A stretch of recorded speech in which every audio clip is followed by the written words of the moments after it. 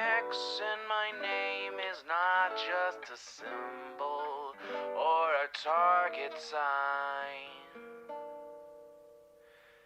A spell that attracts all who spit facts online all the time.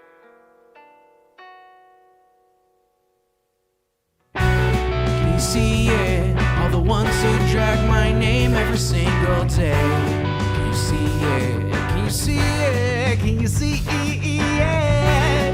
They keep saying you don't have what it takes to carve out your own name underneath the shadows of gods. And I keep waiting for the day disbelievers say I flew way too close to the sun. I wait, but it never really comes. The X in my name is not just a symbol or a target sign. The spell that attracts all who speak facts online all the time. The X in my name is not just a symbol or a target sign. The force that compels all to rebel from all right shackled mind. Why do they just in arrogance when they fall from the battles I have overcome? We feel it, feel the cope and the seething tone that they make while I stand up, man among gods. And I keep vaping with my mill, shooting ropes in my cold that faces towards the sun. They hate, but I'm sitting comfy with their mom. The X in my name is not just a symbol or a target sign. A spell that attracts all who speak facts online all the time. The X in my name is not just a symbol or a target sign. A force that compels all to rebel from all that shackled mind.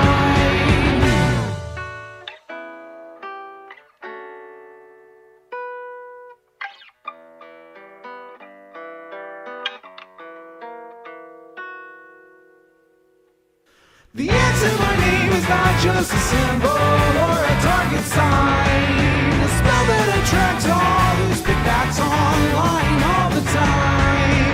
The X in my name is not just a symbol or a target sign. A force that compels all to rebel from all right shackled minds.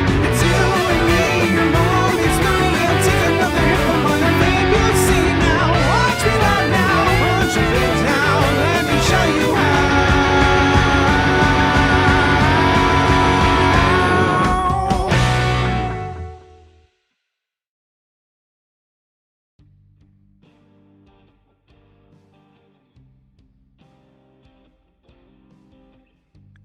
Good afternoon, everybody. Hello, hello, welcome.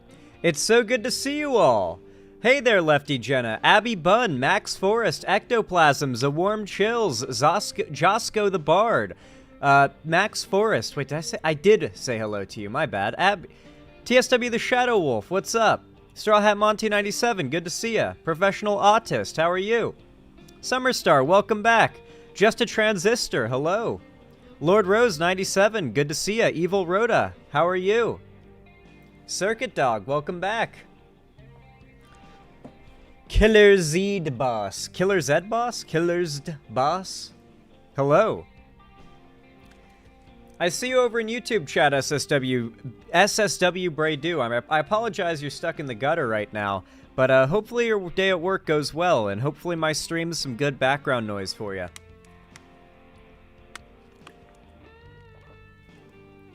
The neighbors just cut their grass, and I've got my window open next to me, so all the wind is blowing in from the smells outside, and it's the smell of freshly cut grass. It's really nice. My nose is like a tiny bit stuffy from it, just a little, like barely noticeably if I really look for it, and it might actually be a fluke, but I feel like my like tendency to just like bend over and just take a nice deep inhale of freshly cut grass, I don't really have any allergies to it, you know? Everyone should watch the Westside Tyler versus President Sunday debate. It's very keynote and entertaining. Was that recent? We still need to watch the Westside Tyler video. During the Minecraft portion of the stream after segments today, we'll probably be doing that. Hopefully you guys like it. I've been getting a lot of requests. The Westside Tyler video on Demon Mama and the weird lolly shit. Or Shota shit.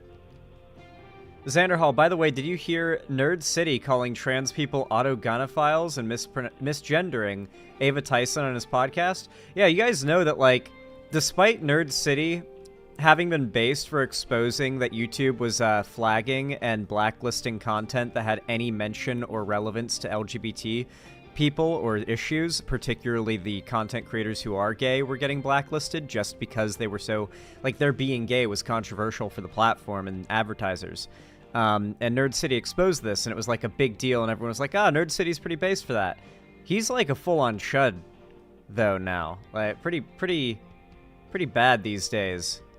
I will, to be fair, the thing that always, if I were to pin, like, the first red flag, it would probably be the way he presents his girlfriend slash wife slash fiance, I don't know. Like, how he always has her silently posing in the background with, like, her tits almost all the way out in every video.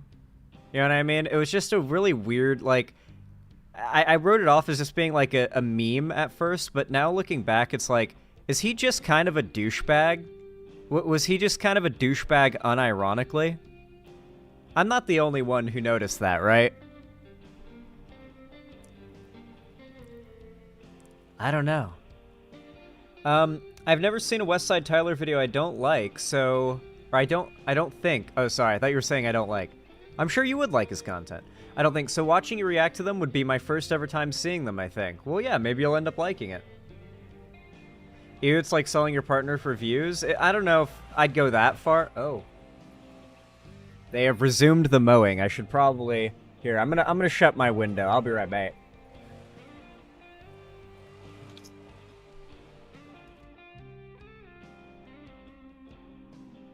Alright. We're good.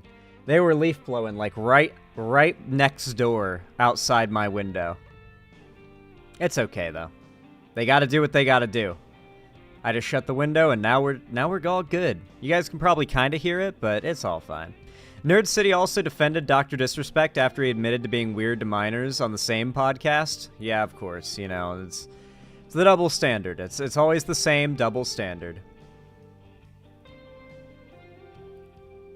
Have I seen any hummingbirds recently? Actually, yes. I've got a pine tree in my neighbor's backyard that's, like, shared with, like, our backyards aren't all that separated. It's just a little chain link fence, so the animals don't care. And there's a hummingbird that lives in my neighbor's pine tree that makes regular dive bombs for my hummingbird feeder and, you know, just takes a few sips and then flies back up to his perch. Hummingbirds spend a lot of their day perched, which you never really think about because they're like the helicopter birds that hover around, like, impossibly fast and small, and they buzz. But they actually spend most of their day perched, and they're really hard to see when they're perched because they look like a leaf on a tiny little... And they might blend in with the other leaves. They tend to be leaf-colored. I generally don't watch any content creators that aren't you, Shark, Ethan, and Surus. I used to watch Demon Mama, but I had to drop her. I used to watch Vosh, but I had to drop him. And I used to watch Apillo, but I had to drop them. Yeah. I think Apillo goes by they, them pronouns, by the way. Just because we're not friendly with them anymore doesn't mean we're going to go misgendering, okay? The way they dogpiled on Pyrocynical on that podcast was really weird. They pushed so hard to make him give a yes or no statement to the under 18 trans surgery thing. Yeah, it's a really, like, I would just say, yeah, if medical professionals and doctors suggest it as treatment, then yes, just like any other surgery, like getting your kidney out. And then I would go on to the offensive if I could. Like, do you think minors should be able to get a kidney out? If they have a failing kidney, should they be able to have it removed? Or a failing liver or like gallbladder is fucking up, or appendix? Like, there's so many things that could happen where you're, like, removing a body part, basically, if they want to use that as the analogy. that are done because medically we agree removing that body part is better than the alternate outcome. That is the same case when it comes to any medical procedure for trans youth, and I don't see why we should have a double standard there. Just doesn't make sense. Do what the doctors are saying is best. Not just the doctors. I mean, the overwhelming consensus of doctors, scientists, and psychologists.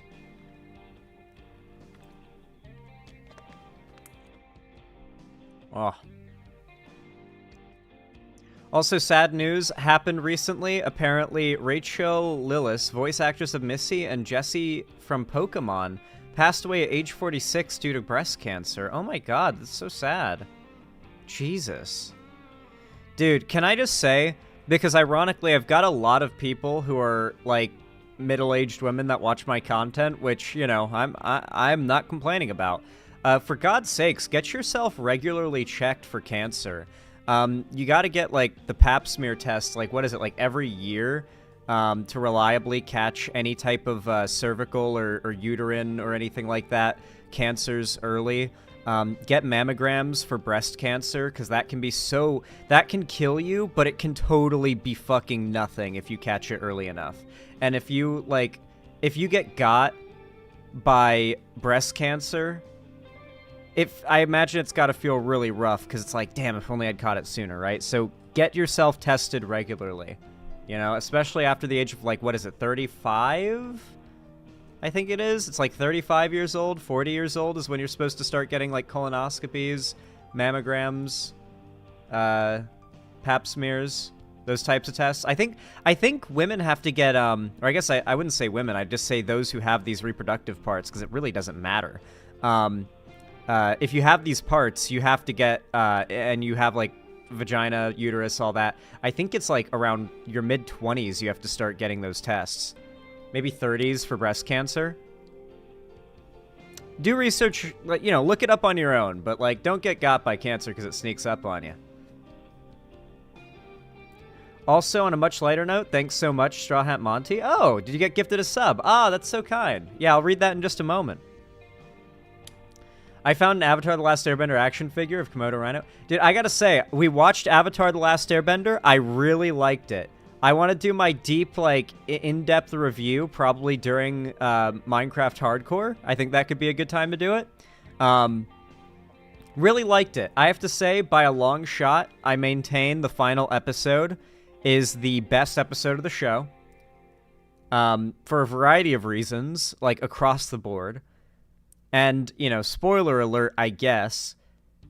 What really takes the cake is Zuko and Azula's Agni Kai. That scene, you could just basically inject that into my veins and I'd be happy. I'd probably not need to ever eat again. That shit, whew, it's amazing.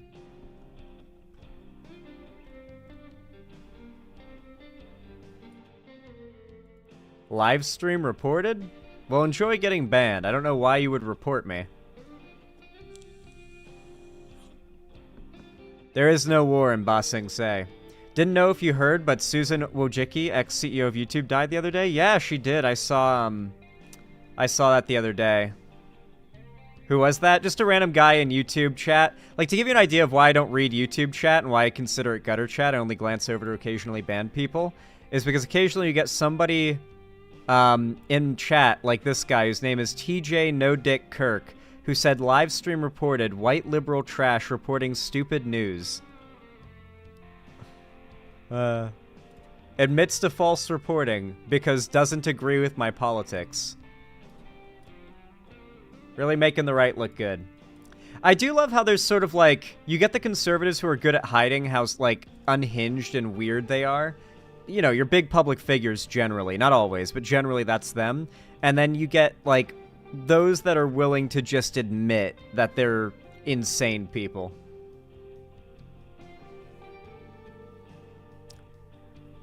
I think that person's like a dedicated TJ Kirk hater, which is, you know, I guess they decided to drop in here.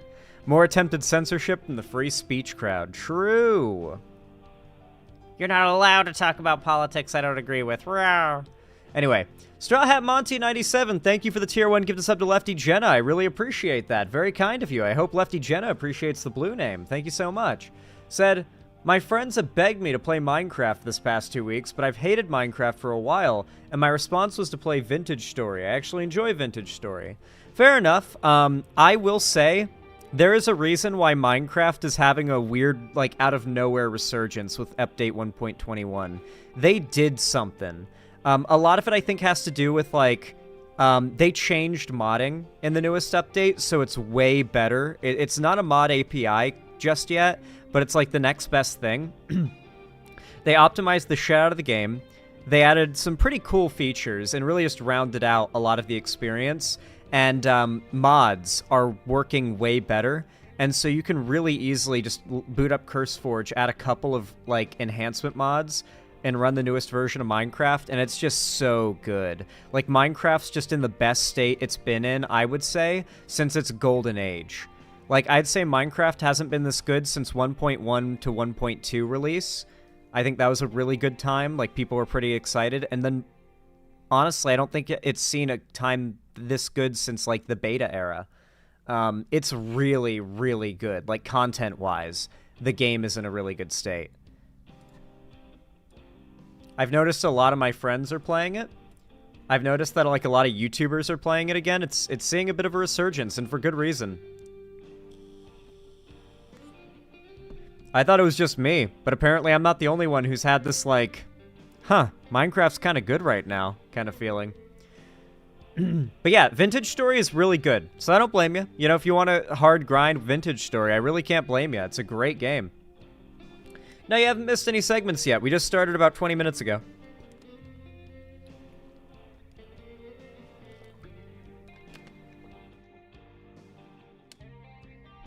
Yeah, Minecraft's getting pretty good. I mean, it's always been a good game. It's just, if you've played it for as long as I have, you need the updates to be substantive, or at least, like, quality enough that you feel excited about them coming to your world, right? A big part of why I think a lot of people are getting into Minecraft now is that it seems like Mojang's not going to make any overwhelming world-changing updates anymore. Like, the terrain generation is really good. The world gen is really good. Like, exploring the world feels explorative. Like, I'm always seeing stuff that it's like, I forgot that was in the game, you know? And I think that's really good. I think that's, like, they've really gotten the overworld feeling, like, not only full of stuff to explore, but really worth exploring. And then on top of that, I feel as though, like that means that people feel more comfortable starting a world, right? A big part of why people have had, like, doubts about Minecraft for a long time is that they always end up starting a world, and at best, you can get, like, a few updates in before, like, ugly chunk shit starts to happen, or the world starts to get fucky, and it's like, okay, fuck it, let's just make a new world so we can experience the new update stuff. Now it feels like most of the new stuff getting added is going to be content additions, rather than, like, overhauls of things that already exist, because, you know, they weren't all that exciting to start with. And so people feel more comfortable starting a long-term world where new updates can just be added to that world rather than having to start a new one. And the promise of, like, a long-term commitment, I think, is what a lot of people have been missing from Minecraft. Not just the hope, but the promise of a long-term commitment to a world that'll make sense, you know? Like, I'm excited for what 1.22 is going to bring and how it's going to affect my world. New updates haven't broken chunks in, like, 10 years? That's not true, Joker. You don't play 2B2T. The fact that new chunks not breaking... They don't break your world, but they cause chunk borders that are kind of ugly. Not anymore. That stopped being a thing in the Caves and Cliffs update, but before 1.18, I think, was Caves and Cliffs? Maybe 1.18, I think. Before 1.18, like, nah. You really would notice when one update started and another update began, like, where the border was. You could really tell. 1.22 better be an end update. That would be pretty cool. I think what they've been doing really well lately is that the updates, while they do have a theme enough that they could have, like, a tagline, they cover a bunch of bases, right? Like, every update should update the ocean a little. or add something that involves the ocean, right? I feel like at this point they should just be adding crafting recipes for things that are already in the game, right? You know what I mean? Like less new things generating more uses for things that already exist in the game. I think that would probably be the best way to handle it. And they've been doing that a lot, and I think that's why, God, the game's just in a really good place. The Birch Forest needs an update. Yeah, I wish we got more like the Birch Forest that was promised. Oh, crafting saddles, real, yeah. Why not just make, like, basically a leather helmet, and then an iron in the middle, and then 2 string on the sides, on the bottom. Tell me that's not literally a saddle. Tell me that's not literally a saddle crafting recipe if you've ever heard one. Just a leather helmet, iron ingot in the middle, then 2 on the bottom left and right sides, string. It literally just, that's a saddle. Need craftable name tags? True! And that's literally as simple as, like, 4 paper and a string would make sense. Like a 2x2 of paper and then a string. I get that you need the, like, I guess the name tags you get from, like, searching shipwrecks and stuff, so I'm not too upset because it gives you a reason to go out and explore. And that is something that Minecraft needs more of. I know that's annoying in some of you guys' eyes, but if you install, like, a map mod, which the game needs to have a built-in, like, waypoint system, I think. Like, legitimately, getting lost is such a big worry, and is such a big holdback for why, like, keeping people from exploring long distances in Minecraft, which is a big fun part of Minecraft, is exploring your world. I really do feel that some way to add waypoints in Minecraft is necessary. Otherwise, you basically have to, like, build on the spawn point and just follow your compass, and that limits to where you can really build. A lot of materials feel kind of useless. Meanwhile, copper gets its 10,000th recipe. I actually think that's good. Copper is so ubiquitous, it needs to have a shitload of uses, so you actually feel a need for it to be as common as it is. But no, I agree. There needs to be more stuff across the board. But God, this update's been good. I like it. I'm happy with it. All right, you can't change my mind. Yeah, thank you, Straw Hat Monty. And Pepper T21, thank you for the $5 donation. That really means a lot. Thank you so much. That helps a ton. Sent me a link. Let's check this out. I think before I start segments today, I'm going to grab a monster, because I'm already feeling drowsy, because I started stream a little late today. It's 4 p.m. Oh, God. Day in the life of a true Skyrim geezer. Day in the life of a true Brexit geezer. Day in the life of a true storm-tucked geezer. Wake up and meet the sister wife Gerda. My little high queen. Isn't she beautiful? Time to risk taking this game outside. Rev up that graphics card. Yee-hee-hee. Quick stop at Bellator's and sell all those plates. Get an EMB? Mods looking lovely today, lads. Just a bit of banter. Getting past the startup screen makes 38 crashes better. Hop on down to War Maiden's Nordic Steel. Look at that. Sister wife made dinner on gods. Hop down and kill Thotmore with the lads and finish up in the Daedric realm of dreams. That goes crazy. That was pretty awesome. Not gonna lie. That was pretty good. That was solid. That was good brain rot. I feel adequately brain rotted after that. Thank you. I appreciate it. Pepper T21, thank you so much for the $5. Once again, thank you, and I appreciate the link. Very kind of you.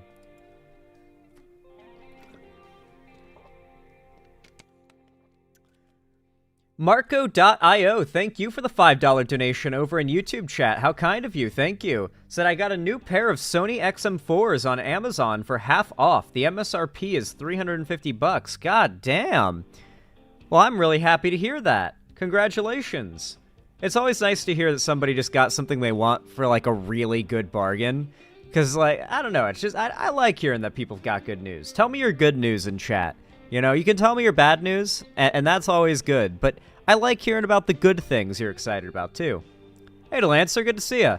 Hey, Xanderhall, did you see that the border mayors, most border governors, and the border patrol support Kamala over Trump? Huh. Interesting.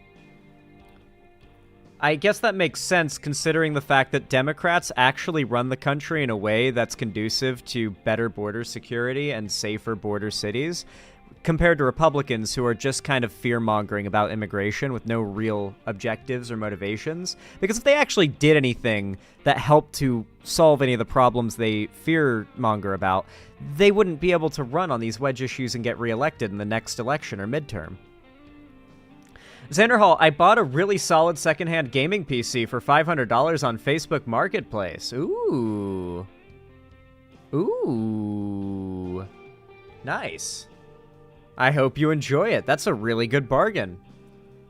What's the graphics card in it by chance, Cammy Whammy? I'm curious what you're rocking now.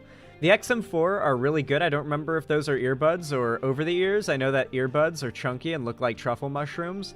I like to think I have those for some weird reason. Sony headphones have a problem with wind noise whenever you turn on noise canceling, which is sad. Interesting. Yeah, these headphones have been serving me well. A lot of my computer stuff is, like, entering the last, like, legs of its life, for sure. Like, I get the occasional crackle and pop out of these headsets. Out of this headset, it's like, ooh, that can't be good. I've got, like, crazy freeze damage on my monitor that I'm eventually going to have to replace it because I'm not going to be able to use this monitor anymore. It's going to get so bad. And besides that, I think my computer probably has, like, you know, good couple years left in it. I like to use things until they absolutely can't be used anymore before I replace them. Because it feels, you know, like why have two functioning versions of a thing, but one of them, like your backup, quote-unquote, you could say it would be now, is, like, inferior, half-broken, and could give out any second, right? Like, you might as well use it until, like, I use the same logic with, like, Minecraft pickaxes. Like, I'll use a pickaxe until it's all the way broken, and then go craft a new one. Because, like, why stow it and then have, like, a bunch of broken ones, even if you can combine them? At that point, it's like, eh. Are you still planning on getting an RTX 5090? I mean, it's my dream, okay? It's like, at night, I have dreams that I have an RTX 5090, you know? Like, I literally dreamed I had one last night. It's gonna be expensive, and I have bills to pay, and, contrary to Demon Mama's accusations, an editor to pay, and so it's definitely not high on my... Unfortunately, it is very low on my list of things to buy because, you know, it's very much a luxury purchase until this computer stops working, I guess.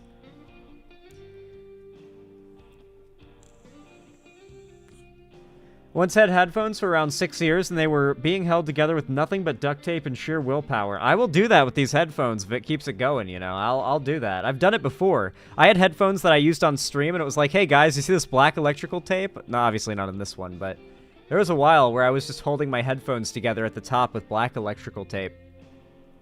Somehow they'd, like, split in half. Chinesium plastic.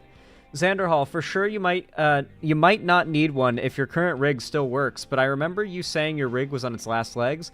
I've thought so for a while because it's had so many weird problems. My buddy Ethan is really good at tech stuff, so I just got TeamViewer and gave him control of my PC for like 30 minutes, and he ran like 3 like soft like cleanup programs for like temp files and helped to clean up my hard drive, like my main drive that was full up with like, I had installations of games I didn't even know I had that were on my C drive, clogging things up. I'm kind of like awful with tech, it turns out, like software-wise. Hardware-wise, pretty good. Software-wise, awful. Awful with tech. I'm not great at tech software-wise. And so Ethan just basically like, I just sat back and watched while Ethan like fucked around with my computer and fixed things up and was like, dude, you know your monitor is like so-and-so. I was like, yeah, and just like basically did all the things that I should have remembered to do. He also is the one who told me about clocking, like setting my XMP profile for my RAM in my drivers, or in my, not my drivers, my BIOS for my motherboard. And I was like, yeah, let me do that real quick. Instantly, my performance in every game, like, doubled. And those, like, occasional micro stutters I was getting where I'd go from, like, perfect frame rate to frozen for, like, half a second to back to perfect frame rate that I could not find a solution for, gone. It was RAM limitations. As it turns out, I had 32 gigs of DDR4 RAM, but instead of it being set to its 3600 megahertz number that was advertised on the packaging, it was set to 1600, which is its base clock out of the packaging. You have to manually set the profile in the BIOS to actually get the full power that you paid for. This isn't, I guess it's technically overclocking, but it's clocking it to the speed it was sold at, right? Which means I was using RAM that was operating at a third of its power. That alone fucking helped my computer immensely. I then went out and I found multiple friends who didn't know about doing that, had them do it, Bouth for example, instantly. They were like, dude, I can run Cyberpunk on high settings now. There's no lag. Wait, can I go to Dogtown and there's no lag? Wait, there's no lag at all in Dogtown now? That was Bouth's reaction to me showing them how to set their DDR, their memory stuff. So I don't have any particular tech demons right now besides my dying monitor.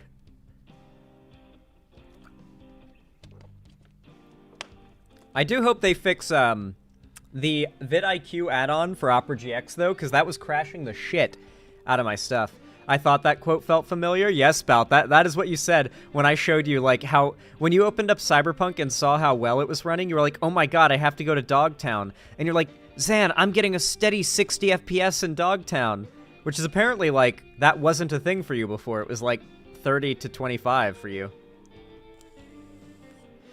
Yeah, Killjoy 40k, if you do that, you want to make sure you know what RAM you have, so do a little research before you restart. Go into your BIOS, you spam delete usually while it restarts to do that, and then you go to your settings, your memory settings it should be under, and there'll be an option for like XMP profile and select like the base #1 profile, and it'll check first to see what your RAM clock speed is, because if it's not what you bought, then you're self-scamming basically.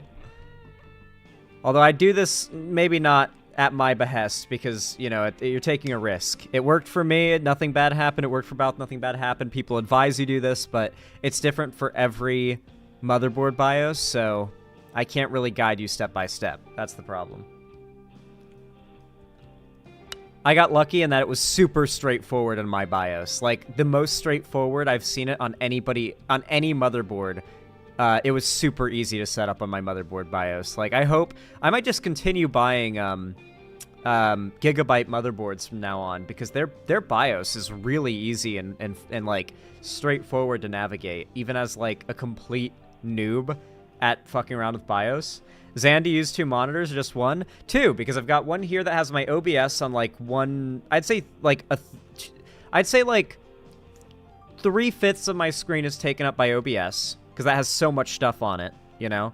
And then I've got, like, 1/5 of my screen taken up by website chat, and then another 5th of my screen taken up by YouTube chat. And then behind all of that, because I still don't have enough monitor room, I have a calculator for counting up donos manually, because that's what I have to do. It doesn't happen automatically. And then under that, I've got another window for Opera. Where I've got my, like, live dono goal thing that I have to update manually, my feed, my website stuff, and, you know, just all this other stuff I need for streaming. So yeah, I actually have, I have 2 monitors, and that's still not really enough for streaming, funnily enough. I got a Gigabyte BIOS, but mine is quite old. Yeah, you probably would want a newer one if you're gonna follow any of my instructions. OBS was hilarious yesterday. Cut Zan off mid-sentence. Yeah, it's pretty annoying. Guys, it's not even OBS, it turns out. It's my internet connection. I checked my hardware monitoring, like my performance monitor, I think it's called, in, like, Control-Alt-Delete, you know, look at, like, all that. I went to my Ethernet section. That's the only thing that was spiking when OBS was fucking up. Nothing else was spiking. OBS wasn't crashing. It wasn't using a ton of RAM, memory, or CPU. Or like graphics card or anything. It was literally just my internet shitting itself for like moments at a time. So it makes me wonder, like, what's going on? Resource monitor? Ah, that's what it's called. I think I have to replace my my modem or router or whatever it's called, because they did say something to me about having to get, like, through the mail, like the Gen 9 or Gen 10 version of this, like, Xfinity modem thing, and I've got like 2 generations lower, so I wonder if that's becoming, like, outdated, or it's not capable of, like, providing the speeds that I pay for. I'm gonna see about that. I'm gonna see about getting this thing replaced, because it certainly can't hurt. to, like, upgrade, get my free upgrade to the proper hardware. They were like, well, we can mail you the thing, but... Or we can just give you this now and you'll have internet today. And I was like, well, I need internet today because I use the internet for a living. And there we go. I work for an ISP. Update your modem. Oh, SSW Bradu. You seem to have the knowledge. It probably is my modem then. God, less than a year, and it's already fucking up, huh? Thankfully, it's a free upgrade. It's literally like I already paid for that service, and this modem, like not this, the modem that would be an upgrade comes with the service. They just have to mail it to me upon like some request thing I have to do through my ISP's website portal thing. I'll figure it out. OBS shit itself so hard that there was a jump cut mid-stream. This stream or last stream? Because I've dropped 0 frames so far. I assume we were talking about last stream. Pretty funny.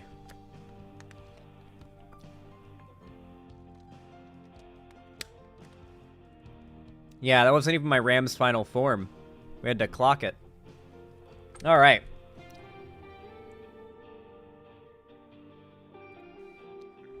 Alright, chat. Allow me to get the first segment of the day ready.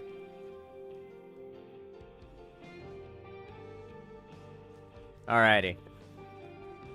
God, the lighting is so inconsistent today. Not a fan. Alright.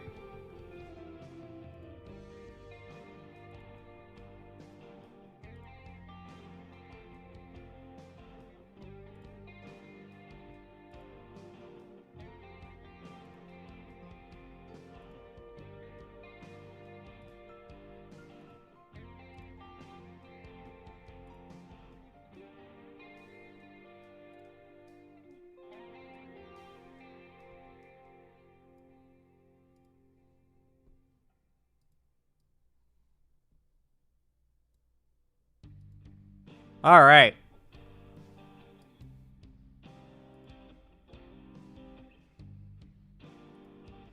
Y'all know what to do when I say action, right?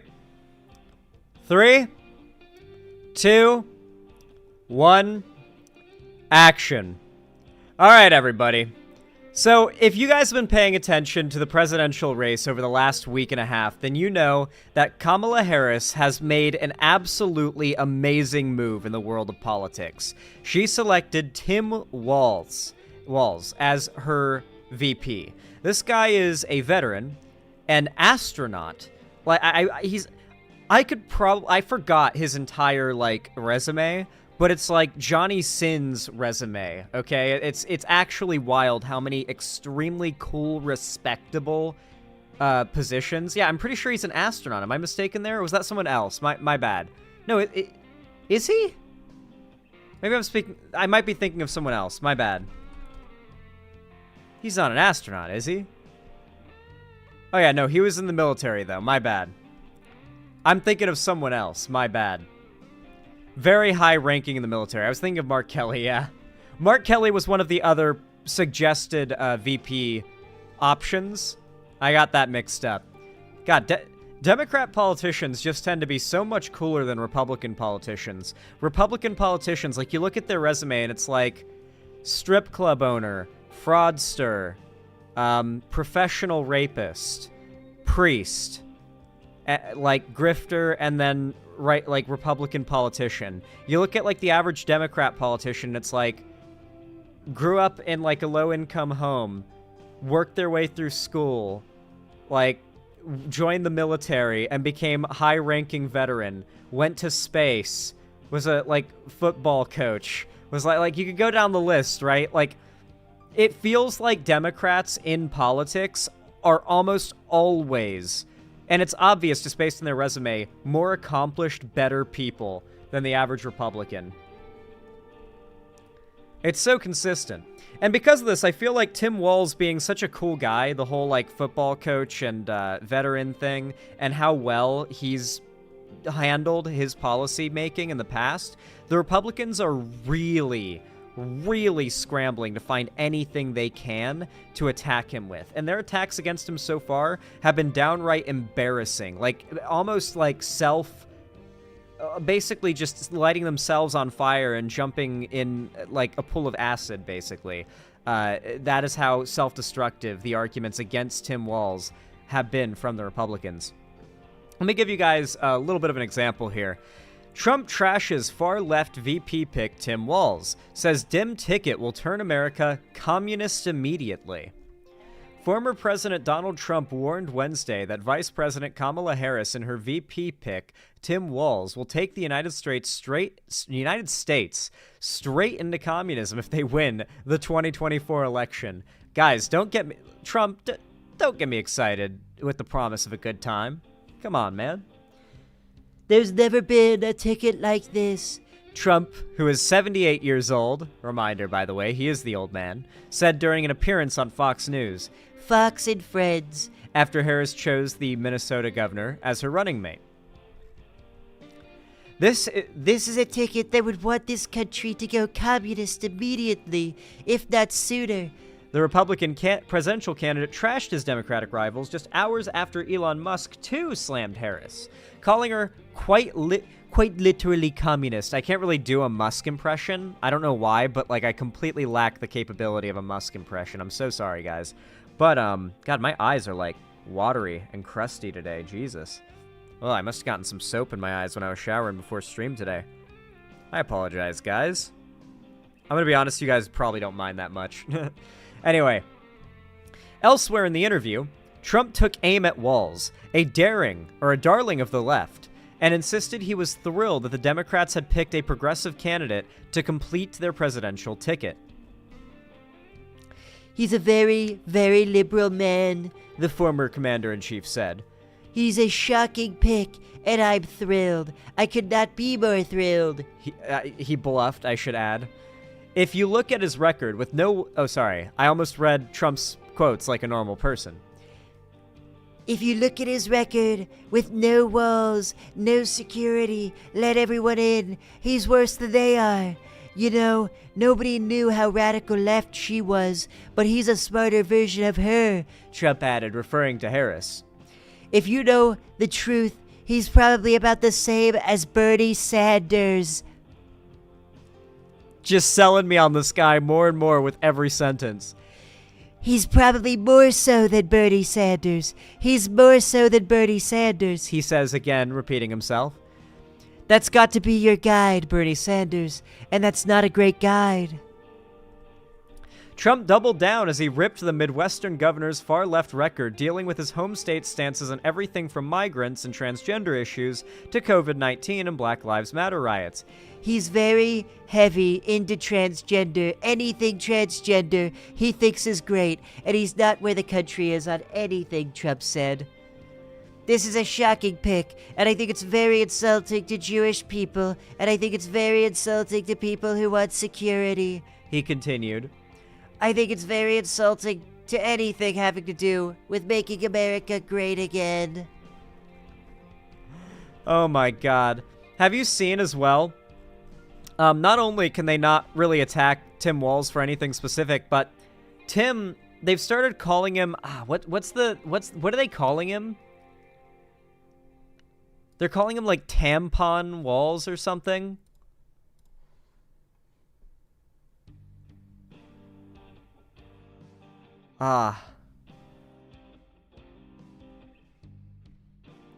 It's so weird.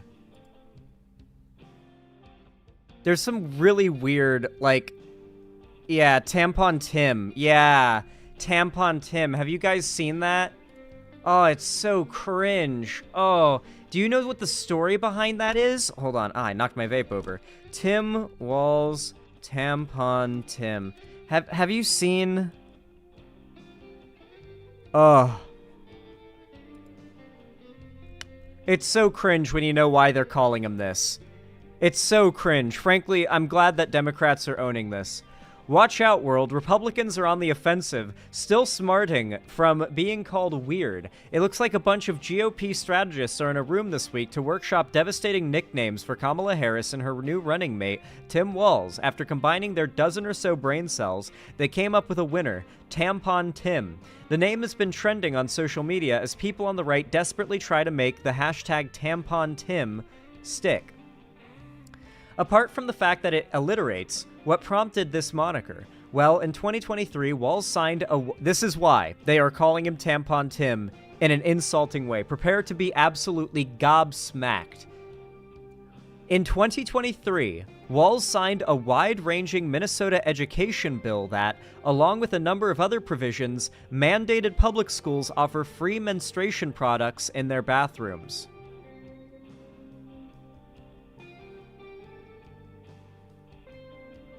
They are insultingly calling him Tampon Tim because he signed a bill that mandated that school restrooms have free pads and tampons available for the students and teachers, I guess, as well.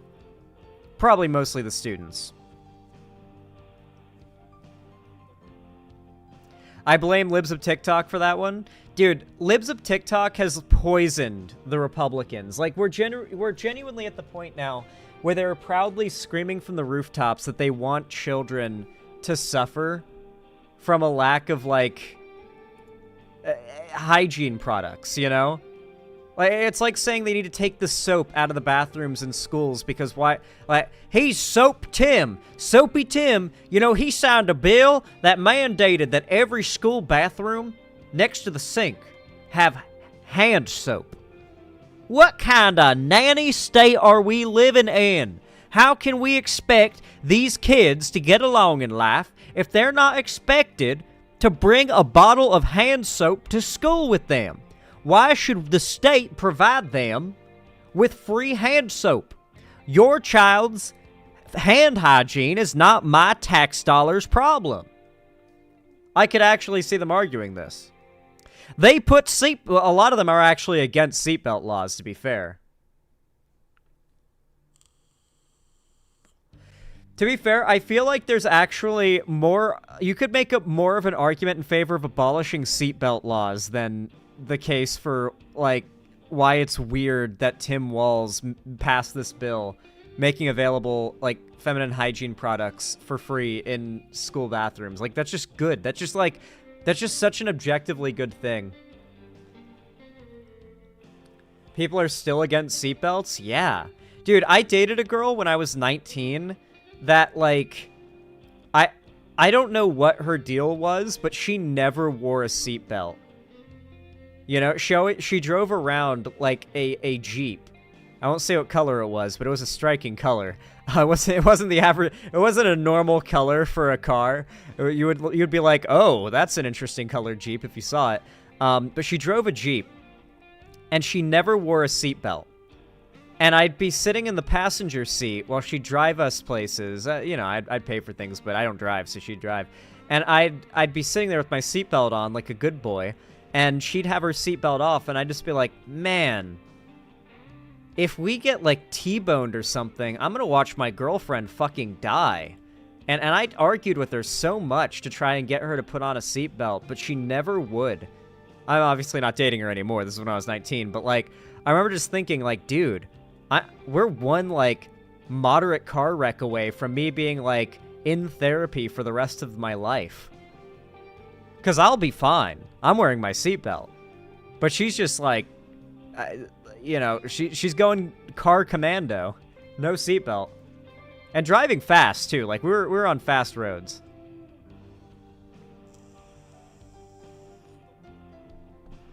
Through the windshield.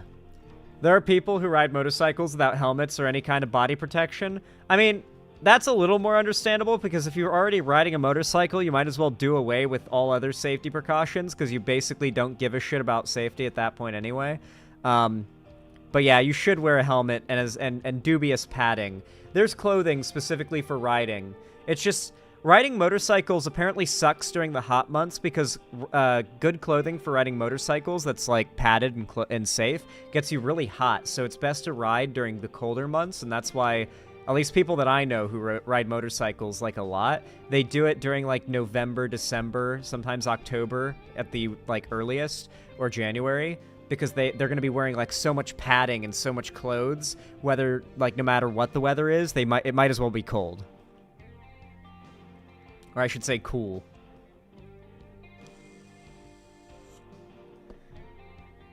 My ex-friend had a mental breakdown while driving my car, and she threatened to crash and kill us just to get me to shut up. You know what you should have done, Cammy Whammy? You should have taken the steering wheel, like, bent, like reached down, and, like, pedaled down on the brakes and, like, steered off into a ditch, like, out crazy the crazy, you know? Just, like, what would... The last thing someone in that situation would expect is for you to just respond by, like, reaching your foot over, pounding down on the brake really hard, and then just, like, veering sideways into a ditch. Now, I don't drive, so I don't know if that would work, really, but I assume it would. I'm really sorry you went through that, but that's probably what I'd do in that situation, because holy shit, I wouldn't be able to just sit there. I wouldn't be able to just sit there and be in that car. I'd have to put a stop to that. I'd have to take charge. Out of fear, I would have to take charge. Not out of bravery, out of fear. To be clear, this would not be a brave action. This would be an action I would take out of sheer fear of being in the situation any longer. Zan doesn't drive, based. I mean, yeah, I don't really care to learn how to drive, because A, like, there's a long list of reasons. The first being, like, owning a car, expensive. Like, buying a car is expensive. Owning a car is expensive. Car insurance is expensive. The threat of, like, getting into a car accident and having to fix or repair any damage or replace anything, expensive.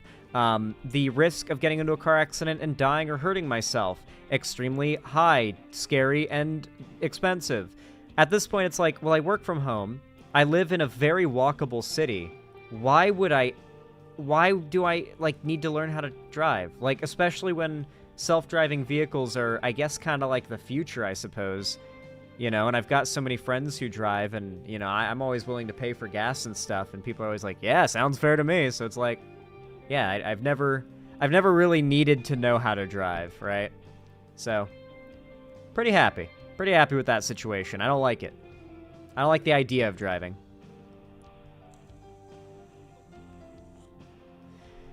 Damn, Lefty Jenna. I don't drive either for basically all those reasons. Parrot's still on my ass and I think I'm older than you. I'm 25, just for reference. But no, I used to get shit from my mom about not driving for like a couple years. Even though for a while I was actually the one nagging her to take me and teach me how to drive in like the local school parking lot during the weekend when it'd be empty. And I ended up getting a couple lessons in. Like, I've driven before, to be fair. I've driven stick and automatic. I really sucked at stick shift, dude. Oh my god, my uncle had a stick shift truck, and he took me to a high school in Tampa, like the parking lot after school was out, like on a weekend or something, and it was all empty, and I just practiced trying to, like, you know, just trying to, like, switch between the gears at different speeds. Everyone sucks at stick shift for a bit. I played DayZ a fair amount, and every car in DayZ is stick shift, so you have to get used to, like, constantly being ready to change gears whenever you're changing speeds, slower, faster, going uphill or downhill. So maybe now I'd be a little better. You destroyed the clutch, didn't you? Well, that's what's really annoying, is you have to hold down the clutch and move the stick shift and keep, like, the gas, like, perfectly managed and steer. It's like, it's a lot to keep going at once. I'm not great when it even comes to video games where you have to do that much stuff at once. Like, the amount that I crash when driving in video games, dude. I do not trust myself in real life. You should see me play Grand Theft Auto 5, even with Franklin. Even playing as Franklin, I'm crashing constantly, bro. GTA really helped me with my driving skills, funnily enough. Oh, it will, like, unironically, from what I've heard. But, like, dude, I crash so much even as Franklin. He has superpowers that make him a better driver, and I'm still constantly scraping shit and bumping into things.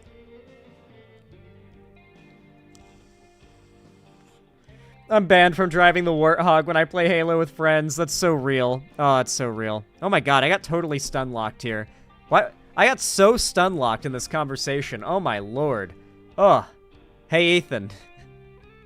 You'll have to deal with this, with the stun lock. My bad.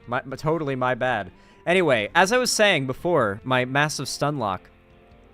It's really crazy to me that just randomly, I've never heard of this guy before Kamala picked him as her VP.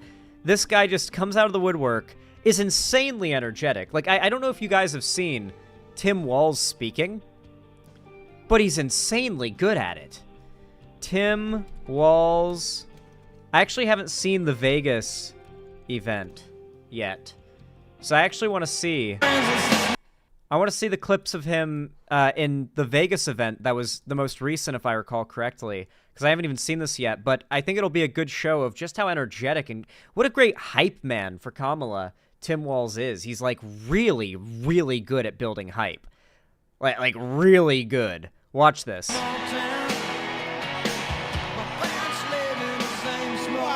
Oh god, copyrighted music. Shit. You know, there's like something on YouTube now where we can use AI that like scrubs the music that's copyrighted out of YouTube videos, so we'll have to do that if we want this video to be monetized. Oof. Wow, wow, wow. Hey.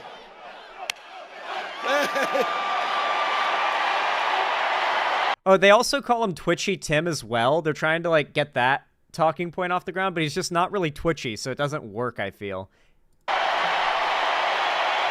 Wow.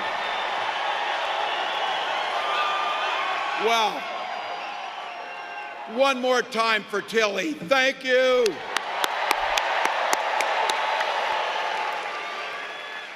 Well, hello, Las Vegas. Now, I know some of you spent the week Googling Minnesota a little bit and to figure out who these Minnesotans were. Here's the one thing I can tell you about us. He's in Trump's We spend walls. about half our lives talking about the weather. It's what we do. So I want to say thank you to all of the people since I've been here to remind me that it's a dry heat outside. He's literally John America. That's a great line. So's your damn oven, but you know, I'm melting like a snowman outside. That's such a good point. That's actually like such a great point from Josco the Bard. He, like, the best way to describe this man is he is literally John America. He's perfect. He is like the perfect candidate. But look, this is incredible, and I want to say a thank you to a few folks I had the privilege of working with when I served in Congress. You have two of the best senators you could ever hope for. Senator Cortez Masto and Senator Rosen, just as a side note, there's lots of commonalities here. It may not be the weather. We walk on water half the year. It's so damn cold, but that's what we are. But we have something in common. Both Minnesota and Nevada have two women senators, and that's a pretty good thing.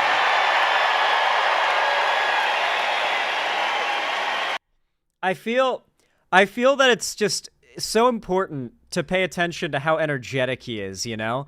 Like, don't get me wrong, Biden was great on a policy level and is great on a policy level. He's still the president. But, you know, he absolutely did lack the ability to get this much of a riled up crowd. I mean, he did, to be fair. Like, Biden would, like, you know, say something based and the crowd would cheer. But I feel like it was a cheer of affirmation for Biden, less so than a genuine excitement.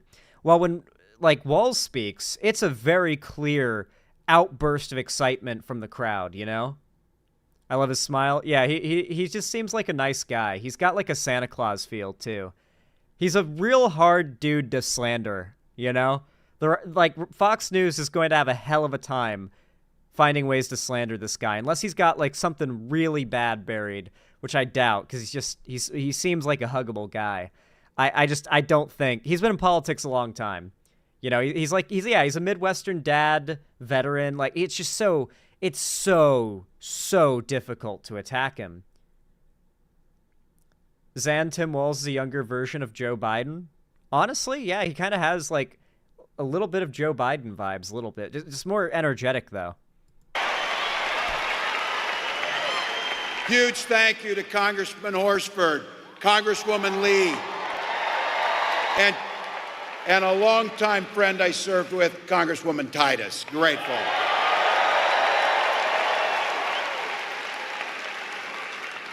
The special thank you is for what I'm looking at right here.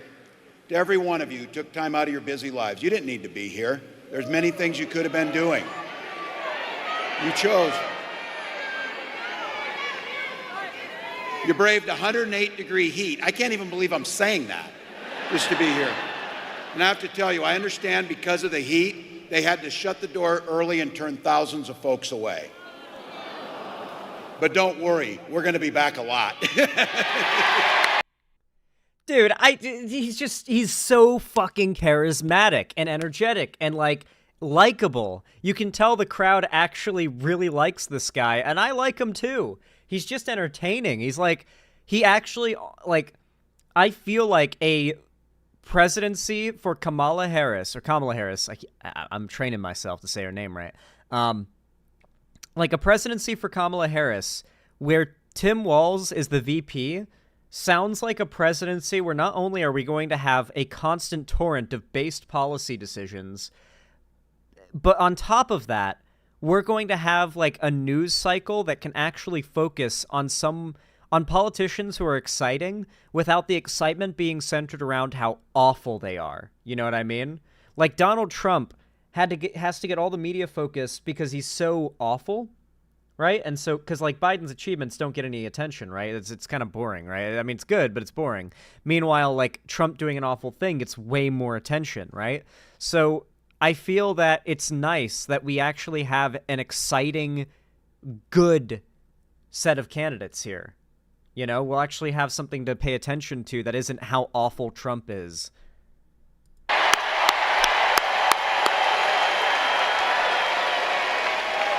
All the things, you got babysitters, you had to do everything. But you came here for something bigger than yourselves for one simple, eloquent, and beautiful reason. You love this country. I'm going to leave it right there, man. It's just so, he's so good. He's so good. He's so good, man. Republicans are actually delusional if they think they can get him here. They really, really are. I think this is actually, I think I've got a clip of Tim Walz here, actually.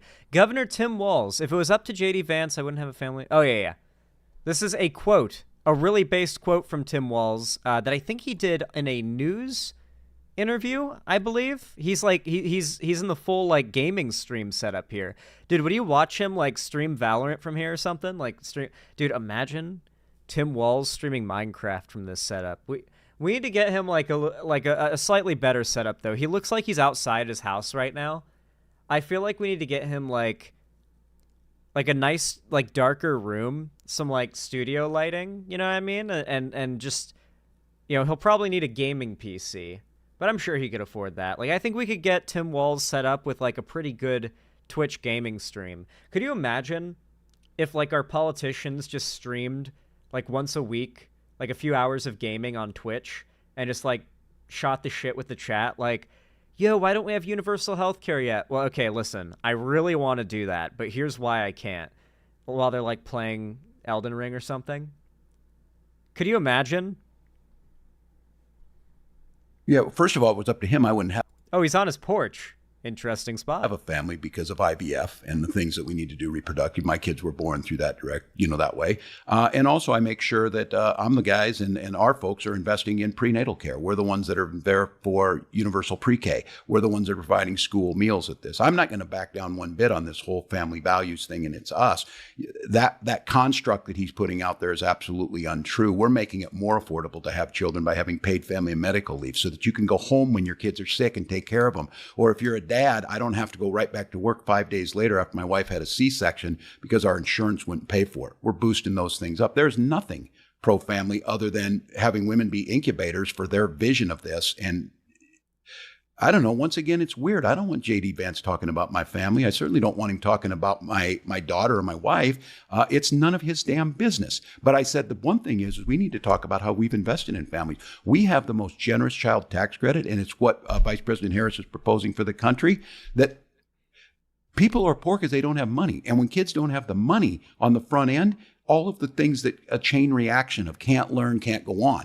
So I'll challenge him on that. Where is J.D. Vance's pro-family? He's forcing people to have, not be able to have medical care if they have a bad pregnancy or something. We need to stand in front of that. And again, You don't need me to give a sermon, but try and live one. Try and be decent. Try and help your neighbors. Try and invest in those kids. God, he's so smart, man. He's so smart, and he's so based. The right's going to have a really hard time finding ways to attack Tim Walz. I genuinely feel as though they're going to have to ignore him. That's the only way they're going to have any success in attacking him. I genuinely feel they can't attack him. They have to ignore him and I guess focus on Kamala, but what are they going to attack her for? I really feel like we're just going to see the next, 87 days until the election? It's just going to be a slow burning away of support from the Republicans over the next 87 days until the election. I think Kamala and Tim Walz's power is going to continue to grow. I was sick a lot as a kid. My mom had to... Yeah, no, there's tons of parents who need to have, ready time off work to take care of their kids because they're single parents. That's a huge issue. No, paid maternal and paternal leave is really important. It's an issue the Republicans have been fighting against for a while, and I love the way he words that. Using women as an incubator for their ideology. I think that's how he worded it. Loved that. Loved that.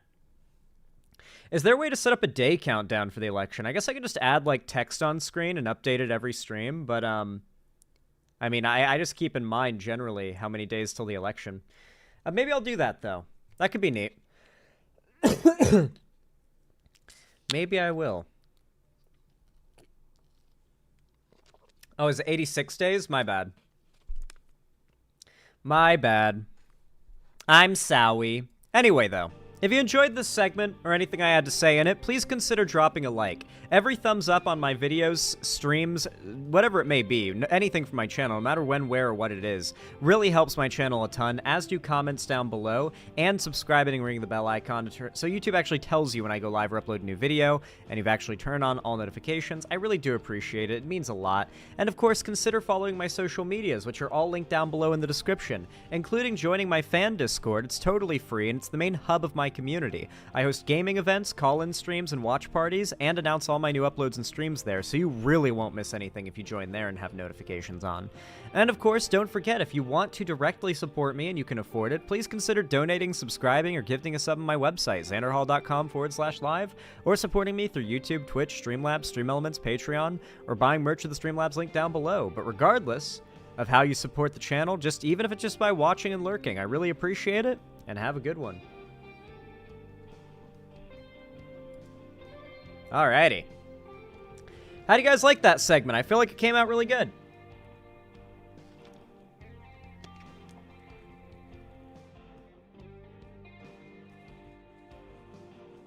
What are your thoughts on Wolfenstein, the Young Blood? It seems pretty cool, but I haven't played it yet. I heard, bad things about it, but also, a lot of the bad things I heard about it were from people who I don't trust when it comes to any takes on anything. So, you know. You know. Alright. Chat. I must ask that you be patient for just a moment. Oh, excuse me. I apologize for the burp. I'm going to run upstairs really quick, and I'm going to grab a Monster Energy before we move on to the next segment. And if any donos come in while I'm away, then I'll read those really quick first, and then we'll be moving on. Because I do want to get... We're not going to rush to it or anything like that, but, I do fairly quickly want to get to doing segments. Trump is suing the DOJ? I'll add it to the scroll. We might cover it a little later in the stream. Thank you for the suggestion, I suppose. Thank you kindly.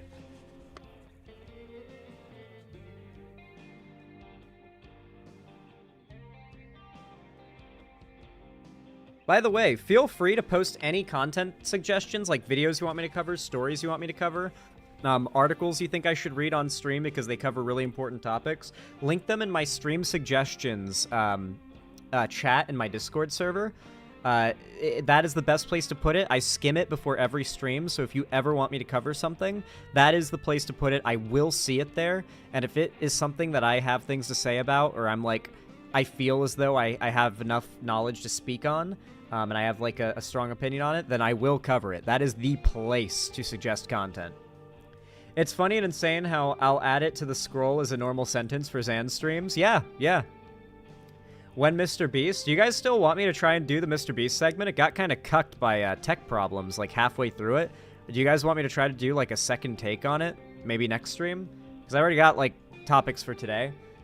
Do it next stream? Okay. Yeah, we could do that. Do you ever see the clip of Jesse Waters talking about how men who vote for Kamala have mommy issues? I mean, is it because people think Kamala is like a hot MILF? Is that why?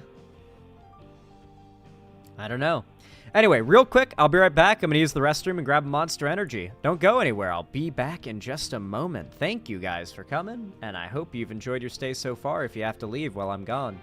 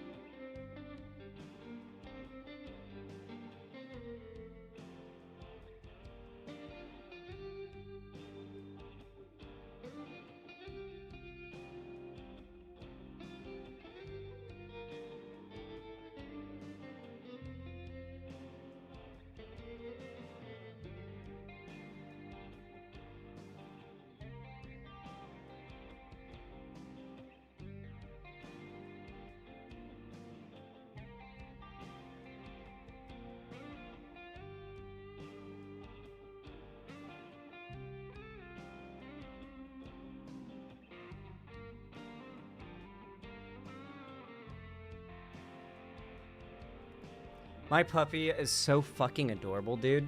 Every time I go upstairs, it's just like, oh, I have work to do. I can't stop and pet you, but you're so adorable and I want to stop and pet you. I feel so bad. It feels genuinely sinful not to, like, stop and give her all my attention. You know what I mean? She makes you feel so bad. She's such a guilt tripper. Just looks at you with these, like, big, bulging eyes.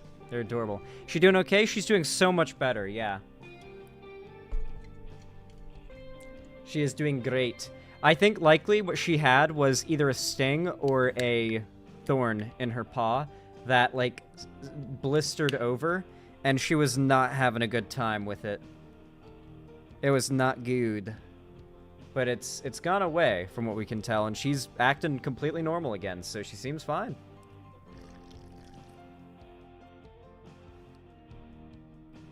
Oh. First monster of the day. Oh. Hits like a train.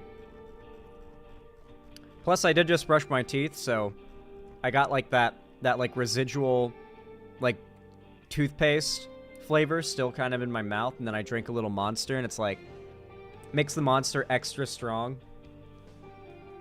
Mr. Beast died in real life? No way. Not real. Anyway, Werewolf Jester, thank you for the 2 Tier 2 gifted subs. Oh my god, thank you. That is insanely, immensely kind of you. I hope that Evil Rhoda and Stephen J. Neptune Man appreciate the gifted subs. I certainly appreciate your support. Said to support. Support. Thank you, I appreciate it. Thank you so much, really. It means a lot. Hope you guys enjoy those gifted subs. In the meantime, allow me to update the dono goal. 30. There we go. Now it's accurate. Thank you so much, Werewolf Jester. No fucking way. Why Trump flew to... Oh, yeah. My mom told me about this right before stream. Yeah, you guys didn't see... I'm surprised more of you guys weren't talking about this already. I forgot to mention it. Donald Trump, his jet... So, I don't even need to read the article. I already know. So, his jet was, like, grounded or had no fuel or had, like, a maintenance problem. And he had to, like, choose another jet, private jet to take. And he chose Epstein's jet and proceeded to fly in Epstein's jet. That happened today. Donald Trump today flew in Epstein's private jet.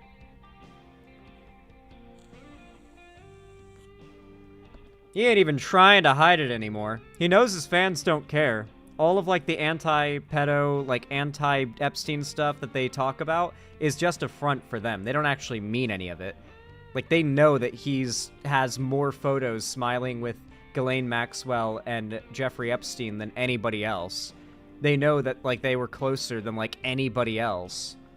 Trump and Epstein. So it's like, all the evidence is there. This isn't really anything that should surprise you. Yeah, he is very familiar with that jet. He has some memories there that, you know, he'll never forget. He's made some memories there. Some memories that if they ever got out, well, maybe it wouldn't ruin his political career, considering his fans just don't give a shit. Had to take one last ride for his best buddy. So true.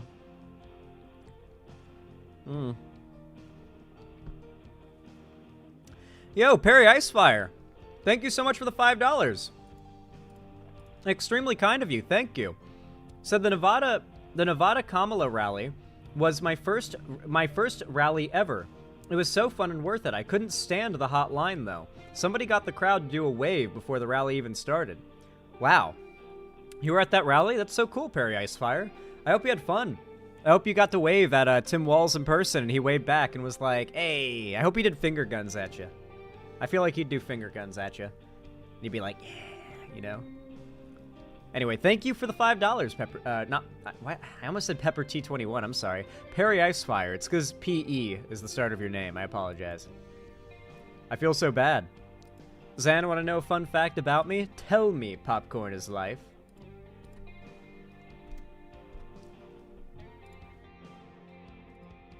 Alrighty. I hope you guys are ready, because I've got an interesting segment ready for you guys next.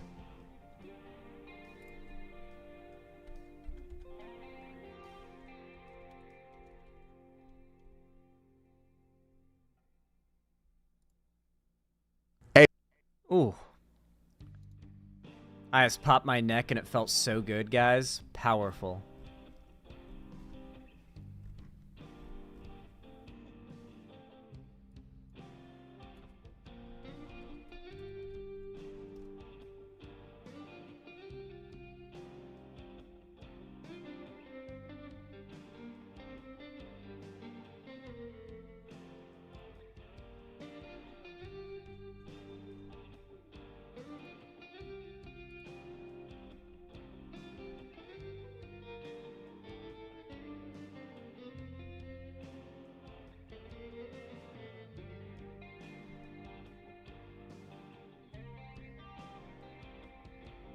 Give me a minute, Chad. I gotta find this segment.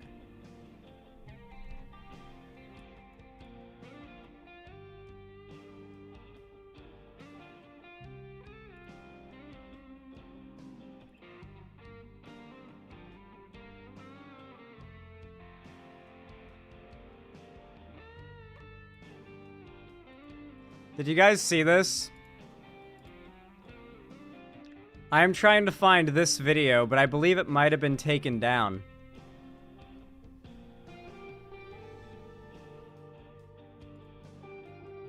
Have you seen that? Like, I'm trying to find this video. I think it might have been taken down, though. It wasn't taken down when I was planning to cover it. It's really bad, guys. It's really, really bad. It's really, really bad.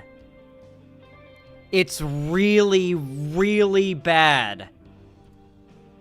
Mind you, that's the guy who was personally remonetized by the CEO of YouTube after Ben Shapiro called up her personal cell phone and chewed her out. That is completely real, by the way. The old CEO of YouTube, Susan Wojcicki. Should have downloaded it? I think it might still exist.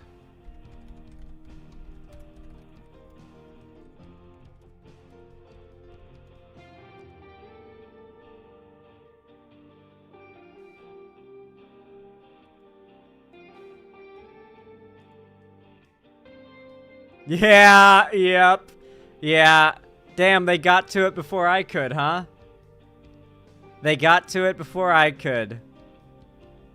Obviously, Steven Crowder doesn't actually get penalized for this. Wayback Machine? Oh shit, you're right. Hold on.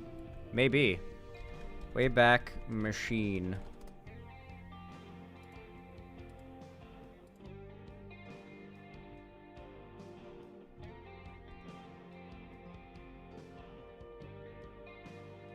Two snapshots. One was on July 26th. Okay. There might be a web archive of the video. It might still exist. But I don't know if that's how... I don't know if that's how Wayback Machine works. I don't think it saves videos, so I wouldn't get your hopes up, chat. I've tried to use it to find old, like, lost media shit, and it never works. So this would be a first. Man, it's not even loading the page. Oh, okay, we got a load here. All right, will it play the video? It really has been panic. Oh, shit. Oh, shit. Oh, shit. Wayback Machine. I didn't know you could cook like that. Okay. Wayback Machine. I didn't know you had it in you. Wow. Okay. Damn. Oh, yes. Ah, yes. Wait, it was a live stream. Wait, I think this is a... Oh, wait. Oh, shit, I don't know if this is it. Because this is a live stream. Is this it? Let's see if this is it. Since Reconstruction. I think it might be.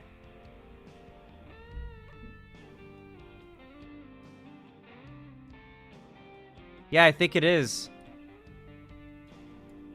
It really has been. Yeah, this is it. Okay, cool. We found it. All right.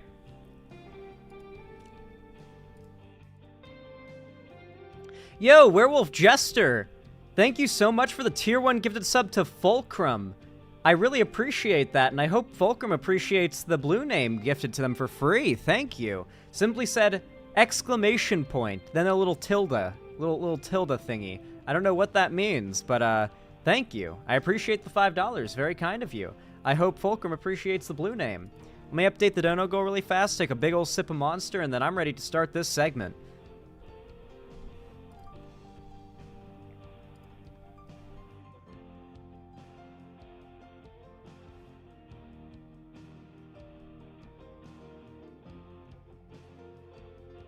All right. You all know what to do when I say action, right? 3, 2, 1, action.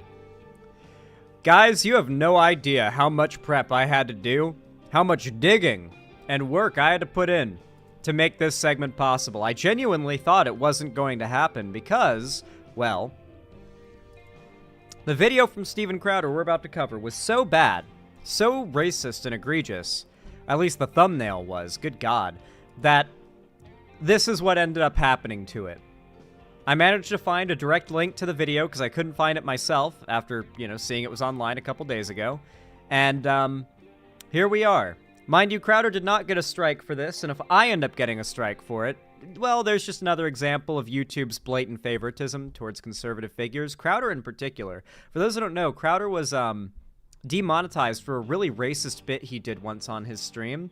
And Susan, may the soil rest heavy upon her, decided to personally remonetize her, Steven Crowder, after Ben Shapiro called her on her personal phone, because apparently they had each other's phone numbers and were personal friends, called her, quote-unquote, chewed her out, and then they remonetized and depenalized Steven Crowder. Unfortunately, depenalized does not mean the funny thing you guys would hope it means.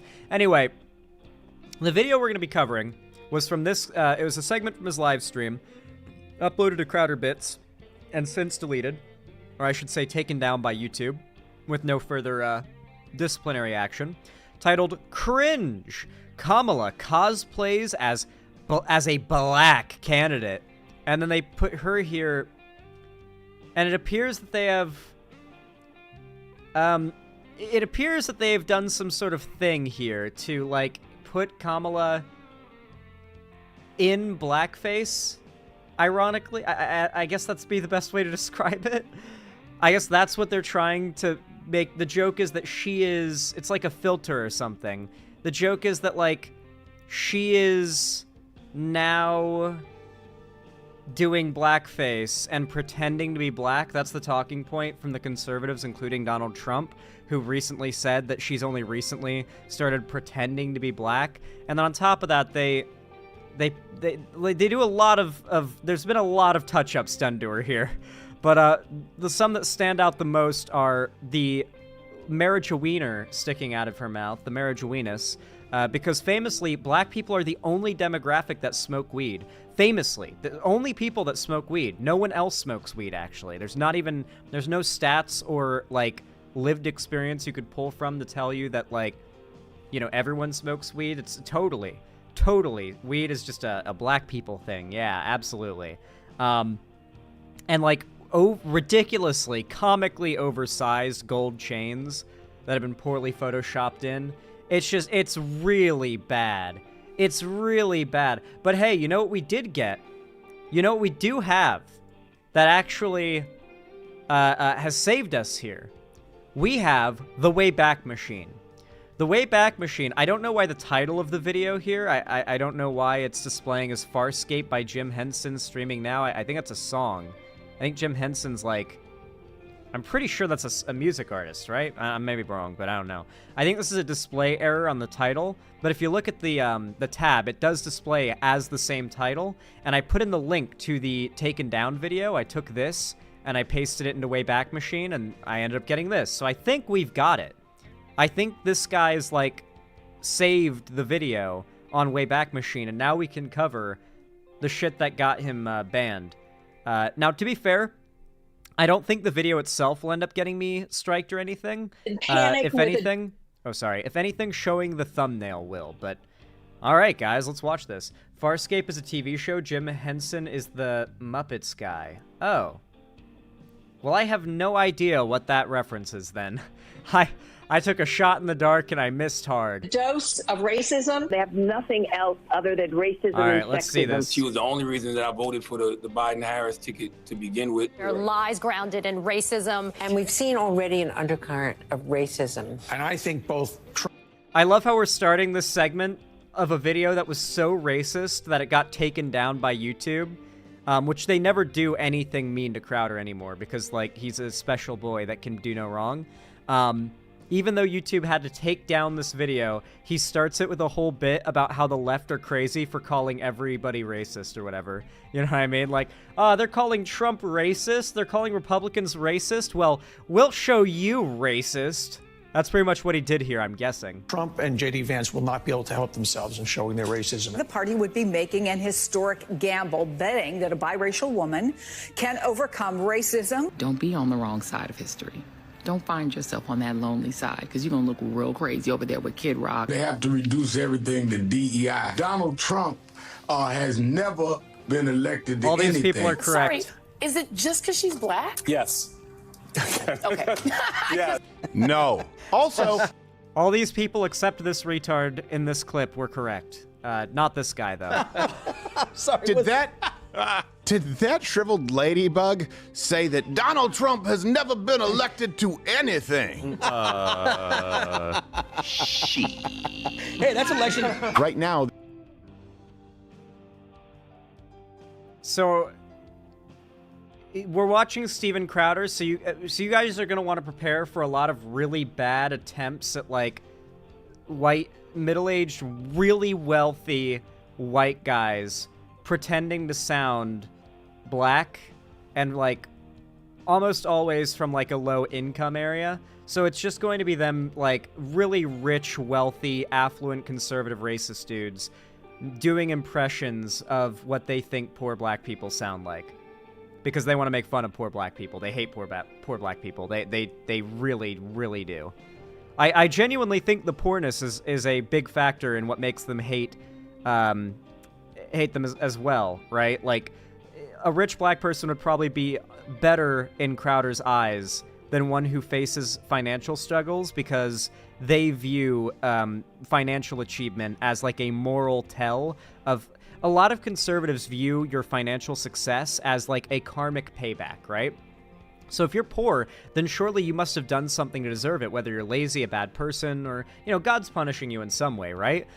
You did something to deserve it, but if you're wealthy and powerful and you're in a really high up position, if you are like a big figure like Steven Crowder, or just someone wealthy and powerful and usually in America, white, then you deserve to be there because, you know, the world is just, because God exists.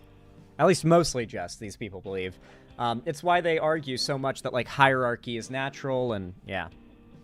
They're actually trying to trick you, the media, the legacy media, into believing that Kamala Harris is fully black. Does she really identify as... Who is saying that she's fully black? Are they now, like, ceding ground that she is not black? Because the claim from these people is that she's not black, and she just started being black. When you're mixed race, black and Indian, you can identify as either when the conversation is relevant to it, you know? Like, if we're having any type of conversation that had a bearing on Indian Americans, right? Then obviously, in that context, Kamala would be able to say, oh, I'm Indian, I have a seat at the table here, I can speak on this discussion, but also being half black, Kamala would have a lot to be able to speak on in regards to racial issues having to do with black people, right? Like, yeah. I hate that he has literally one, he does the same, like, black voice, quote-unquote, bit every time he wants to be racist. Yeah, it's the same voice every time. It's really cringe and really bad. Is black woman, or is she more Indian? What does Kamala Harris listen to? Definitely Snoop, Tupac. Just gonna go ahead and let you look at this image in full. Man, Steven Crowder is just not even... Like, I do think that Steven Crowder might be just the worst conservative pundit with a large platform there is. Like, he's very explicit. It's actually wild how big he is and how unanimous he is while being this openly racist and far right, you know? You ain't black. Now, actually, to be fair, from what I can tell, his numbers are falling off really bad. I think they have been since the video of him abusing his wife came out. I think his numbers have been dropping off since then because I think even his own fans don't really like that. That was Joe Biden, not us. We didn't say that. Just to be clear, I would not advise President Trump to focus on this. No. I would not advise politically to focus on her whore kingdom. No. I wouldn't. But this... Dude, I love how they have to admit even here that this, like, the racism angle against Kamala Harris will not win them the election and will cost them, and advises Trump does not attack Kamala from this angle. I love that. They admit this is a losing point that makes them look bad, but they can't help themselves. Is not a presidential campaign, and so we like to do it. So, the narrative right now, I told you this was coming, but it's very, very clear. And we have a montage for you, and you can share it on social. Just so you can cut people off at the pass. If you don't allow it to happen in darkness, then it loses all power. The line of attack from everybody and their dog on the left is if you don't vote for Kamala, or if you actively oppose Kamala, if you certainly actively present her shortcomings as a candidate, it's because you hate women. I mean, black. Okay. So are we really going to pretend like Steven Crowder is honestly and neutrally, unbiasedly explaining Kamala Harris's shortcomings as a candidate? Are we going to hear any real arguments as to her shortcomings as a candidate? Or are they just going to call her a whore be sexist and racist, and, like, leave it at that. Because that's what they always do. And these guys are especially not going to make arguments. They are only going to make racist, sexist remarks. That's it. Like, it's all they're going to do. So the fact is, yeah, you are racist and sexist if you aren't going to vote for Kamala Harris in November, and you can vote, obviously. I mean, if you can't vote, then, you know. But if you can vote, and you're not going to vote for Kamala Harris, then, yeah, you are a racist and a sexist, or at least an enabler of it, and there's not really much of a difference that I consider differentiating between. Because, yeah, I mean, Donald Trump is outright trying to dismantle the democracy. He's trying to dismantle the sanctity of our elections and their security. He wants to destroy the fundamental things that make America work, even when shitty people are in charge. He wants to dismantle those safeguards, those checks and balances. He's an existential threat to the country as a whole, regardless of your political leanings. There's just no denying it anymore. Like, he's a 30 times and times over felon. He's convicted, or not convicted, but found guilty of sexual assault. This is just an awful, awful person. And if you support him, then you are also an awful person. Hillary was 1,000,000 trillion% right to call his supporters a basket of deplorables. And you know what they did when she did that? They proudly owned it and said, yeah, we are deplorables. And they called themselves the deplorables for like 4 years. Because they love the idea of being the heels. Black people. I mean, black people. I mean, women. I mean, black people or women. Black women. Half black women. You hate all the people who are women or black or half black.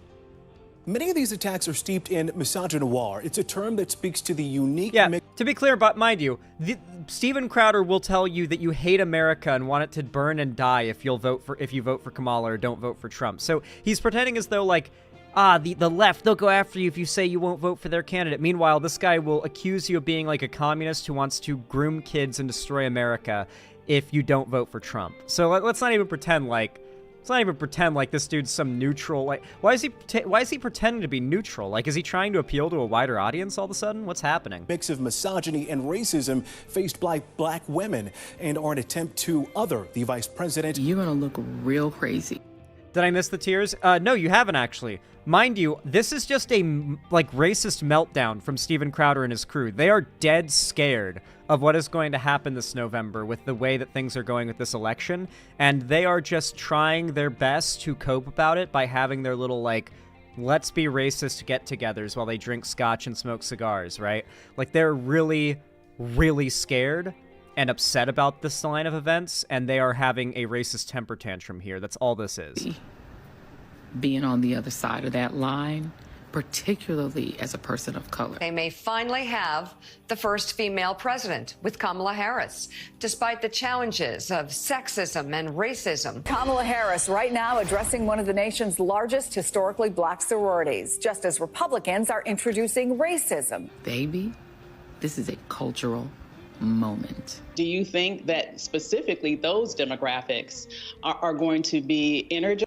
Dude, Black America is going to elect the fuck out of Kamala Harris. I swear to God. Just like Black America elected the fuck out of Joe Biden in 2020, I think Kamala Harris is gonna get, like, elected the fuck out of by Black America. I think that I think we might get a blue Georgia, and it's going to be because of Black Georgians primarily.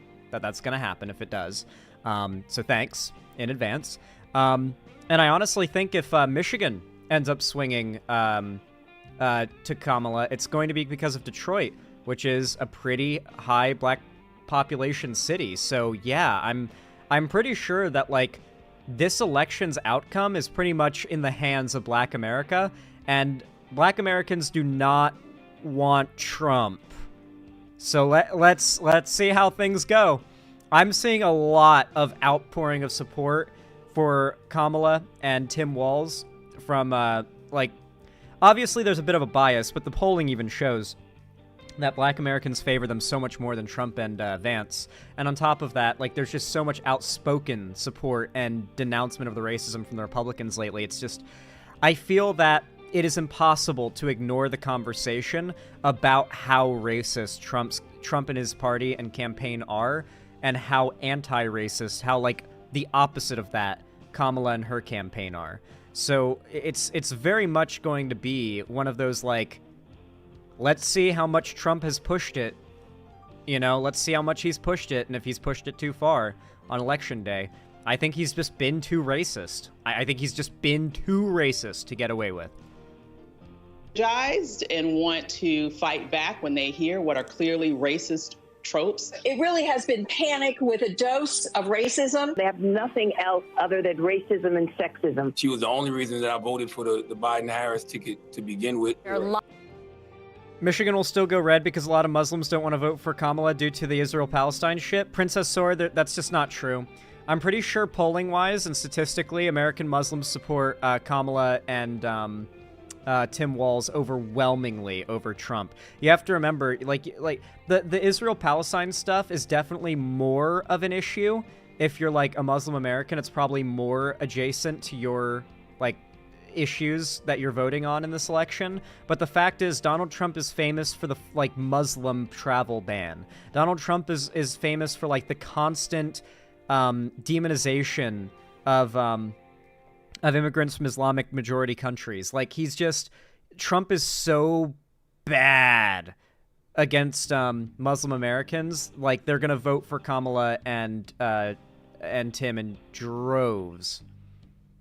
Yeah, Gaza, by the way, polling is a bottom ticket issue, exactly. Like, I need you guys to understand that when you look at any polling, Americans do not care about Gaza anymore. They cared for about a year, 6 months maybe, where it was like really affecting the polls and affecting approval ratings. Americans stopped caring. It's been a year. That people can't focus on caring about a thing at large for more than like 6 months to a year. And it was good that it got as much attention as it did for so long. But unfortunately, an issue like that's not happening within America. I mean, even if it was happening in America, I mean, look at how much people are talking about Black Lives Matter compared to the overwhelming support for it during 2020. I really think you guys got to keep in mind that, like, its polling is a very low concern issue in the election. It's not going to affect the outcome, the Israel-Palestine stuff. And on top of that, like, Muslim Americans recognize how much bigger of a threat Trump is to both their lives and the lives of those children and innocent people in Palestine. Like, if you're concerned about the people who are dying in the Gaza Strip at the hands of the IDF, then you sure as fuck don't want Trump winning, because he's vowed to help Israel, quote-unquote, finish the job. Lies grounded in racism. And we've seen already an undercurrent of racism. And I think both Trump and J.D. Vance will not be able to help themselves in showing their racism. The party would be making an historic gamble, betting that a biracial woman can overcome racism. Don't be on the wrong side of history. Don't find yourself on that lonely. Does Steven Crowder not know what biracial means? Because like most of these clips are referring to her as being biracial or mixed. Like, they're not referring to her. I mean, some of them refer to her as black, which is not even wrong, but, like, could he not have, like, sifted around and found more clips of them not calling her biracial? Because that's just, like, 100% accurate and not even the thing that they're claiming to be the problem, which is, they claim, Kamala, like, pretending to be black. Side, because you're gonna look real crazy over there with Kid Rock. What he will do, though, is have his peons across social media present a level of racism that we have not seen in this country since Reconstruction. Racism and sexism for those Democratic elites who have doubts in Vice President Kamala. They have to reduce everything to DEI. Donald Trump has never been elected to anything. You have to be able to fairly critique the vice president of the United States. That is actually true. The only reason Donald Trump was president at all was because he got the electors during the Electoral College, like, divvying up of things. He lost the popular vote. If our president was decided by who got the most votes from people who decided they wanted that person to be president, Hillary Clinton would have won by a pretty large margin, like a surprisingly large margin. In 2016, but the Electoral College exists such that it is possible that one person can get less votes than the other and still win the election.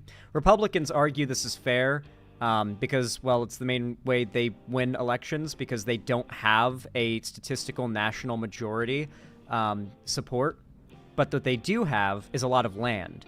If states that are very low population and very rural and thus very red count as much as, like, if two states that are, like, very rural and red and have, like, 10,000 people per square mile, or per like 100 square miles on average. I don't know. That state very well might, those two states combined might be worth as much as like California, right? California and Florida and Texas are actually worth a lot, to be fair. So California is always like a fairly guaranteed like shitload of blue vote or blue electors to a Democrat, the Democrat candidate. But you get what I mean, right? The idea is that because there is so much land that's just hard red states, it's easy to look at the map of the U.S. and be like, man, that's a lot of red. But when you see the population layout and realize most of the country lives in those blue areas, those areas that vote blue, you start to realize, oh shit, this is not fair. Like, the vast majority of America lives in those blue states. But despite that, their votes matter less than the far fewer people living in red states that are super rural.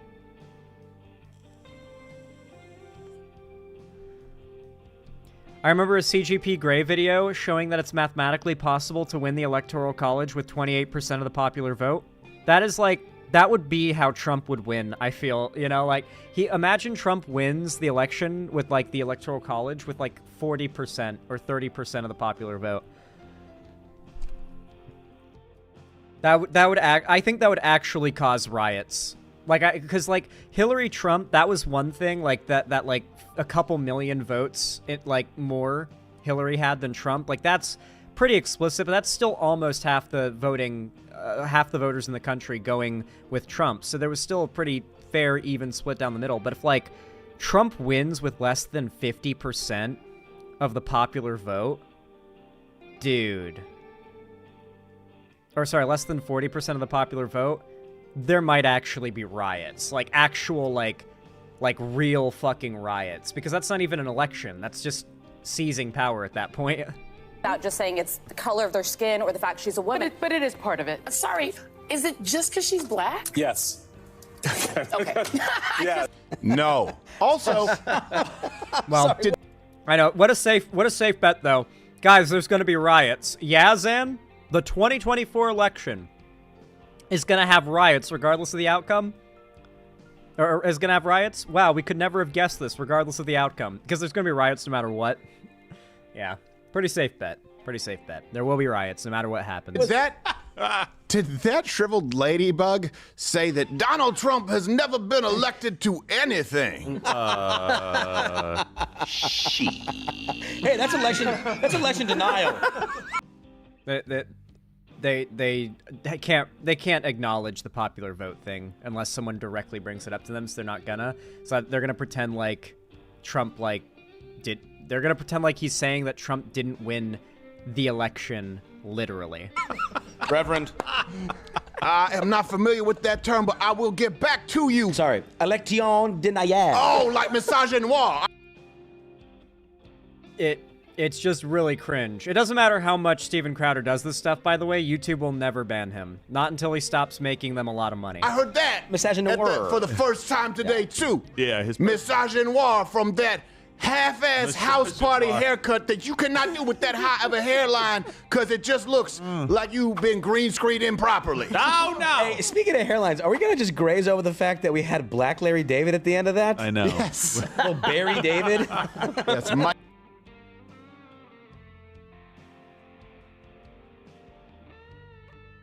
A lot of this is just going to be cringe. Oh, what up, Steele? When he was the RNC chairman, he was like, I got a new blog. What up, Larry David? It's just, I need to be very clear here.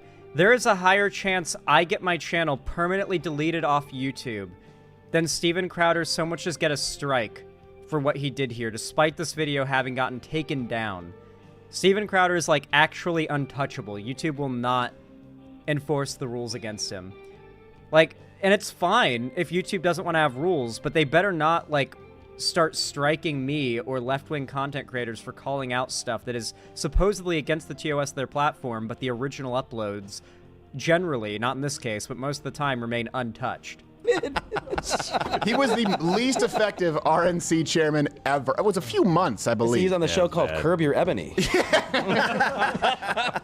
All right. Yeah. Yeah, I think you've seen enough at this point. They really don't have anything to go against Kamala or Tim Walz with other than racism.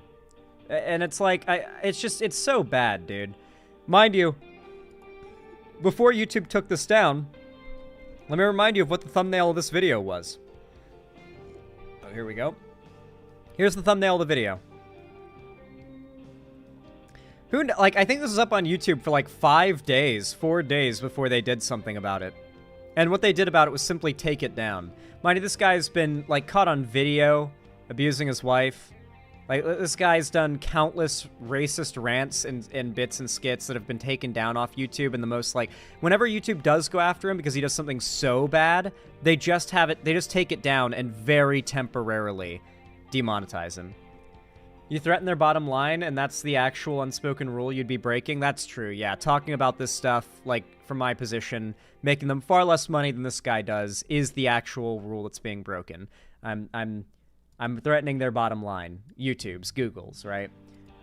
Anyway, if somehow you enjoyed my coverage of that just awful fucking cringe, it was like a bomb of cringe dropped on us, then consider leaving a like. Every thumbs up, no matter when, where, or what you're watching from me, really goes a long way to help the channel, so I super duper appreciate it from you guys. And of course, consider subscribing and ring the bell icon and commenting down below. Both those things really help the channel a ton, so thank you to everybody who does that.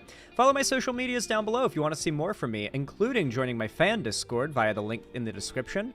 It is totally free to join, of course, and don't forget, I host game events, call-in streams, watch parties, and I announce all my new uploads and streams there, so you won't miss anything if you are in there and you see me go live, or you got notifications on. You won't miss anything. Zan, you got some fluff on your nose? Do I? Like, on the bridge of my nose? I did. I had some fluff. Thank you. Anyway, as I was saying, thank you so much for watching, regardless of how you watch the stream, or how you supported the stream, I should say.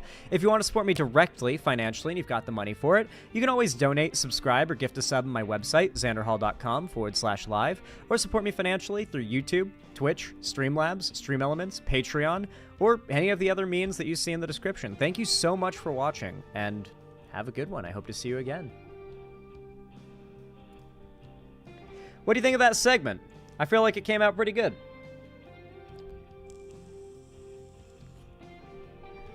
Oh, I'm sorry, Ariana. I assume not my fault. I assume you didn't enjoy it because of watching them, not me. I believe they are scared because the narrative they have that they are normal will no longer be accepted. You can only lose so many elections. I do think there is a fear that their audience will leave as well. I don't know. I think it's their normie appeal that they're worried about. Because, like, they'll always be able to make a living, like, shilling to conservatives, but I feel like they're worried about losing their normie appeal. And that's what's really scaring them, because that's how they grow and that's how they indoctrinate people, is having as much appeal to normies and, like, plausible deniability as they can get.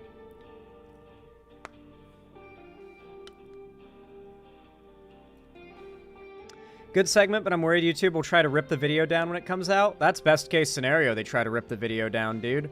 They're more likely to strike me for 3 months. Hey Zan, did you know Nerdrotic, Geeks and Gamers, and the Fandom Menace share a friend with Steven Crowder? It's Quarter Black Garrett. Yeah, I've heard that guy mentioned on both those things, yeah. No, it's a massive, like, circle of weirdos. It's like the right-wing anti-woke equivalent of, like, the weirdo bubble that exists in the left with, like, Vosh and stuff. It's just another internet content creator bubble, you know? Keep me away from that shit. Playing Cuphead while listening to this is hard as fuck. Oh, well, hopefully you're able to succeed. I hear Cuphead is a very difficult game, so I'm rooting for you, friend.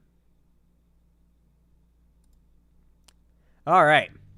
Let me mark this topic off the list.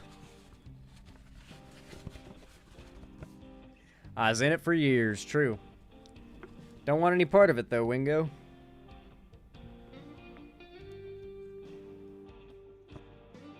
All right. Yeehaw.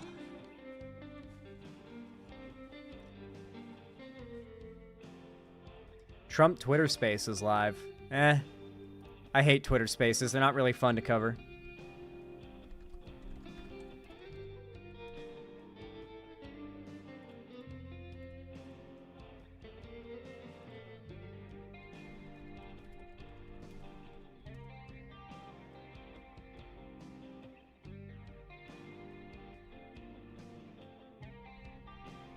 and we're going to be... Oh my god, dude. Yo, Sylvie DB, thank you for the $5 super chat. I really appreciate that. Very kind of you.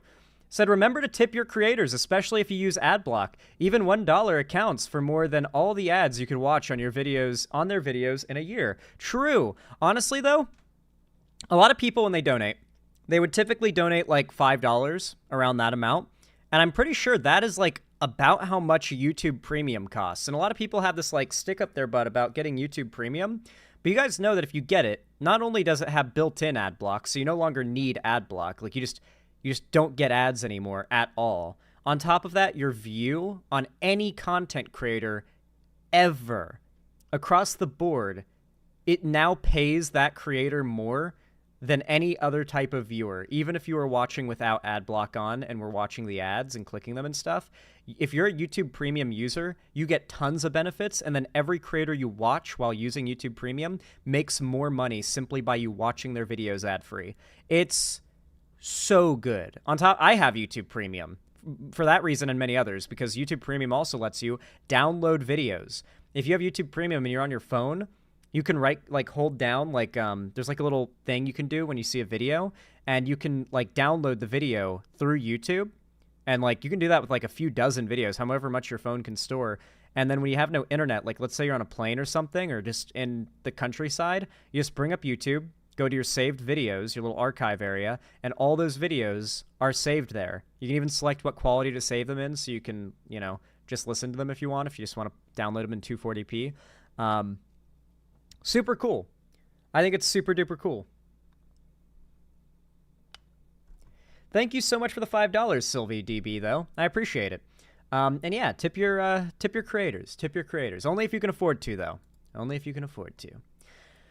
Then Werewolf Jester, thank you for the tier 1 gifted sub to Perry Icefire. Thank you for the $5. I really appreciate that. Ooh, I love my nose. My nose do be itching. I forgot to pluck out all my nostril hairs after stream yesterday. Thank you so much. I really appreciate that, though, Werewolf Jester. Very kind of you. And I hope Perry Icefire appreciates the free blue name. Hell yeah. Let's go. Oh my gosh, I keep knocking over my vape. I'm putting it over here.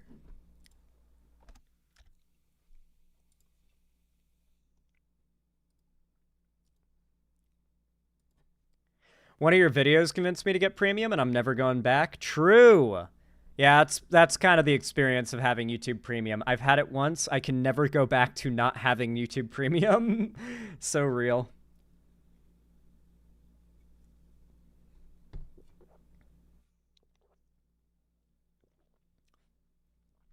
Nah, I prefer plucking my nostril hairs to just trimming them, because when you pluck them out, they're gone. You know, there's not even, like, short ones there that could potentially, like, tickle around and fuck with you whenever you're talking. So in this case, I just like to use tweezers and rip those fuckers out. Rip and tear until it is done. Anyway, new story to cover. We've got news. We've got news, chat. Y'all know what to do when I say action, right? 3, 2, 1, action. All right, everybody. There is some interesting news that just came out a few hours ago. Apparently, Trump is planning to sue the DOJ, Department of Justice, over the raid on Mar-a-Lago. The search raid. I'm pretty sure it was a raid, like a full-on raid and then search. I think this has to do with the classified document stuff. Trump had held on to a bunch of classified documents even after leaving office, and not only that, but there's apparently evidence of his very irresponsible storage of these classified national security secrets and documents and all that stuff. And on top of that, there is even testimony, I believe, claiming Donald Trump showed these documents to other world leaders when they visited Mar-a-Lago, which is like a massive, massive no-no. Trump is still really butthurt over this, apparently, because now he's apparently planning on suing the DOJ as revenge for daring to care about law and order. You gotta remember, Donald Trump ran on the, law and order line so much, especially in 2020. And it's so funny now that he's, dozens of felonies deep.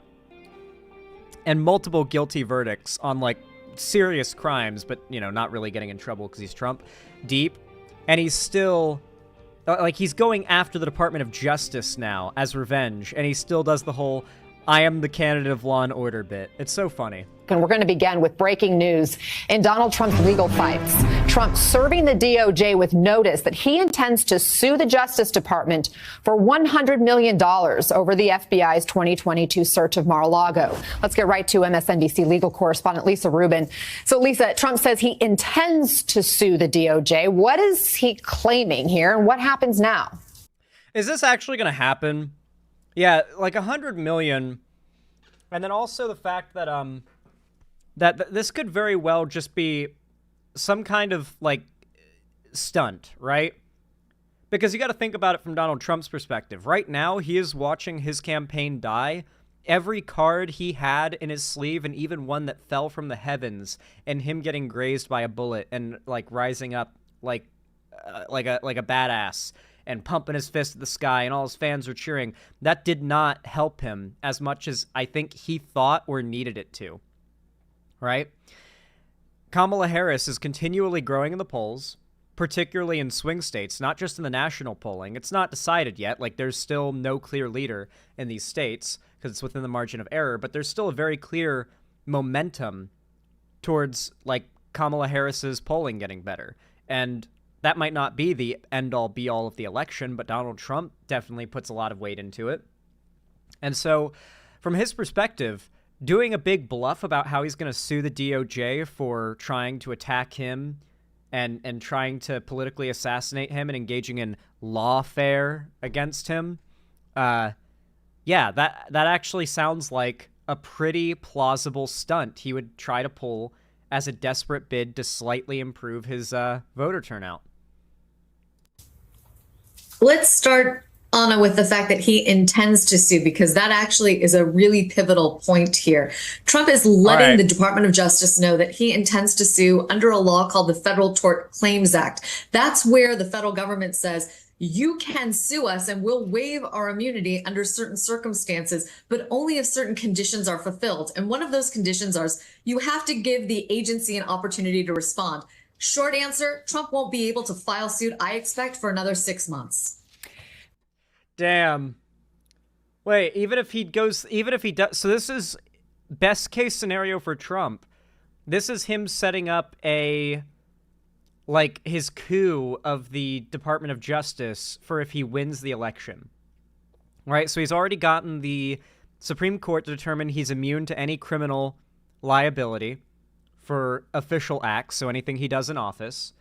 And now he's, like, outright announcing he is going to revenge sue the Department of Justice. And now, so if he loses, it's not really going to be a big deal if he sues the DOJ. He's going to lose, it's going to be, but if he's president, I have a feeling the lawsuit is only going to be step one of what he plans to do to eliminate any entities within our government that could be a check to his craziness.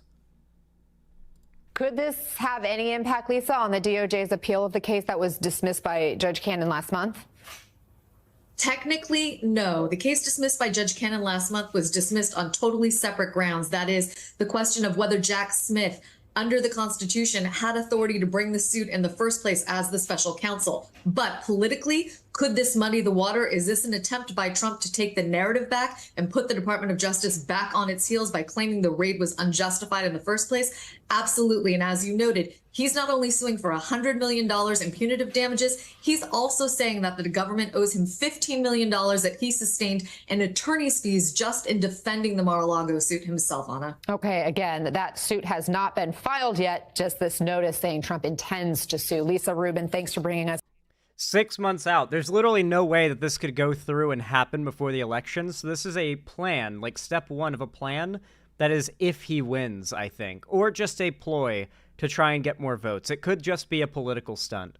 I feel like this shouldn't even be the main thing hitting the headlines right now when another Trump-related story has just come out. We'll be talking about that in a moment. We'll be talking about that in just a moment. It's that breaking news. Oh. Damn. Well, that's the end of the video, but Might as well talk about this. So I covered the connections between Trump and Epstein not too long ago, and more stuff has come out even since then. But today, something absolutely wild happened. Genuinely wild. Trump took a jet that is not his own today. Get ready for this, guys. Get ready. He's not even trying to hide it anymore. Donald Trump flew on a charter jet previously owned by Jeffrey Epstein. A Trump campaign official said that the aircraft was provided by a charter jet service after his own jet had a mechanical failure, and the campaign had been unaware of the plane's previous ownership. I don't feel like this was anything like super, like, you know, super like groundbreaking or anything, but it is very funny because Donald Trump was publicly one of the closest public figures with Epstein and Ghislaine Maxwell even before everything came out and the investigation started and Epstein was arrested.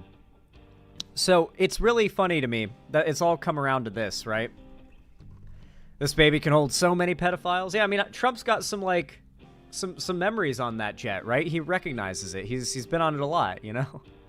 It's comforting to him. Former President Donald J. Trump's presidential campaign said on Monday that it was unaware that the private plane used by Mr. Trump for the campaign travel on Saturday was once owned by Jeffrey Epstein, the disgraced financier and sex offender. Mr. Trump blew hard. Mr. Trump flew from Bozeman, Montana to Jackson Hole, Wyoming, and Aspen, Colorado on the jet made by Gulfstream to attend campaign fundraisers after his signature Boeing 757, often referred to as Trump Force One, experienced mechanical issues en route to a campaign rally in Bozeman on Friday. It's just so fucking funny, man. It's so poetic, you know? That Donald Trump spends all this time, like, bolstering the like, groomer allegations against trans and gay people, and, you know, he does the whole, like, Law & Order bit, as I mentioned before, and yet all the while, he's got dozens of felonies that have stacked up. He's, like, promising to sue the Department of Justice in retaliation for daring to actually do their job, and, like, you know, investigate the illegal shit he's doing. It's so wild just watching as this, like, mob boss wannabe manages to fool almost half the country into falling for his bullshit. It's so wild to me. It's so wild to me. I also, this is like a little bit related technically. I want to give a look at like how not believing in anything Donald Trump is. He really believes in nothing. Trump,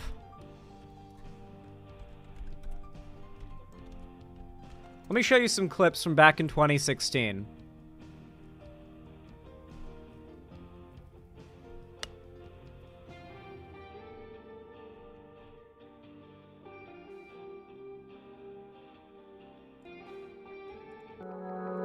So, who remembers pre-2016 Donald Trump? Could you imagine this today?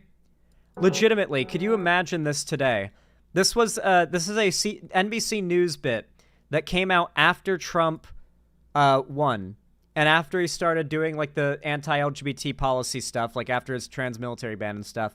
Here's some clips of what Trump was like during his 2016 campaign when he was trying to push back and virtue signal that he wasn't actually the racist, sexist piece of shit that he is.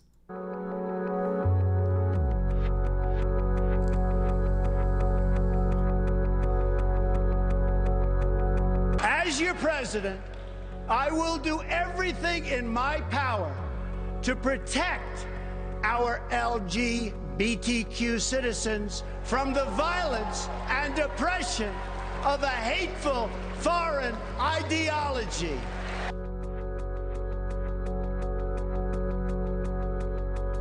Mind you, this was back when like the #1 boogeyman was like Muslims. So you gotta remember, this was back when Muslims were the boogeyman to fearmonger about. So the narrative back then was that he was going to protect LGBT people from Muslim extremists. I remember Seanhead buying into this. Yeah, well, to be fair, she's a fucking idiot and will buy into anything that sounds good. the LGBT community, the gay community, the lesbian community, they are so much in favor of what I've been saying over the last 3 or 4 days. So if Caitlyn Jenner were to walk into Trump Tower and want to use the bathroom, you would be fine with her using any bathroom she chooses? That is correct. I am far better for women. I am far Can you imagine better him for saying any of this today? One of the groups that's expressing fear is the LGBTQ group. LGBTQ. And yet I mentioned them at the Republican National Convention. And everybody said, that was so great. I have been, I've been a supporter. Ask yourself, who is really the friend of women and the LB and LGBT community? Donald Trump with actions or Hillary Clinton with her words? I will tell you who the better friend is. And someday, I believe that will be proven out bigly. Bigly. Very bigly. Who remembers, like, every anti-SJW YouTuber who claimed to be liberal under the sun freaking out over people claiming he said bigly there? And claiming, no, he said big league. He said big league. It's a New York thing. He's a New Yorker. He said big league. He didn't say bigly. Why? Yeah. Anyway, you would never say these things today. He wouldn't even pretend to be pro-LGBT like that today. It's really wild to me how much you can just, like, go back and watch a video of how much these people don't believe in anything. They don't believe any of the things they were saying back then. Is there anyone here in chat who will try and argue that Trump or the Republican Party actually agree with anything they said there? Because that was all for show. That was all to deflect accusations of racism, sexism, and homophobia. And that's how they did it back then. Nowadays, they just own it. Right? Anyway. There's a lot that we were covering here, but overall, I think it's just the fact that Donald Trump doesn't believe in anything, so when he calls himself the candidate of law and order, you can just look at every other instance of him claiming a thing and find that his actions say the exact opposite. And hell, he might even say the exact opposite a few months or a few years later whenever it suits him. These people believe in nothing. Anyway. If you liked or agreed with anything I had to say here, consider dropping a like. Every thumbs up, no matter when, where, or what you're watching, really does a lot to help the channel, boosts my content in the algorithm, gets me in front of a lot more people, so I really appreciate it to everybody who does that. And of course, consider subscribing and ringing the bell icon to turn on all notifications, and yeah, drop a like as well. Or did I already say drop a like? Comment as well, my bad. Commenting also helps, just like liking. And consider subscribing, or not, my god, I flubbed the intro. I'm so sorry. Or the outro. Man, I can't speak today. I've got mush mouth. I'm tired. Anyway, if you want to see more from me, follow my social medias linked down below in the description, including joining my fan Discord. It's totally free. It's the main hub of my fan base and community. And I also host game events, call-in streams, watch parties, and announce all my new uploads and streams there as well. So you won't miss anything if you're there and you have announcements on. And of course, consider potentially donating, subscribing, or gifting a sub to me if you can afford it. The direct support always helps a ton, and I really do appreciate it. You can also support me through YouTube, Twitch, Streamlabs, Stream Elements, Patreon, Streamlabs again, because there's also my merch page on Streamlabs. Regardless of how you support me, though, even if you're just, just kind of lurking, I really appreciate it. Thank you so much for watching, and I hope to see you again. Hell yeah. So true, TSW Shadow Wolf. I gotta step down for my presidential campaign. How you guys liking stream so far? I feel like it's been a good one. Are you guys excited for some Minecraft after segments? I am. For those that weren't following, we're on a mushroom island in the on-stream only hardcore world, and I'm pretty excited to terraform it. We're gonna flatten the hell out of it.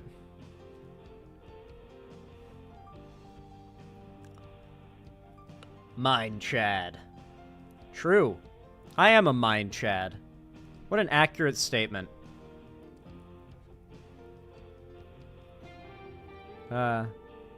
Drill, baby, drill. So true. We're gonna be drilling, that's for sure. We're gonna be I plan to dig out an entire chunk. When I play Minecraft, I've decided that my way of mining from here on out will be to start digging a perfect, like, rectangular prism of a chunk straight down to bedrock. and then like create levels that are the like look. I find which levels are the best for each ore to spawn on, and then I create levels with like 3x3 strip mines, and then whenever I need a certain thing, I know what level to strip mine for it at, and I can just like go down to whatever level I please. And it's also a really, really good way to find caves, because I can just like go to whatever level I want and start digging outwards into a cave. It's super good, and it's safer than cave mining. Cave mining's super dangerous, like on hardcore especially. We're likely to get fucked if we mine in caves. It's really hard to light them up, and there's monsters everywhere. So just digging a massive fucking chunk out is going to get us a ton of stuff, and we're not going to have to worry so much about like monsters. So we should be good. Zan teaching us how to build back better in Minecraft. True. So true. Yeah, skeletobs have shot me into lava many times as well, Cammy Whammy. Makes me mad.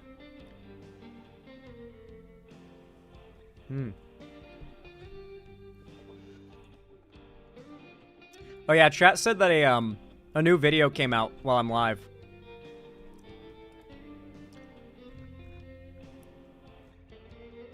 Oh yeah, I see that. It looks like it's gonna do well. That video seems like it's gonna do well. I'm excited for that, to see how that one does. It's the creepers for me. Yeah, creepers will one-shot you in hardcore mode. Even in full diamond if it's unenchanted. Yeah, you'll just get one-shot by creepers. It's bad. I mean, it's good, but it's also bad for you, you know? It's good gameplay. It's good game design. It's scary. Skeletons are way too good now. Dude, you know what's like an undercredited hard mob to fight, dude? Trident-wielding drowned. Holy shit. Good luck fighting a trident-wielding drowned in the water if you don't have a shield. You can juke the tridents if you swim the right way, I've found, but it's really hard to get right, and they fire so fast and do so much damage, you'll barely get close to them. And by the time you've gotten close to them, like, good luck getting enough hits off on them to kill them before they've destroyed you. Yeah, they're super cool. I think they're worse than skeletons, though, in terms of difficulty. They're super rare and really hard to fight, which I think is great, because they have a chance of dropping a trident, which is, like, the best weapon in the game. Don't at me.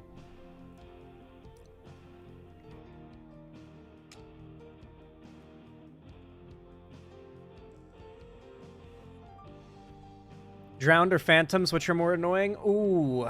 I'd say drowned, because you can't make them go away as quickly as phantoms. You know? Like, the drowned, like, they'll stick around in the water even when the sun comes up because they can't burn. You have to wait for them to despawn, and they'll just keep throwing tridents at you from, like, the bottom of the ocean, even when you're up on land by the coast during the day. Well, you can just get rid of phantoms by sleeping. Yeah, the phantoms forcing you to sleep nights away is really kind of shitty. I don't like that. You know, 2B2T straight up disabled phantoms because you can't sleep on 2B2T. Like, no one, like, it hasn't happened in years and years and years has a night been skipped via sleeping on 2B because there's so many players.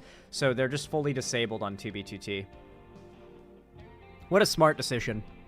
What a good decision. Oh, by the way, in a couple months, we're getting Minecraft Live, which is like the live-streamed Minecon where they announce the next update and its features. I will be live-streaming my reaction to this. I used to do it a lot back in the day. But I skipped it the last couple of years because I lost a lot of interest in Minecraft until recently, now that they've started, like, in-goodening the game. And so, yeah, I'll be live streaming my reaction to the announcements for the next Minecraft update. I'm really hyped for that. It should be in October, if they do it the same time every year. Autocorrect loves to screw me over when I said what I meant, but when I say skeletobs, suddenly autocorrect is nowhere to be found. Yeah, real Cammy Whammy.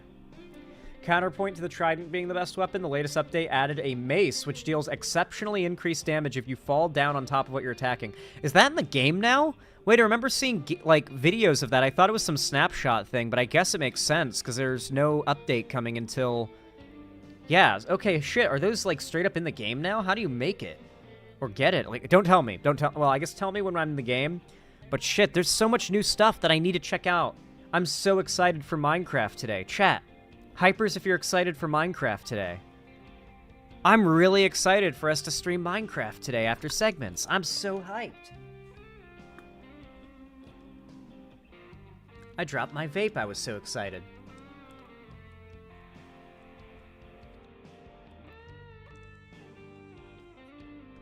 Let's go. I'm happy. I'm happy and excited. This makes me very, very joyous. Filled with joy. Ugh. Alrighty. Next topic.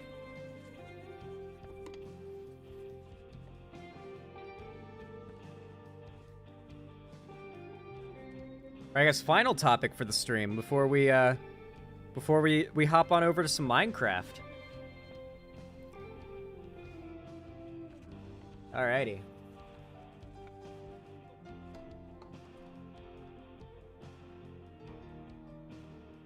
I just accidentally opened Minecraft. That was actually a complete mistake on my part. Like, I didn't even mean to. My finger, like, twitched. And my hand twitched over away from Discord, which I actually meant to open, and hit my Minecraft thing on the taskbar. Really don't like that. I really don't like that my arm just sometimes twitches and makes me click, like, on a thing I did not mean to click. Does that ever happen to you? Like, you're just like your arm just involuntarily spasms, and your finger spasms, and you end up clicking something you did not intend to click and opening a whole program, and it's like, well, shit, I gotta close this when this fully, like, finishes loading up, because it always takes, like, 5 minutes to load the program up so you can close it. Yup, real.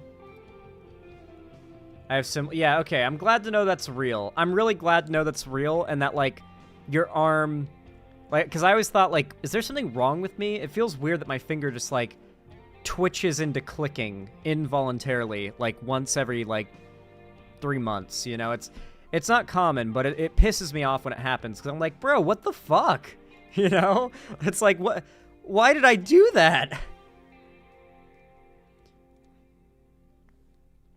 Happens to me all the time? Fair, okay. I'm glad to know I'm not the only one.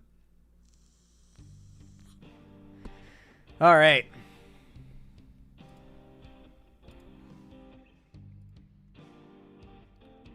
Let me bring up the final segment of the day.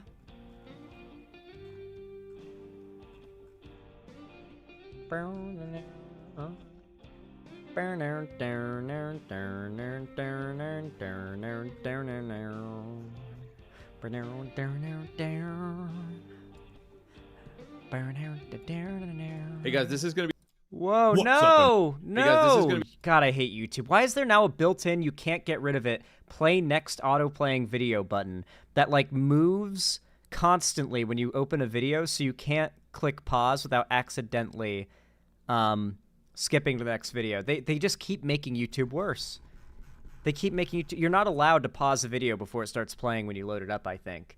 Like, why can't you have the video not play right away? Like, why can't I prevent it from playing as soon as it loads? Like, why do they continuously make it harder to do that? You know? Tim Walz is a gamer? Whoa! Let's go, dude. Alright. Y'all know what to do when I say action, right? 3, 2, 1, action.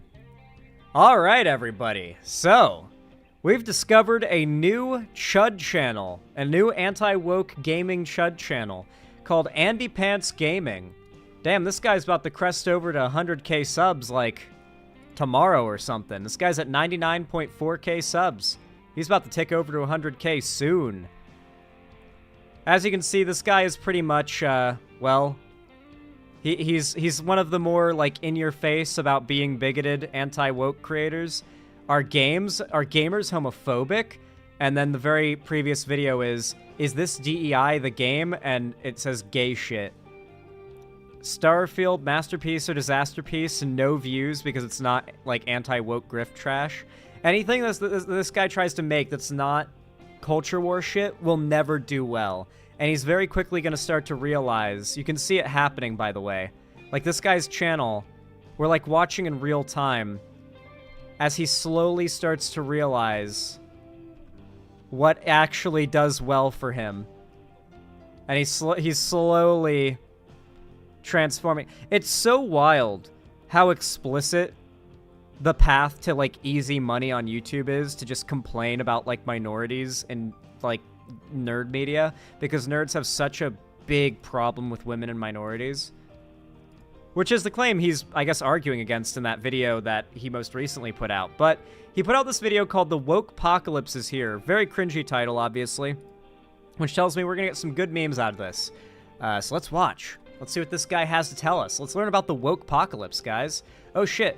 Every company under the sun is owned by BlackRock. Oh my god. Guys. Did you know that, like, 3 companies own every company you can think of? Man, no one's ever called this out before. Certainly no one on the left. Certainly nobody on the left who advocates for or cares about worker equality or criticizes capitalism. You know, nobody. It's gonna be a short video. I just have to get some stuff off my chest. So BlackRock is a $1 trillion investment company that is invested everywhere, from media to cars to oil to everything. And yep, there are about 3 or 4 companies that own every single brand and company that you can recognize.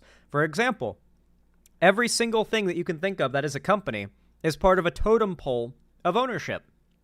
And it's really kind of a fun game to think about how far down the totem pole, or up the totem pole, I should say, you can, like, know off the top of your head, right? So for me, I know that YouTube is owned by Google. Google is owned by Alphabet. Alphabet, I think, is owned by Microsoft. Ooh, shit. And Microsoft is owned by BlackRock, which I think we can actually write there, yeah. So yeah, that companies are owned by other companies, and there is a massive monopoly at the top of the pyramid of corporate capitalism. Yeah, capitalism is pretty fucked, huh? Welcome to the club. Yet they keep saying that they're pushing for diversity. You know, they've got these ESG scores that they're pushing. They Dog. Okay, so we're dealing with some, like, we're dealing with a dude who doesn't even try to make arguments. He's just like pumping out those videos and just making nonsense points pulled right out of his ass. Did you know that these companies are super pro-diversity, and yet they're all owned by one company? That doesn't sound so diverse. Oh, Alphabet is its own company. My bad. Okay, well, there you go. I thought Microsoft owned Google, to be honest. Anyway, with that said, a lot of companies are owned by large investment companies. There's like 4 or 5 of them that own like all of the corporations in America that aren't like privately owned by like individual people. And usually these big investment firms will also have shares in a bunch of companies. So to be fair, it's not so much that BlackRock owns all of these companies. It's more so that BlackRock owns a controlling share in all of these companies. Because investment companies like BlackRock are not really, they're not companies in the traditional sense. They aren't really providing a service so much as they are owning pieces of a bunch of different companies across the entire economy in order to get ahead, right? Like, this is it's diversifying your portfolio. Technically, if we want to make the like retard arguments about how diversity in capitalism and diversity of like racial demographics are the same, then let's go down this line. BlackRock is actually a really good investing firm. They've seriously diversified their portfolio. Look at how many companies they own, from oil to entertainment to medicine to like payment processors to online shopping to tech to like, we could go through this list and find so many, transportation for Uber, shopping, Lowe's, like, or like just grocery shopping and you know, like farmer like stuff. You buy like your hammer or your rake or whatever from Lowe's. Anyway, like gas stations, like CNN, MSNBC, and Fox News. That's what I mean when I say they're all owned by the same people, by the way. Yeah, like this is actually a very, very diverse portfolio. So if he wants to call this not diverse, I mean, he's actually wrong even in that line of logic, because this is a very diversified portfolio. This guy's stupid. Say that they're all about diversity. They're pushing for diversity. But have you ever wondered why To be very clear, by the way, they're not about diversity or pushing diversity. These people are pushing this weird conspiracy where these companies, for some reason, you'll have to fill in the blanks yourself, I guess. For some reason, there are like high up executives, employees, or, you know, people in power in these companies in Hollywood and you know, all realms of entertainment, media, and business, who are pushing a woke, diverse, DEI, SJW, current day, the message, whatever they call it, ideology onto normal people, as they would say, which what they mean by that are like white, straight, male gamers and like nerd content media consumers. And the more radical figures like this, who don't just spend all their time complaining about diversity in media and leaving it at that for their fans to fill in the blanks, the more radical of people like this, I imagine this guy's probably friends with a fair few of those more radical content creators, will outright state what they actually mean by this. The full conspiracy that a lot of creators like Critical Drinker, this guy, Mahler, although apparently Mahler is just kind of like friendly with all of those people and doesn't actually do the anti-woke stuff, but I really don't care. I don't care to make the distinction. The dude's constantly hanging out with like the biggest giga dumb fucks I could imagine on this website. I can't really muster any sympathy there. Regardless, or charitability. Regardless, the more radical people in this sphere will outright state what they mean when they talk about this like agenda. Because companies have one agenda at the end of the day. Their bottom line. Making money. So the idea that, as they claim, these companies or people in high-up positions of power in these companies would be pushing a progressive agenda that they constantly claim is costing these companies money. Like, look at Disney, look at, any of the things they claim go woke, go broke, right? Why are companies whose bottom line realistically is just to make as much money as possible, why do they have some ulterior motive to push woke politics? There seems to be an implication of, like, a motive beyond companies wanting to make money here, but, you know, who knows what it could be. The more radical, like I mentioned before, will outright state what they think is that Jews control all of business. Hollywood, the media, businesses, like corporations, they think Jews own BlackRock, and thus all the companies that BlackRock owns. And they believe that the Jews are controlling these companies with the goal of boiling the frog for white, straight, heteronormative Christian Americans, right? The idea is that you would become used to the ideas of the left through this media, and the even more radical of these figures will outright state that this is done with the means to an end of trying to normalize the idea of white replacement among like the white, straight American population, so that when it actually happens, we'll be complacent sheep and we'll let it happen. Of course, this guy's never going to go even close to as far as to admitting, that's what this line of logic leads to. He's just going to complain about, like, diversity and equality and, oh, did you know that investment firms own, like, every company? Did you guys know that? And then try to make a conspiracy out of it. They keep emphasizing our differences. Like, if they really want us to come together, wouldn't you, in order to make people come together, because our differences should not keep us separated. That's why. Because what you would claim is anti-racist is to completely ignore the concept of race, to never acknowledge it, to never acknowledge any racism or racial injustice, and to pretend as though everybody sees everyone else as a human being, and there is no racism, and racism has no impact on your life, your identity, where you came from, your family, your upbringing, all these things, they have no realistic impact on your life, and if you consider race to be a thing that matters, then you're the real racist, right?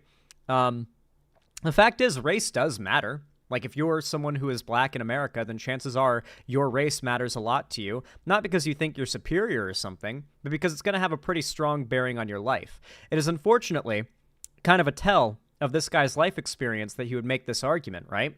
Because only like a white, privileged, relatively well-off dude who's straight could make this argument that, like, talking about our differences is the bad thing if he was part of any group that had those differences from what is considered normal, quote-unquote, white, straight, male even, and cis, then he wouldn't be making this argument. Nobody would, because the idea that celebrating our differences is equivalent to segregating and discriminating based on those differences is a nonsense argument, and no one who makes it actually believes it.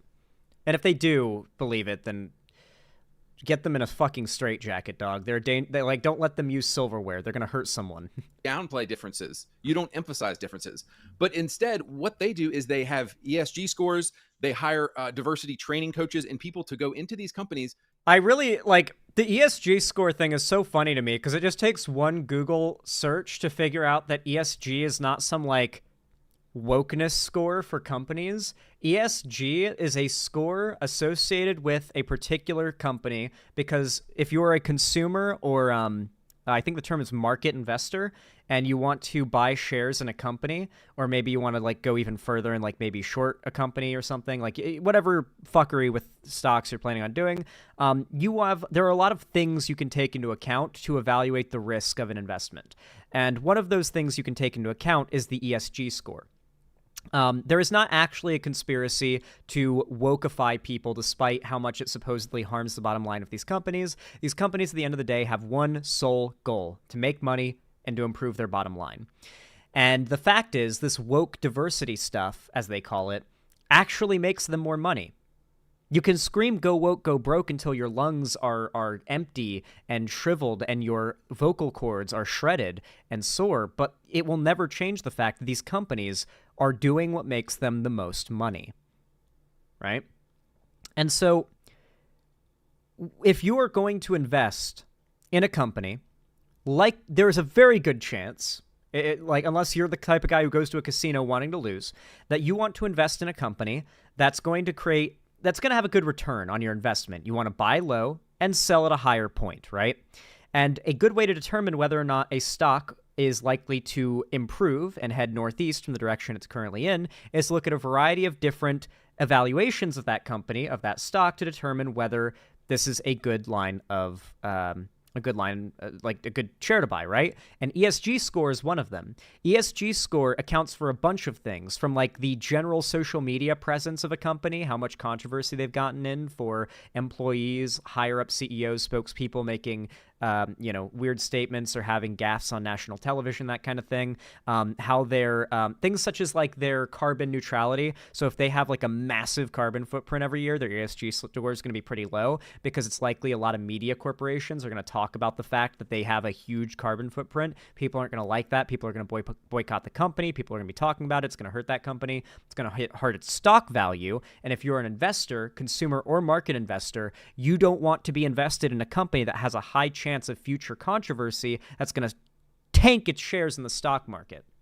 I know I'm boring the fuck out of you here, but this is the actual reason for these things, like ESG score and what's actually happening here with these like investment firms. But these guys are trying to turn it into some conspiracy because either A, they're pretending not to understand the stock market, or B, they just don't understand the stock market. And I don't really understand the stock market, to be clear, but I understand way more about it than these guys, I think, because this is a ridiculous, insane thing to claim. To emphasize our differences. The way you get people to come together is by de-emphasizing our differences in order to get us to come together. So I just want to first point out that how strange it is that BlackRock keeps emphasizing our differences as a culture. And so one of the things that they've done is they've taken a group like the LGBT group, which is only 3% of the American population, and they have LGBT people are only 3% of the population, by the way. What is the percentage of people who believe in like gay rights, I wonder? Actually, let's check on that. Percentage of Americans who are LGBT. Oh shit, God, I keep dropping my vape. It keeps like flickering my monitor. It's scary. In 2012, 3.5% of U.S. adults identified as lesbian, gay, bisexual, or transgender. The figure increased to 4.5% in 2017, 5.6% in 2020, 7.1% in 2021, while the latest figure from 2023 is 7.6%. So we can assume it's gone up to around 8% for 2024 or more. So what number did he claim there? So what year did he decide people stopped actually being gay in? The LGBT group, which is only 3% of the American population. Okay, so what year did he decide people stopped being gay in? Prior to 2012, or 2011 is when he, I guess, decided that like the stats stopped mattering. I suppose because Gallup polling and Williams Institute, NPR, Pew Research Center, they're all reporting about 7 to 8% of Americans in 2024 identify as LGBTQ. So this guy's just dead wrong, like several times wrong. Like he's off by several times the number he just cited. So with that in mind, even if 8% you want to say is not a large amount of the population, why does that fucking matter? What is the point being made here anyway? Like he's wrong, but even if he was right, what would be the point? And they have put them to the forefront, not in order to get us to come together, not in order to minimize our differences, but they're emphasizing the things that make us different. And so, and if you don't think that there's a satanic tone here, there's all kinds of alignments between devil worship and...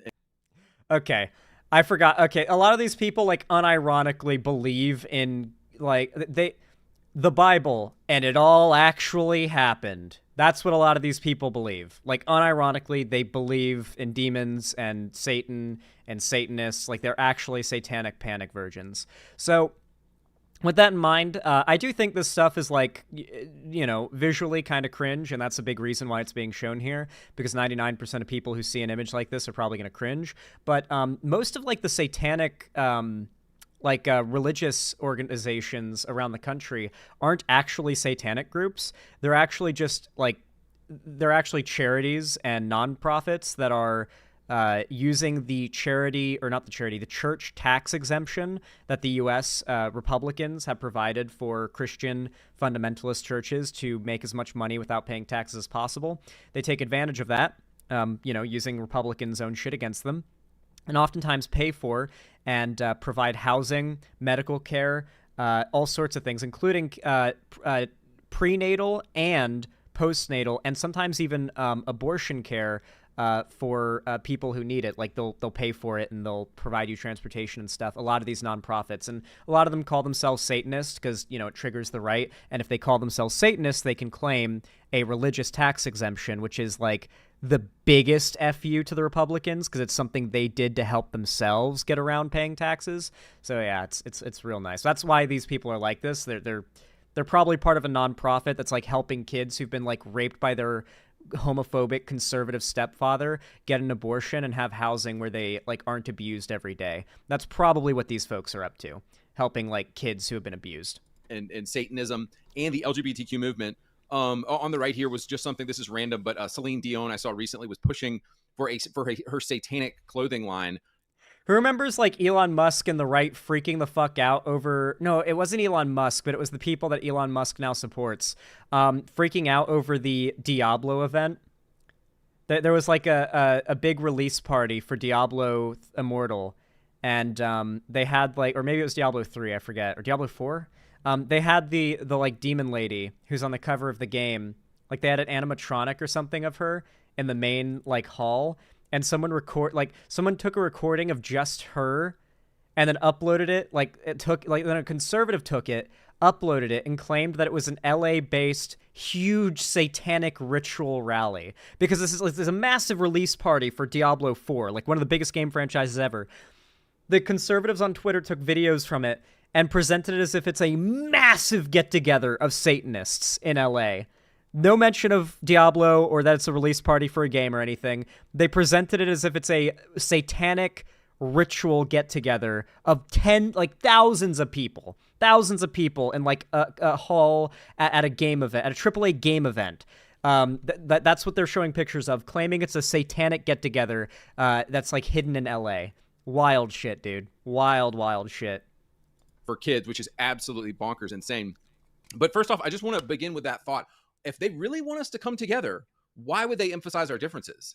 And the reason why is because they make money when we're divided. Ah, okay. So they still somehow make money, but also go woke, go broke? Wait, so are you ceding the point that go woke, go broke is a thing? Because most of this guy's contemporaries would argue that if you go woke, then you go broke. That, like, there will be a karmic and market punishment for daring to pander to the message or whatever.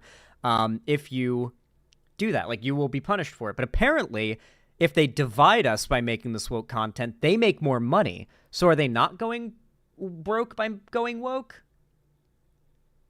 Interesting. Let's see what this guy's arguments are. At least they're different. This is something new, at least. I've never heard this argument before.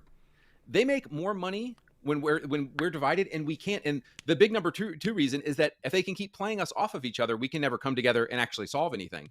This is why Morgan Freeman... No. Yep. No. Yep, we're getting the Morgan Freeman quote. Do you want to know what Morgan Freeman famously said? I literally quoted Morgan Freeman when talking about what this guy believes and how stupid his ideas are. Morgan Freeman had the most retarded quote you can possibly imagine. Do you want to know what Morgan Freeman said when he was asked, how do we defeat racism? Mind you, he's probably walked this back because this was like 30 years ago.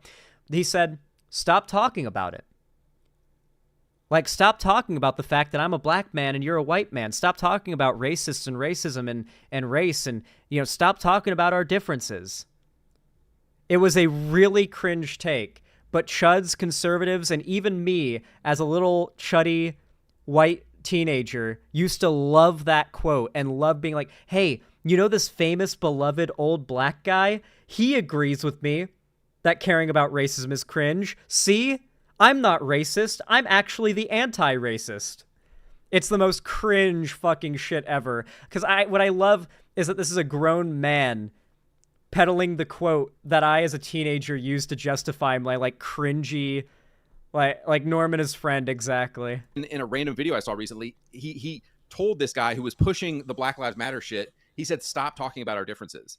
And Morgan Freeman nailed it. And this guy had nothing to say, because the way to get people to come together is actually to not talk about our differences, but to emphasize our similarities.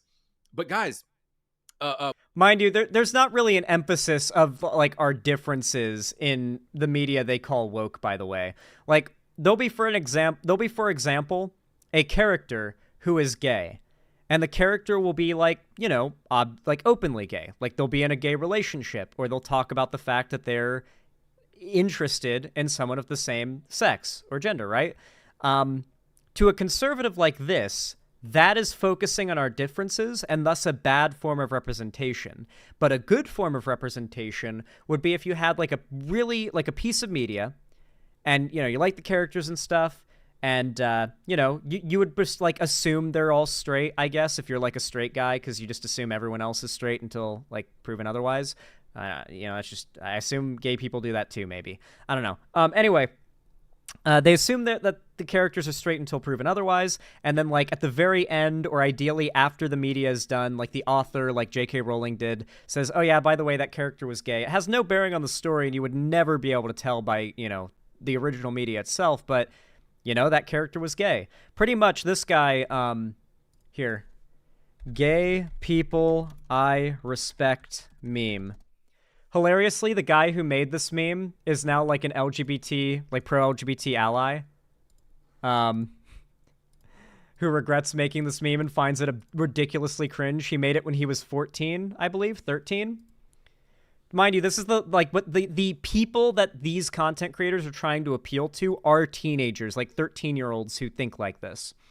Gay people I respect, acts like a normal human being, has a personality, doesn't force upon you the fact that they're gay, literally is a normal person that you can be friends with. Gay people I do not respect, with the rainbow hair and the nose ring and they're angry. The gay people I do respect, though, would never break conventional dress code conventions, Gay people I do not respect. Sexuality is the focal point of their existence. Rainbow flag everything and everywhere, including but not limited to profile picture, clothing, and jewelry. That's right, guys. They don't respect you if you're proud of being gay at all and have rainbow stuff. Complains about straight people consistently. Dresses like a clown to show the world how gay they are. Say you're not allowed to present in a way that's against the dress code of society. And then this ended up coming out. Guys, okay, I'll never live this down. I'm the person who created this meme. When I was 13, I was deep into the anti-SJW culture war shit and made an MS Paint comic that would storm the internet. No, I'm not straight. I've got a bit of character I've got a bit of character progression since then. I forgot they're not even straight. They figured out they were LGBT. Years later, I am now an NB bi demi boy. I will never live down the hundreds, maybe thousands of times this image has been reposted by homophobic people, but at least I can proudly proclaim that even the most cringe people can become based.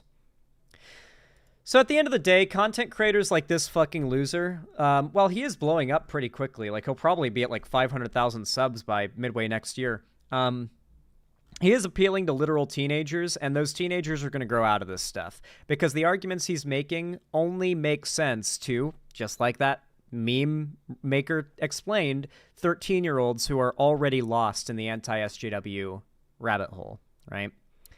Anyway, this guy's a loser, but I wish him luck. Hopefully things go well for him.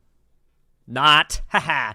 Anyway, if you enjoyed this segment, no matter when, where, or what you're watching from me, consider dropping a like. Every thumbs up that you drop on my channel really does mean a lot. It goes a long way in helping the channel. And it makes the algorithm put my videos in front of other people, so it really helps a lot. You can subscribe and ring the bell icon as well. Oh my god, I have to burp so much. You can like, subscribe, turn on the bell icon to turn on all notifications, and comment down below if you haven't already. It helps the channel a ton, so I really appreciate it. Follow my social medias linked down below if you want to see more from me on other platforms, including joining my fan Discord through the link in the description. It's the main hub of my community, and it's completely free to join. I post all my new announcements for streams, videos, and everything in there, so you won't miss anything, and I do gaming events, call-in streams, and watch parties hosted in there. So if that sounds interesting to you, make sure to join.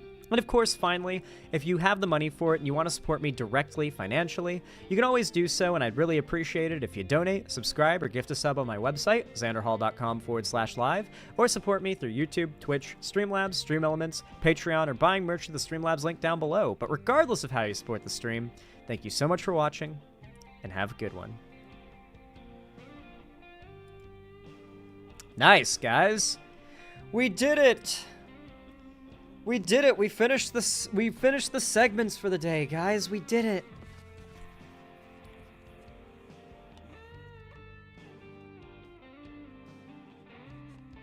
All right.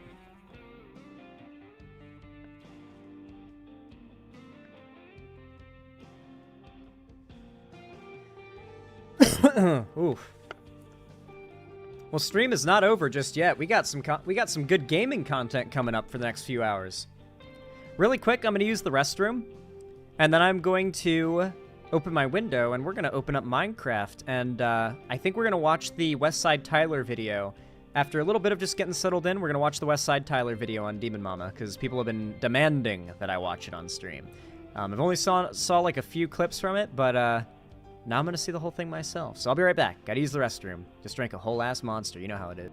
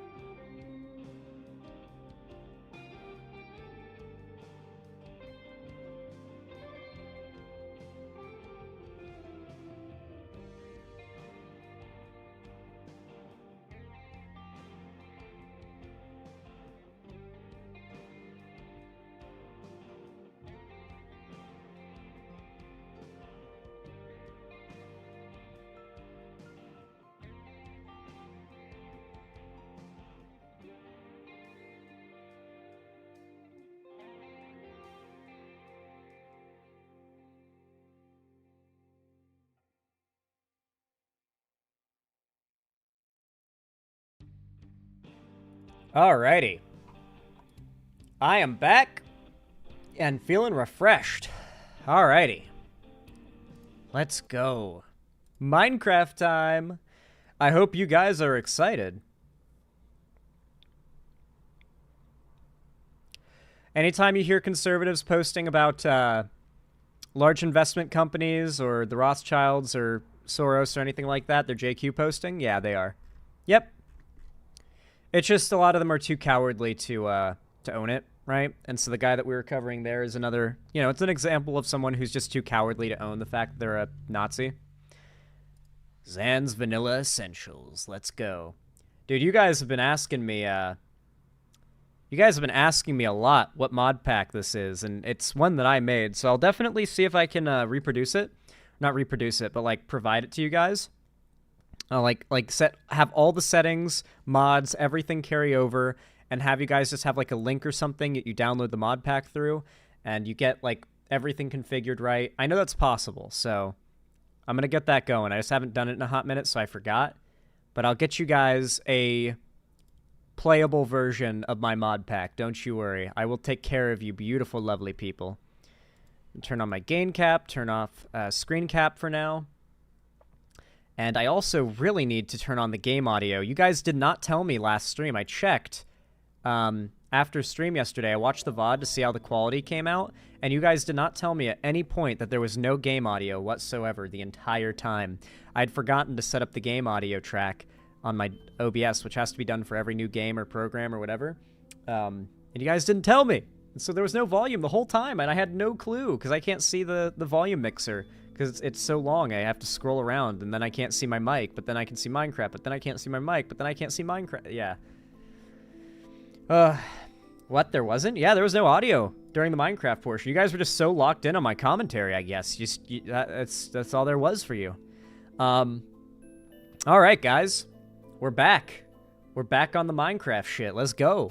Here, let's load up our world. We're on Xancore. This is the on-stream hardcore world. Here's my off-stream survival world that's on hard that I've just been playing it, you know, just having fun. No particular objectives other than just doing whatever I feel like doing in Minecraft.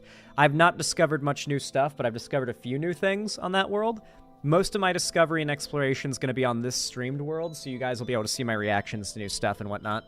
So let's do this. Let me adjust my keyboard so it's in a good spot. There we go. Xancore.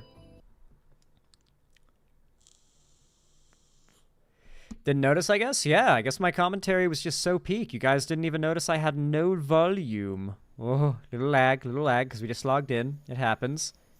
Gotta wait for chunks to load. Gotta give a minute for chunks to load. There we go. Oh, wow. Yeah. Yeah, it's gonna take a minute for things to load off in the distance with this LOD mod, but once it does, whew! We need to build a tower, guys. Like we really, really need to build a super fucking tall tower.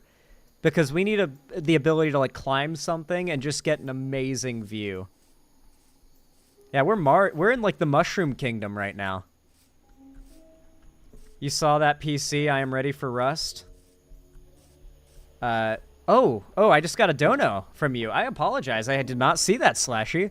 Dude, I need to get my notifications for donations and stuff working so they always pop up on screen and make a noise. That way I know. Oh shit. Gotta check. All right. Slashy, thank you so much for the tier 1 gift sub to Killjoy 40k. I really appreciate it. Thank you for the $5. I hope Killjoy 40k appreciates the free blue name. Said, Killjoy 40k is a mod for Westside Link. Yeah. Yeah, Killjoy mentioned that already. Yeah. Apparently a fair few people who watch me are mods in Westside Tyler's chat, and I feel bad to say, and I do not mean this in any way in an insulting way. I had not heard of Westside Tyler, at least I probably did hear about him, but like the name just didn't stick with me super hard until this drama happened. And then I heard he was like, he'd figured out there was more to what was going on with Demon Mama's like accusations towards me than what she was like saying, and then did like a deep investigation and figured out there was a lot going on, and that Demon Mama's an insidious figure. So yeah, pretty wild. Look at this cool mushroom island, guys. It's so pretty. Oh yeah, I forgot we still have our boat, our chest boat. This thing is so useful. This is like the best item in the game. You guys missed the streamer calling Zan rich? Oh yeah, apparently Xander Corvus claimed that I'm rich. I assure you guys that I am not rich. Oh, jeez. I fucking wish, though, dude. I mean, like, when I say that I'm not rich, I don't mean to say, like, guys, I'm not rich, you know? Like, I don't have tons of money. I don't just not have tons of money. I have, like, insanely average amounts of money. I would not I don't think it's a stretch to say I live paycheck to paycheck most of the time. Sometimes I'm able to build up some good savings, but sometimes shit comes up, moving being one of the biggest things. And I've also got to pay a living wage to my editor, because I do that. And it saps you pretty dry when you're a smaller creator. I'm certainly not rich. I'm not even big enough to have ever been made rich through my content. Like, I don't think there's ever been the ability for my channel to have made enough money, even if it was all in one day, my entire channel's, like, income over its lifetime. Even if I made that, like, all today, I wouldn't be rich. I don't think I wouldn't have close to $1 million. Not even close to $1 million. I don't even think I'd be close to 300 or 400,000. Like, it's actually delusional to claim this. I'm not, like, Mr. Moneybags over here. I'm really not. I live on disability payments, which are terrible, but I'm good enough with money to make life work. Yeah, I'm actually pretty solid with money. You guys can probably tell based on, like, I mean, my surroundings, that I don't exactly spend frivolously. However, the one thing I will spend frivolously on are my bills and my living situation. I think that's fair. And so, yeah, my rent and bills are probably the most, for sure, the most expensive thing outside of paying my editor that I have to worry about. But nonetheless, it's still a lot. They're jealous you have a house? I mean, I don't own a house. I rent a house. And it's Seattle house rental prices, you know? I live basically paycheck to paycheck. Not because I don't make, like, enough money, but because living in a house in a city is expensive, you know? I'm not Mr. Moneybags over here, you know? I'm just vibing. Xanderall's lying to you. He's hiding 3 families. I have 3 families I'm supporting. Real. True. I've got 3 wives and 14 kids. Each of them wives has 4 kids. Should be about, yeah, that'd be enough to get to almost 14. I rounded up. Hell yeah, I found some iron. Let's go. 1 piece of iron. Woo! Oh, wait, hold on. This is actually kind of raw, guys. I love these, like, oh, it's so pretty. I love that we don't have to worry about nighttime on this mushroom island. Like, we can actually enjoy nighttime here, and I kind of love that. So, I love these little caves that are, like, a little ocean, like, cave. I almost feel like we could carve this out and make, like, a tunnel that goes all the way through the island and use it as, like, a fast way to get around the island with a boat if we've already got our boat and we want to just quickly go through the island instead of going all the way around. I don't know how much time it would save us, and I bet it wouldn't even be worth the time it would take for the build project, but it's an idea. It's definitely an idea. Oh, I thought that was a real scary hole there. Oh, wait, my house is back here. You know what I should do, actually? Let's, I'm gonna set a waypoint. Not exactly on the house, but, like, on the tip of the island. I'm just gonna label this the Mushroom Island, because who knows if we're gonna stay here forever. Alright, hold on. What color should I do for this? Like a nice... This is kind of a mushroomy color. Mushroom is land. I am not good at typing, guys. Especially not when I have to, like, crane my arm like this around my microphone to reach my keyboard. Mushroom Island. Let's go. Mushroom Island. So yeah, you can consider this cheating, but I don't like getting lost in Minecraft, so we've got a map mod that shows everywhere we've been. This is kind of weird, but yeah, it shows, I guess we spawned around here, and we worked our way around here in the snow, I remember, and then we traveled in the ocean for a while, curved into the warm ocean, and made it to this Mushroom Island. And this is where we are now. So I have a waypoint and map mod. Ooh, we can see that that ocean temple off the coast here. Oh shit, it's like bordering right up on like normal cold ocean. Interesting. That's so weird. In the meantime, you know what I think we'll do, guys?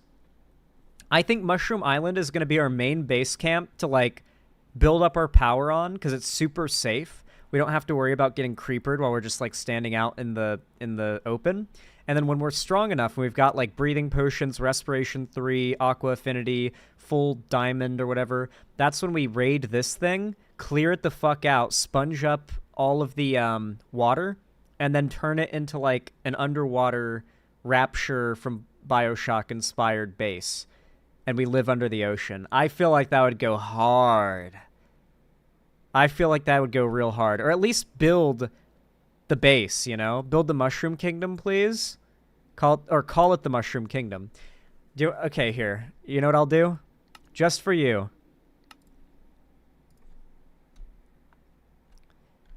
The Mushroom Kingdom. There we go, guys. Are you happy? It's the Mushroom Kingdom now. I hope you guys are happy. I hope this is what you all wanted.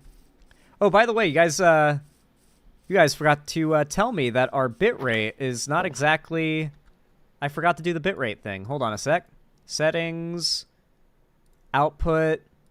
Tell me how much better the stream looks, or the gameplay of the stream looks in about 10 seconds. Might be sooner, though. There we go. The bitrate should update pretty quickly. I don't see my stream dying immediately, so that's a good sign. The video quality should have gone up instantly. I forgot to do this right away. My bad, chat. Though in the future, if you notice that I didn't do that, you can now remind me. Nice, we got some free gold. Easy.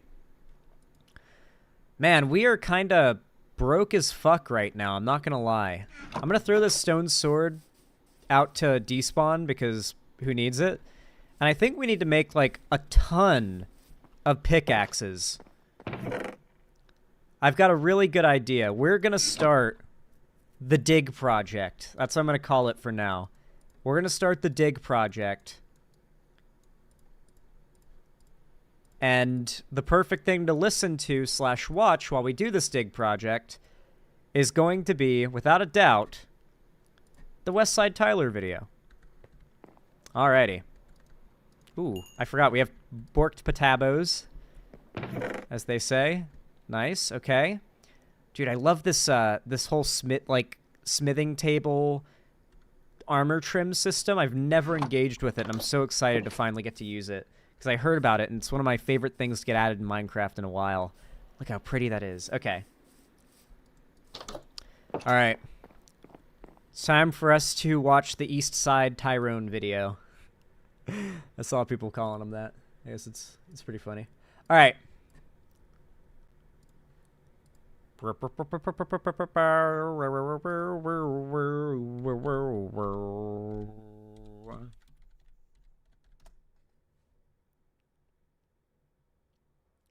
Hell yeah. Wait, went to the ER this weekend. Okay, I'm glad he's okay. Jesus. I did not expect that to be the first thing that comes up. I went to the ER. Oh. I'm sorry. Okay.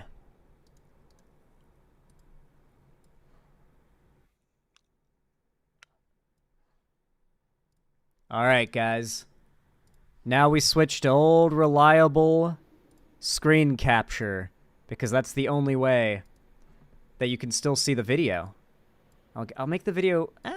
yeah, this is about big enough, I'd say. I'd say the video's big enough there. Okay.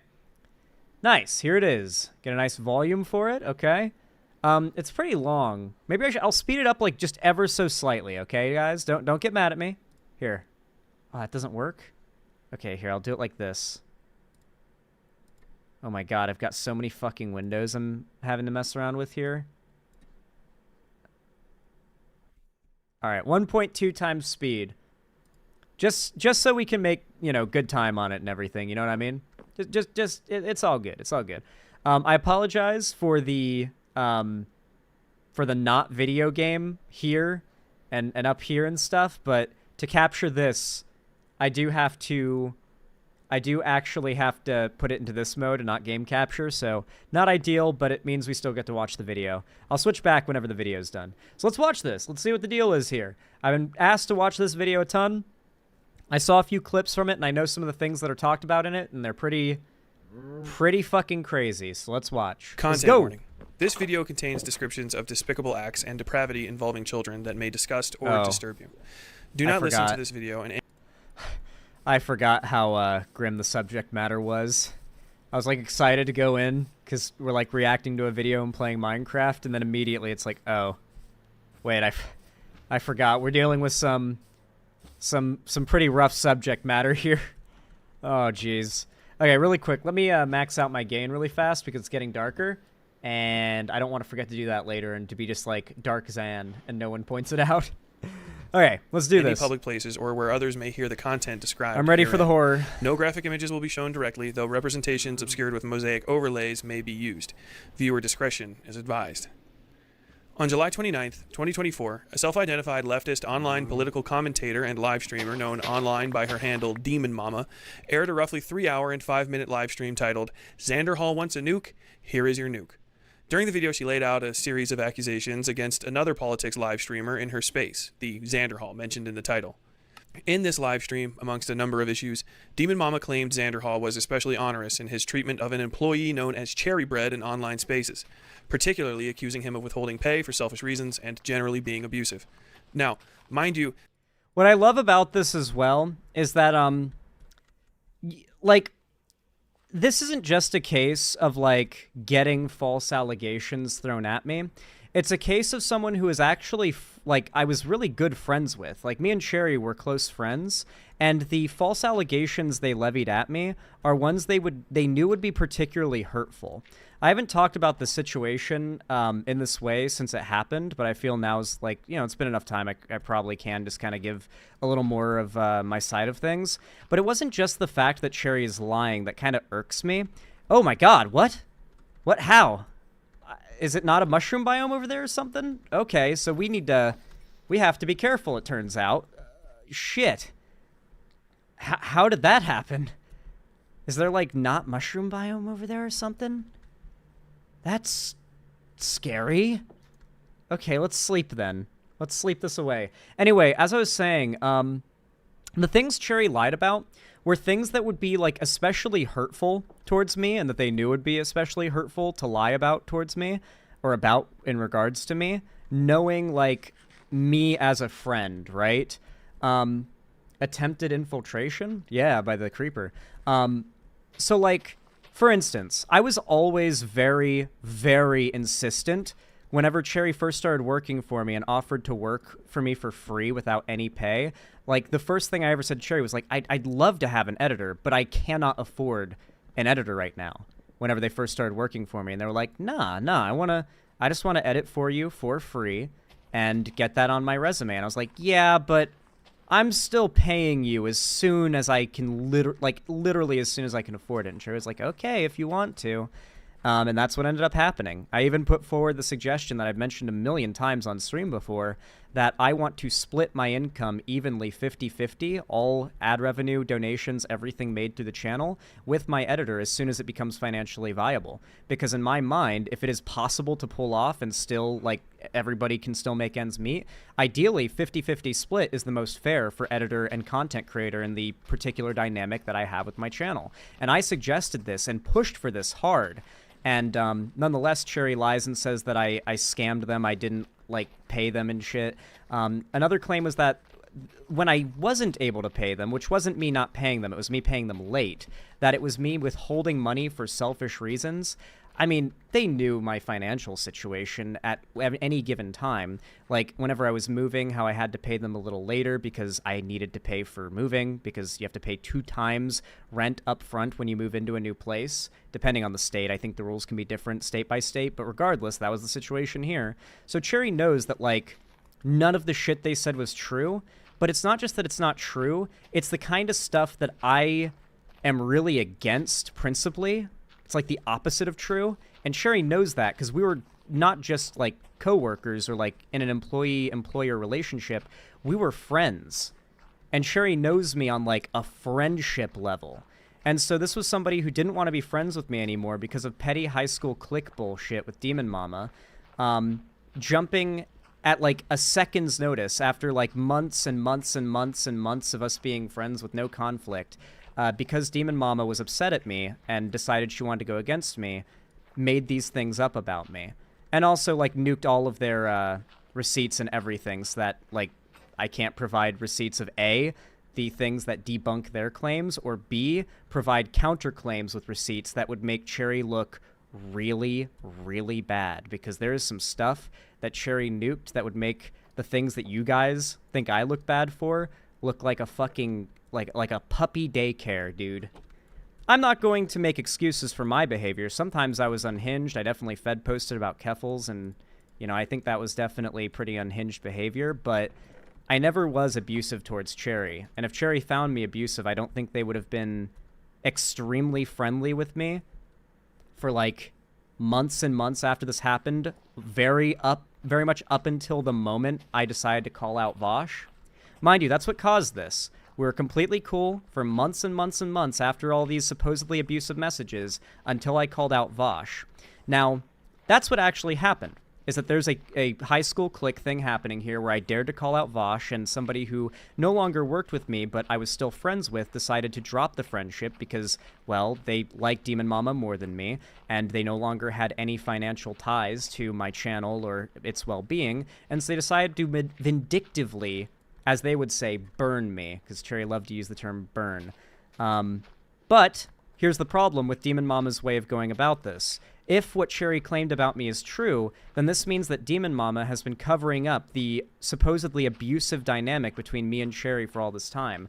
And so I think that's probably what stood out to Westside Tyler the most and made him investigate this more, was like, okay, so Zan does seem to be an abusive, unhinged asshole in these DMs. And fair enough, in those DMs I do look that way. But if this is the case, and Demon Mama's clearly known about this for like a year, why did she play...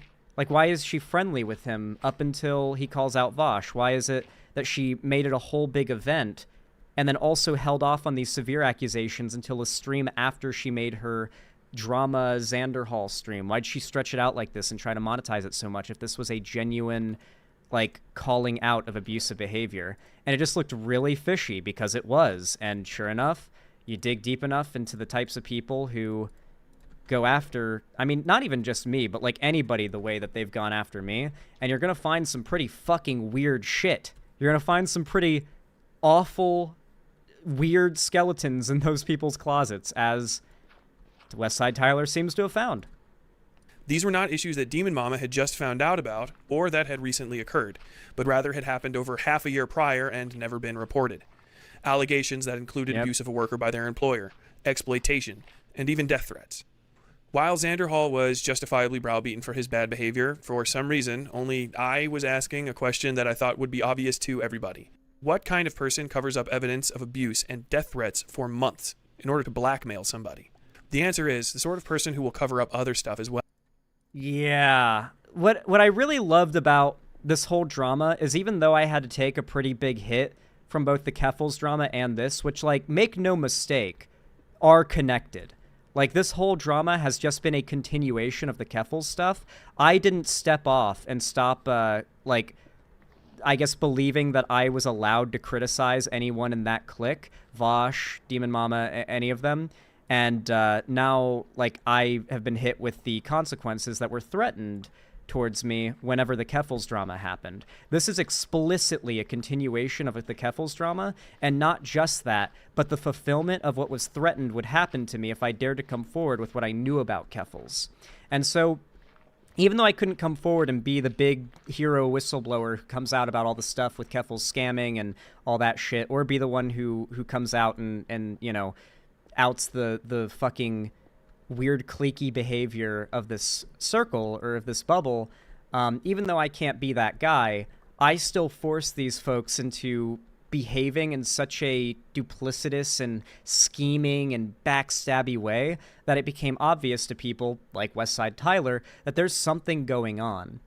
Even if it's not like explicitly like, oh, Zan's getting fucked here, they at least could not deny, and it became too obvious, there's more going on here than Zan's evil and I'm exposing his blah, blah, blah. Yeah, like, I appreciate Westside Tyler for this, because like he mentioned, very few seem to have thought about that. Well, and that answer led, obviously, to the second question. What kind of stuff? Fashion. He got uppity with me because I made fun of the idea. Anybody with a passing knowledge of Demon Mama knows she's closely connected to and in real life friends with Ian Kaczynski. Did Vosh say that I got uppity with him? Is that what he just said? Did he say I got uppity? He's talking about me there, right? Is he? That might be the funniest thing ever if Vosh called me uppity. I actually think that's the funniest thing I've ever heard me be called. Guys, did you know I'm uppity? Online is Vosh Vidya, or Vosh. I've been Vosh's there roughly before. half-decade-long career online has been plagued with a series of scandals involving his ready use of child pornography and child sexual abuse as Yeah. a rhetorical lever while crafting arguments. In fact, much of Vosh's rhetorical... Back whenever this stuff was, like, far more excusable. I won't say excusable, actually. That's not really the right word for it, because it's not excusable. When it was far easier to rationalize. The logic that I used was that, for example, Destiny was the one that kind of, like, pioneered the whole, like, online lefty streamer, progressive streamer, like, dirtbag left debate bro thing, right? Both me and Vosh were inspired by Destiny. Vosh might be a little more ashamed to admit that these days than I am, but, like, who the fuck cares if you like or dislike Destiny? He like, played a big part in inspiring me and getting me to where I am today. Like, even his website is built upon, like, my website is built upon, like, the publicly available source code for his, though they don't look much alike anymore because so much has happened with his site since then. But, like, regardless, you know, like, he has played a big part in both me and Vosh's, like, rise on YouTube. And one of Destiny's most famous sort of tendencies is to find the most egregious anecdote that you could argue or debate on. A good example would be, like, the morality of incest. Like, so if you isolate a particular incestuous relationship that can literally have absolutely no negative outcomes that you could possibly imagine, like any negative outcome of an incestuous relationship you could come up with, there is a reason for why it can't happen in this situation. Why would it be morally wrong to do incest in that situation? He would argue that kind of stuff and force people to, like, you know, think about the fundamental ideas they believe in, like incest is wrong, and realize, oh, wait, I actually don't have an argument for why it's wrong. I should think about that and make an argument, you know? Like, I'm kind of unequipped to argue with incest people. Like, isn't that kind of a problem if you can't immediately come up with a, like, all-encompassing standard argument for the rule that you hold about an insert thing always being wrong, right? And so, what I always believed, in the case of, like, a lot of those really fucking awful messages that people would tout about Vosh back in the past, I always thought it was just like, well, he's doing the Destiny thing. Like, he's doing the whole, like, debate me on whether or not incest is wrong, and then they come in thinking that you're pro-incest, and then in reality, you force them to, like, explain why they hold the position they have until they make the realization of, oh, shit, I need to think about this. I need to come up with an argument. I didn't have one. I didn't realize this. You know what I mean? And he even did the same line of argument on the context of CP, and I was like, oh, well, yeah, he's just doing the it's a horrible argument, but he's just making an edgelord, like, contrarian argument. I don't know if I agree with that as much anymore, guys. After the whole folder thing, it's kind of hard to rationalize that, I think, guys. Sorry. Oracle structure revolves around the use of sexual innuendo, and even outright gross sexual imposition against others. Some of the best-known memes regarding the, at the time of writing, 457,000 sub YouTuber involve painting him as a child sexual predator, and his well-documented and outspoken desire to engage in acts of bestiality as a male horse. This culminated in early February 2024, when Vosh accidentally streamed the contents of a folder filled with pornography to a live audience of thousands, including a drawn image involving children performing oral sex on a horse. This is actually an important detail for later. Now colloquially known as the Yeah, I run into a lot of people defending this shit by claiming that, I see people claim that it wasn't a child and that the character was a character named Frerin. I don't know how the character's name is pronounced. This is because there was a fake version of the screenshot of him opening the folder on stream disseminated around.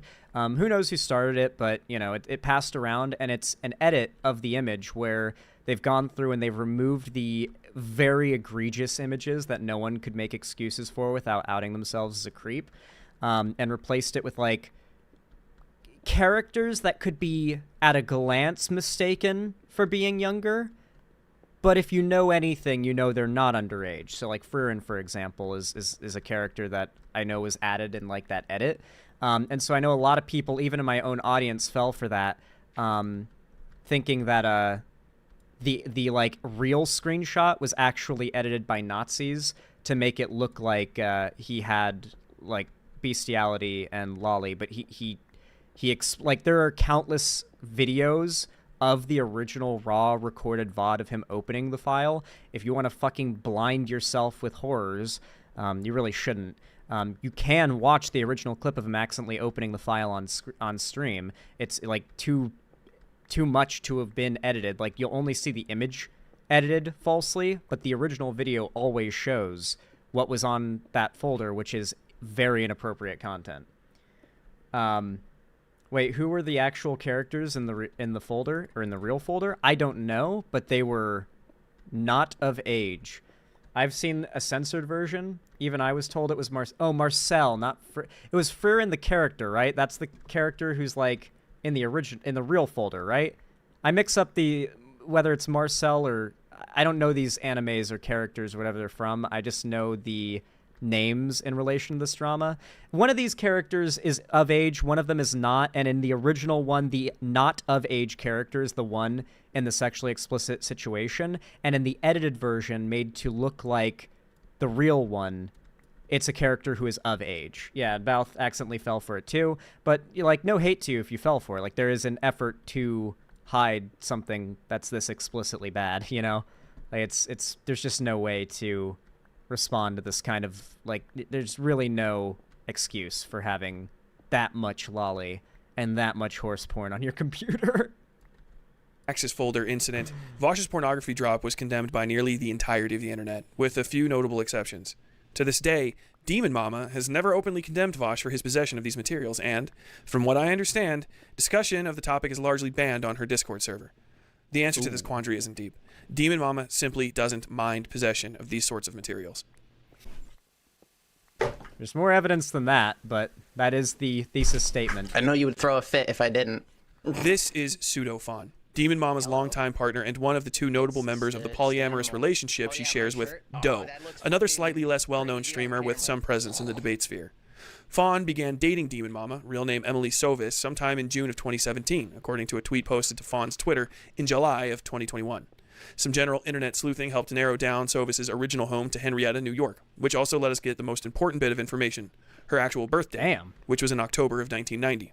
That makes Demon Mama currently 33, and, according to Discord messages, Fawn attended the first Salt Lake Comic-Con in 2013, at the age of around 16 to 17, which would make Fawn around 27 to 28 now. These ages aren't immediate. Yeah, we're about to get into the big meme, the big thing. The big allegation that, I don't know, listen, math doesn't lie, guys. Math doesn't lie. Immediately important, but they will be soon enough. For the better part of a decade, Fawn has expressed public interest in drawn pictures of children in sexual situations. There are a number of tweets to this effect, but to quote a couple of them... Dude, I thought there would be, like, one or two of these, like, Shotokan tweets. Like, I thought it'd be, like, one or two tweets that could theoretically, potentially be spun as just a joke. Turns out it's, like, it's very much not something you could, like, try and hand wave as a joke. 17, which would make Fawn around 27 to 28 now. These ages aren't immediately important, but they will be soon enough. For the better part of a decade, Fawn has expressed public interest. Yeah, that's a lot of tweets, of children in sexual situations. Those aren't jokes. That's too many to be jokes, guys. And even if they were jokes, they would be disgusting fucking jokes. I'm not going to read out any of these. I refuse to have a soundbite of me saying anything that's been tweeted here ever on the internet. So you can read them yourself, but they're bad. They're not. You probably just shouldn't read these. Are a number of tweets to this effect, but to quote a couple of them, I am extremely out of the loop in the world of pornography, probably because all I care about is trap and shoda dojins. Tyler is a braver man than me, dude. He is a braver man than me because I will not read those quotes out myself. I will not allow there to be video clips of my voice reading those. I absolutely refuse. No, thank you. Shoda is Japanese drawn pornography of prepubescent boys in sexual situations. Also, yo, can anyone hook me up with about 4,000 drawings of traps, shodas, and new hats where I can crop solely to the face? Thanks in advance. Understanding the ages of the individuals. Slashy says, am I allowed to be a Vosh fan still? I mean, I'm not going to ban you for it, but, like, it's more so a matter of, like, socially are you allowed to? Like, are you going to be able to socially get away with it? And I'm not in control of that, you know? It's up to the chat. It's up to my community. Because I feel like most of my community at this point does not see this as in any way, shape, or form acceptable at all. So I'm going to take a wild guess and say probably shouldn't be too loud or proud about it.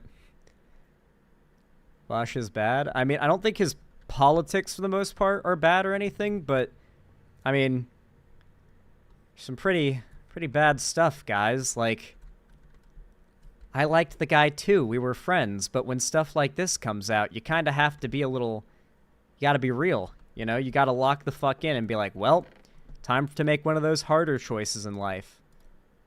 You know, about who you're going to be friends with, whether or not you're going to let yourself enable bad behavior because you want to continue being friends with someone who's doing bad shit or has some shady shit going on. Anyway. Involved, and the context of what led them to this point is important in understanding the actual gravity of the situation when we get to the interview portion of this video and hear from a person who is victim. To be fair, I didn't even burn the bridge with Vosh. That's the funny thing as well. Like, I won't even take credit for burning the bridge with Vosh because I actively was just like, I mean, I haven't talked to him. I'm not really, like, close to him and haven't been since before the folder thing even happened. But, like, if I'm going to call him out, I at least want to do it in a way that could potentially lead to a productive debate and not, like, a drama shit stir.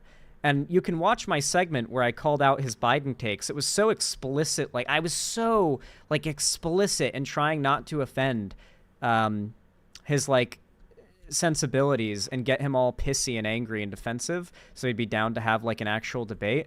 And he got all pissy and angry and defensive anyway. It's like, well, fuck, man. I tried. Like, I tried to have the debate that people would want to see where it's just, like, us having a productive conversation. And still it like blew up because apparently you're not allowed to speak out. You're not allowed to go against the flow. Victimized by these two individuals and who would have been around 13 years old when he started talking to Demon Mama in 2016. We'll get to that shortly, but to clear any confusion, Doe expressed interest in such materials and was still sharing and even making them as recently as this year. Sharing their art depicting extremely young-looking animals and their own childish... Dude, this makes me so upset because Doe's always been so nice to me. Like, I feel like Doe hasn't really been involved with the drama or anything. And, like, I had no clue there was, like... I thought, like, Doe would be pretty clean of any weirdness and all of this, I guess. I don't know. It's always been pretty nice to me. I think they meant Fawn, not Doe. But Doe's... I mean, maybe. It's easy to mix up Fawn and Doe, but, like... Because they almost mean the same thing, but wait, do they actually mean the same thing? Is a fawn and a doe are they the same thing? Like, a doe is a baby deer, a female baby deer, right? No, a doe is a female deer because doe is for deer, female deer, Sound of Music, and then a fawn would be a baby deer, right? He did post a correction. He meant fawn. Oh, okay, thank God, dude. Yeah, because doe's chill. I was about to say, like, what the fuck, like. I've got no complaints in my department about Doe. Like, it's just been pretty chill, you know? I don't think it's gotten involved in the drama, really. I mean, maybe on Twitter or something, but I haven't seen it. So, that's my take. Avatar creature on furry fetish website E621. They are categorized as children in the tags. If you are a remotely normal person, you will hear the things that I'm saying and probably think to yourself, what on earth is going on with these people? I asked the same question, and a very, very curious thing happened. A lot of people from Demon Mama's community and the larger Vosh orbiter space seemed extremely concerned about everything regarding the way I talked about her bizarre behavior, except the fact that her partner of over half a decade likes polishing the carrot to drawn pictures of children in sexual situations. These include names of people like Somniostatic and Gay Fesh, who are often seen in Vosh's chat. What's so crazy is that these are names that, like, I've seen this clip because people in my chat were like, yo, Zan, you're not going to believe it. Somniostatic, I don't know if Somniostatic was ever super active in my community, but Gay Fesh was. And I banned Gay Fesh because I think they were being annoying one day. Maybe it was during a drama that they, like, jumped on my dick for. Just jumped all over my dick during some drama, and I was like, nope, you're gone. Get out! I'm pretty sure that's how it went.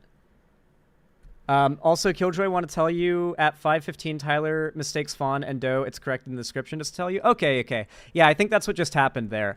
Dolphin! This game's so fucking pretty. Chat, giving donos, and outside of Vosh's chat doing whisper campaigns and trying, sometimes successfully, to get people's social media accounts shut down. But they can't all know each other, right? Well, here they are in Demon Mama's stream at the same time during a reveal of her fursona. Posadas John, another consistent Vosh pay pig, is also there. And they all know the porno artist who drew Demon Mama's fursona, creature thing. And I find that strange. But for some reason, it's hard for people to articulate these ideas in this space because there's something of a cult of personality around Demon Mama, Vosh, and the other individuals mentioned. A cult that I believe threatens, coerces, and blackmails other creators into obedience. And it sounded much, much more far-fetched, even to me, when I was just sharing my thoughts about it on stream. But you know who didn't think it sounded far-fetched? The person I'm going to introduce you to right now. All right. So go ahead, introduce yourself, and then All right, guys. So this is going to make up the majority of the video, according to people. You guys know, like, all the iconic art on Demon Mama's channel, right? Like, the ones where it's... like, the most notable part of the art style are, like, the really big eyes. It's, like, the cute art style. The, like... here's, like, the most iconic image is the one of RGR looking angrily at a shoe. That's one of the most iconic images that this artist drew. This artist was, I believe, underage and underpaid by Demon Mama. So we're talking full-on... The allegation here, I should say, is full-on, like, exploitative child labor on the part of Demon Mama, which is a pretty serious allegation. Like, arguably more serious than what she alleged towards me. Well, actually, no, I guess she did allege that I committed a crime. She tried to accuse me of making, like, legitimate death threats towards Keffels, which, for those who don't know, is, like, all but calling for me to be arrested for committing a crime. I don't believe that, like, angrily Fed posting about someone that you hate and absolutely not acting on what you say when Fed posting, like, a year later even, counts as, like, an actual threat. But, the allegation of that is a full-on, like, crime. Like, actually, there have been dudes who've been, and these stories have always been, they go viral because it's such bullshit, but it still happens. There was a guy named, Jacob Palalt, I think his name is. Joe Jacob Palalt, I think he goes by J Palalt on YouTube. It's the T is silent though, but I say it out loud so people know what to search. He is known as the RuneScape Felon. That is his nickname because he was playing RuneScape with some friends and he just kind of made like an edgy joke. I think he said he was gonna like blow up his friend's house or something, and I think he might have also made a joke about doing that to a school, which is really bad. So granted, this is a really extreme example. The things he said were like very eyebrow perking, but very clearly jokes and in an online game chat. The FBI came to his door. He was sentenced to like 8 years in federal prison, medium security. And, yeah. They fucking got him. Like, it's really bad. He's out now, and he does, like, great podcast appearances talking about it, his time in prison, the trial and everything. But, like, to be very clear here, the accusations, the false accusations that Demon Mama made towards me, like trying to frame just me like angrily Fed posting with a friend who was also angrily Fed posting because, you know, Cherry had just gotten fired by Keffels and was really mad about that. Like, to claim that I was genuinely threatening violence is literally, like, falsely accusing me of a crime publicly. If it's private and not directed at said individual, it's not a death threat, it's just venting. If Cherry didn't release them, correct me if that's misinfo, they did. Then Keffels never would have seen them and never would have felt threatened to begin with. Well, Keffels doesn't even feel threatened, funnily enough. Like, Keffels' reaction was just like, man, Zan's crazy for that. And then she's retired from the internet because she has absolutely no career she can return to after what she got exposed for. So yeah. Yeah, I don't know what else to say about that, I guess. I guess that's just like, man, I'm just talking about everything now. It feels good. I feel like a weight is off my chest. Holy shit. We can just hop into the timeline of stuff. Okay. I am Glooby. I was a thumbnail artist for Demon Mama, and I've known her for about 8 years. Yeehaw. I would consider myself, or I did consider myself, a close friend of hers for a good amount of time. I suppose I should just get into the timeline then. I met Demon Mama, as she's mentioned on stream a couple times, on Overwatch in 2016, late 2016 at the latest. I was 13, 14 at the time, and our relationship just started off like friendly, and we played games together. I eventually was introduced. Zan, had you had this experience before moving to Seattle, would you think you would still move or went somewhere else? Oh, I'd probably still move here, yeah. I definitely didn't move to Seattle just because I had friends here that were YouTubers. Seattle and the Pacific Northwest in general have, like, a lot of things I've always wanted.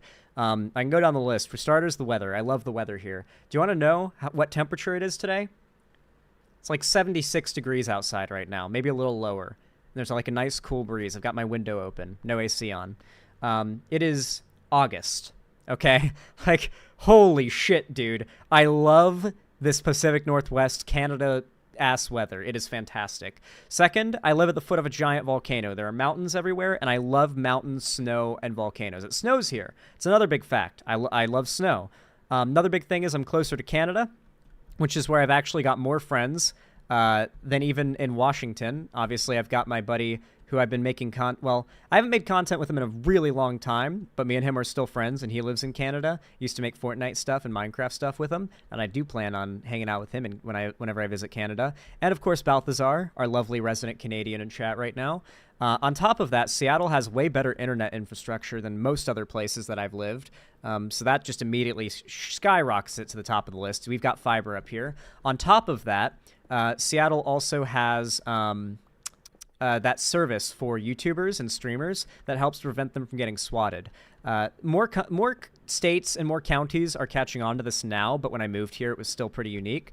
And that's that the Seattle Police Department, SPD, actually will let you call them and explain to them that you're an online or just general public figure with a platform, and you can tell them your address and make it so that they'll call you and like give you fair warning if they ever get a call to your house, and you can like explain the situation to them first, disarm the situation, talk to them when they knock at your door, and it just ends up being like a quick conversation and they leave, rather than cops kicking down your door and like pinning you to the ground with guns to you if you end up getting swatted. So that's a huge factor. Yeah, there's a bunch of reasons why Seattle is really good. The only other place I think I'd consider moving to would be Colorado. Like, the only other place I would ever consider moving to besides Seattle would be like around Denver, Colorado. But like, as much as that sounds nice, because I'd be trading the ocean access I have here for more snow. And I do love that Colorado has a lot more snow. And a time might come in my life where I'm like, fuck my ocean access I have in Seattle. I'm moving to Denver so I can have more snow. But I don't know if that's going to happen. I really think the balance of like I get a nice dusting of snow during the winter here, and I have access to the ocean, and I can see killer whales and stuff on like a charter boat or a ferry or something. There's just so many reasons why like I've always wanted to live in the Pacific Northwest. So no, I don't think I would change anything in regards to that. To her partners, and we played as well. And can I ask you a little bit about those? So how did you how did you first meet for real? Like, so what you said you were playing a game. What game were you playing? And how old were you at the time? So I was 13 or. The RuneScape guy also had weird stuff on his computer, not just death threats. The case stated that he had material related to the Columbine shooter and other serial killers. Actually, no, Dense Pixel, because I know the guy's actual story and I looked at the court case stuff. What actually happened, and this is hilarious, Dense Pixel, they claimed he had a video game on his computer that was a recreation of the Columbine shooting. What actually happened was a friend of his on Discord or like Skype, I forget which messaging service it would have been at the time, sent him a link to that game because it was like a meme at the time, a horrible meme, but you know, the internet was a different, once again, it was a different time online. The general sensibilities of the internet change like insanely fast. And people's memory like goes away really fast too. People forget this stuff. But what actually happened is he was sent the link to the game and he went to the site, looked at like the website for the game just to see what everyone is talking about, and then left. He never even downloaded it. In court, the judge ended up saying, like, so they claim you downloaded this game. And he was like, no, I didn't download it. I actually looked at it on its website and then moved on with my life. I didn't download it. And the judge went on to say, all right, I'll just give you that point because I don't even know what download means.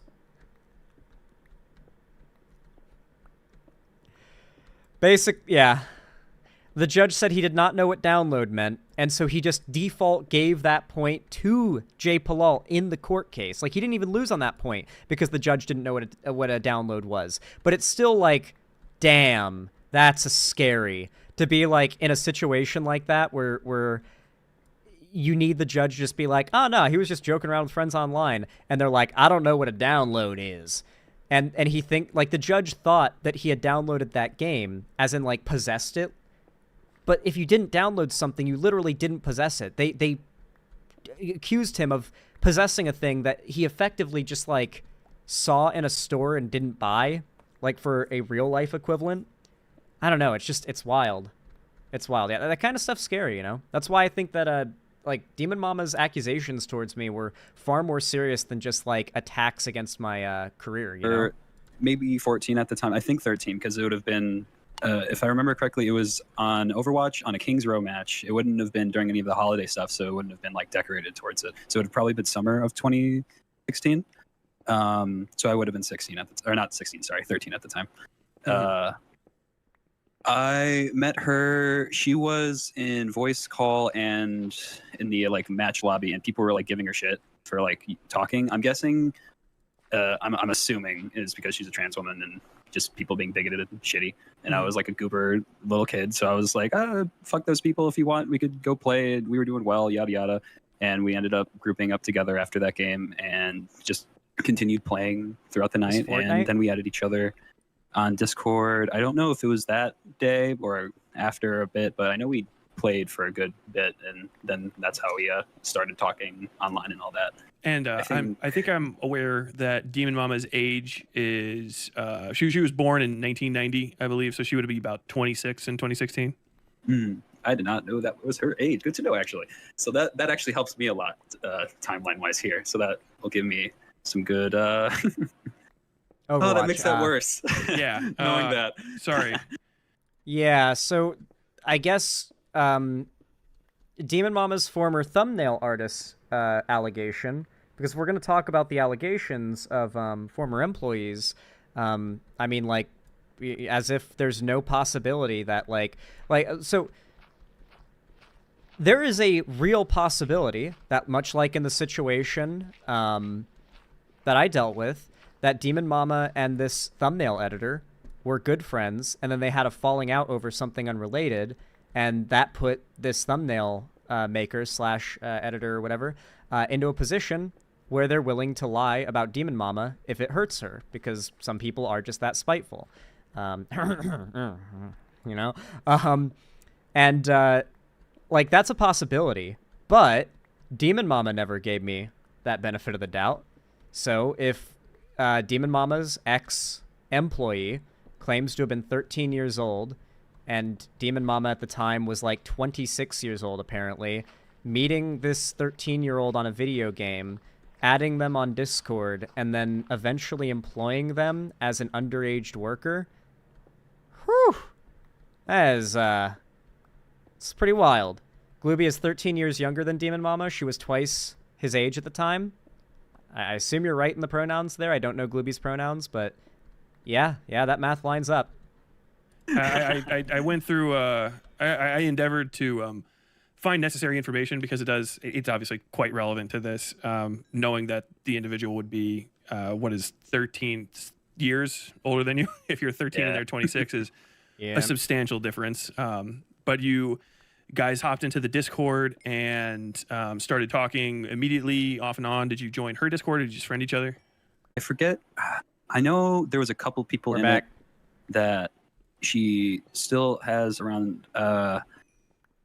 I know Fawn was in it, a partner at the time that she had, that she's not dating anymore. Some other folk that were just chill. What's it called? I know at first it was just DMs, and then I was invited into a server where we would go into VC, and it was either a server or a private DM call, or like one of the group ones. I can't remember specifically, but I think it was a server because it had VCs and text chats. Mm-hmm. I think. And what did you guys talk about, and what was the nature of the server? It was pretty casual. I know there was an art section, so it might have, it definitely, okay, so it was probably a server then if it had an art section, and I know Fawn posted her stuff there, and I posted my stuff there. If it wasn't a server, then it was definitely in DMs or a private chat with all of us in it, because I remember us talking about the different art, and Demon Mama being there, and Fawn being there, and some other folk being there. I don't want to name them. If I do name these people, I don't want them to like get thrown through the gutter for this because they were just there. My primary focus on individuals that would have been around Demon Mama at the time are on people that are still around her now. Okay. So Demon Mama, Fawn, notable figures in her community like Gay Fesh and like any of those individuals, I would like for you to bring up if it's okay with you. But do I just have like a freak radar? Because I can't claim that I like knew what was going on with these folks, but like I did end up like I banned Gay Fesh from my community for being just weird, like not years, but like a year before all this shit went down, you know, like there was just something off, you know, and I booted them out, and then all this shit comes out, and it's like, well, guys, I look really prescient now, what's the word for it? Not prescient. What's the term for it? Like, I look omniscient now. I look like I can tell the future. Whatever term you would use. I look real smart and like a real predicty boy now. But I promise you, this was a fluke in this respect. I did not know about this shit.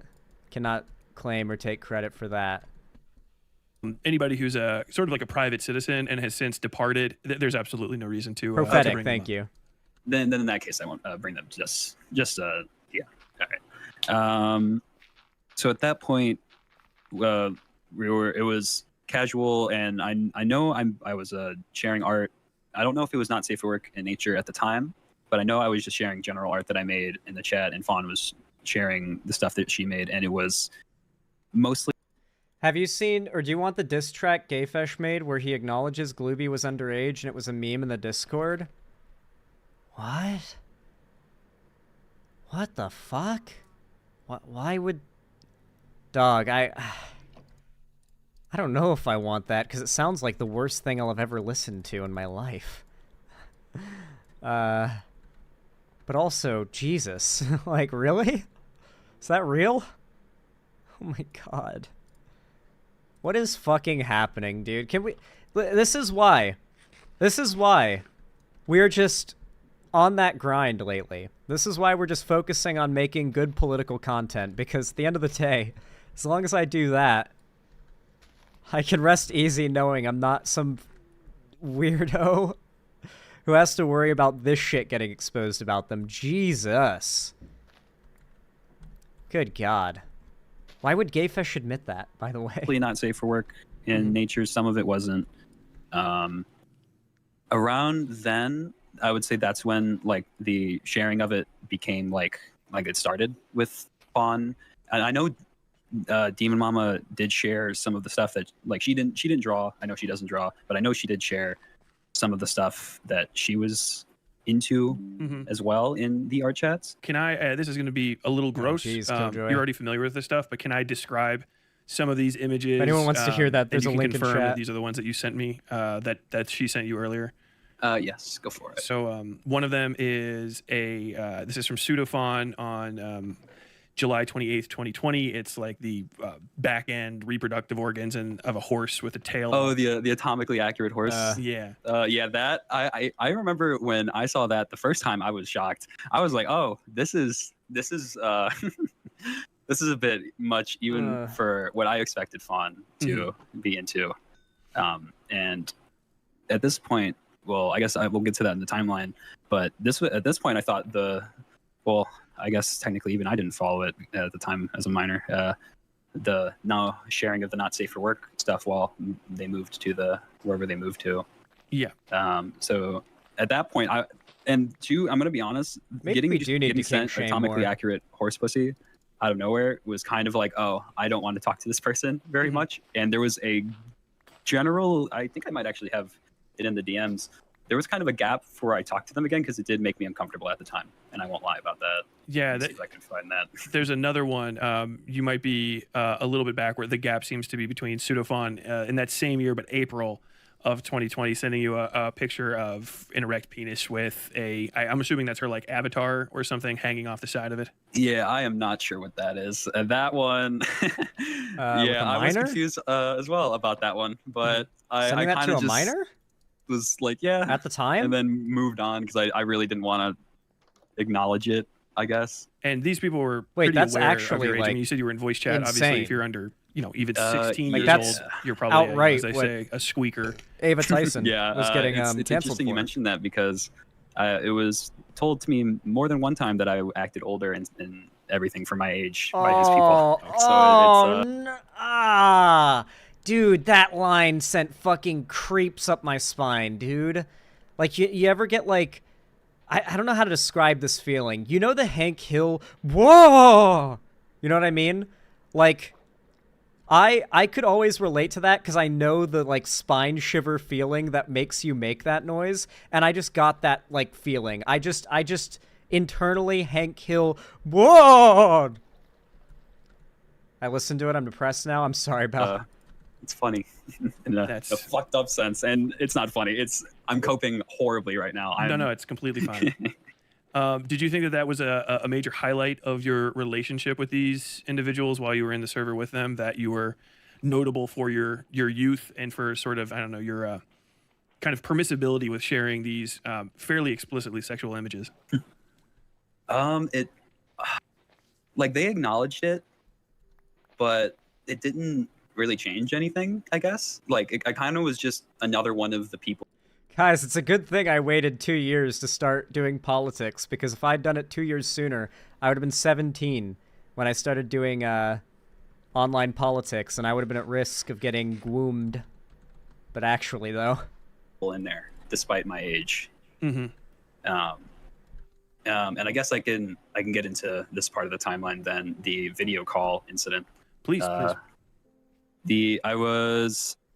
I think we were playing games at first, but it ended up being either we were playing games or drawing or hanging out or something. So I know Demon Mama and Fawn were in the call, and Fawn turned on her camera, and I look over, and she's flashing dildos on her screen and laughing. Mm-hmm. And what's it called? Demon Mama did, I will mention, Demon Mama did go Fawn, like telling her to stop, but it did not stop Fawn for that to then go into detail and tell me which dildos were with a joke minor dildos and ones she actually used.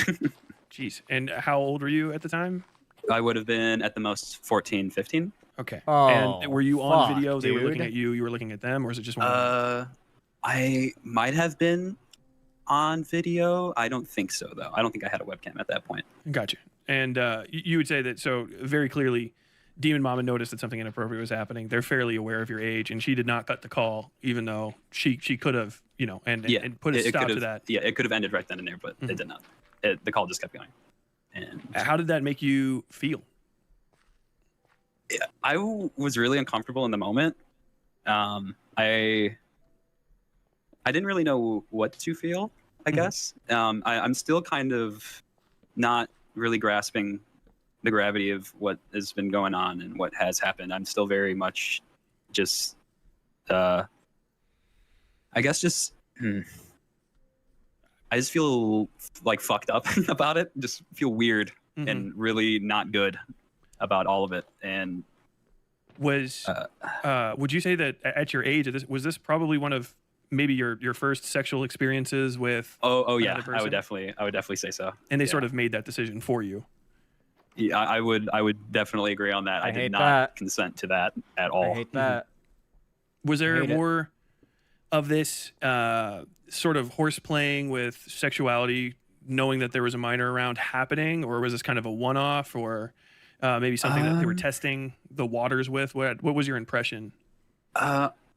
Honestly, now knowing what Fonz tweeted, I don't know if there was anything malicious going on. I don't want to like imply that I feel that way, but it is really weird that she was so open to talk about her kinks and like do that and share her not safe for work. And a lot of the not safe for work she did share with me around that time was like Binding of Isaac characters and the stuff she still draws as Binding of Isaac characters. And if you know what Binding of Isaac is, it's about like dead babies and kids. Dude. Yeah. I've never played Binding of Isaac, but I know the story, and yeah, it is about like a kid dying in a chest or something. Like, correct me if I'm wrong, isn't it like you're basically playing the last lingering brain waves of a child suffocating to death inside of a chest? That's my understanding of the game. Like, at the end, you pass on into the afterlife. Like, you are the child's soul passing on. Is that religious trauma too it's about? Yeah, that's pretty fucked. I mean, the game story is cool, not my thing. Really fucked to draw porn of the little dead baby characters in Binding of Isaac. Pretty weird. Pretty not normal. When did you find out about Fawn's Twitter and her sort of predilection towards being very open with a sexual attraction towards minors?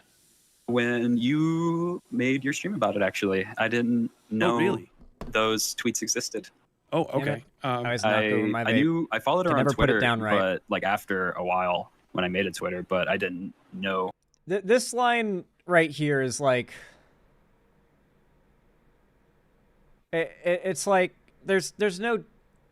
One thing that really stands out to me too is how frequently these messages or the DMs predate 2015. Death threat Andy. Oh, a pedophile defender in chat. I shouldn't say that. You're defending the things being discussed here that seem somewhat pedophilic. Yeah, these are just allegations, guys. I can't put my full weight behind them. They're just allegations. Take them with a grain of salt. But I'd be irresponsible not to cover them. Just as Demon Mama would have been irresponsible not to cover the allegations against me, right? I'm saying this because she's inevitably going to make a video where she accuses me of being transphobic and engaging in what's it called? Pedojacketing of a trans creator. She's going to accuse me of that, as she has Westside Tyler for covering this, even though the majority of his video is him interviewing an ex-employee of hers who is a minor when they worked for her, are claiming to have been scammed for like thousands and thousands and thousands. Like, every single claimed accusation here, which has far more evidence than the ones made towards me, is worse than the allegations made towards me. And like, Demon Mama actually seems to have done these things. Oh my god. I don't think that would be an excuse for my bad behavior if I was bad, but like, it's still pretty, I don't know. I just think it sucks that this stuff happened, but it's nice that it saw the light of day, because it happened, and I'm just glad it's out now and that people can see what they see and evaluate as they please. Has DM or Vosh responded to any of this? My understanding is DM's community is working right now to get Westside Tyler banned from YouTube. Supposedly they're engaging in a mass reporting campaign on Westside Tyler's channel to silence this and to get it taken down.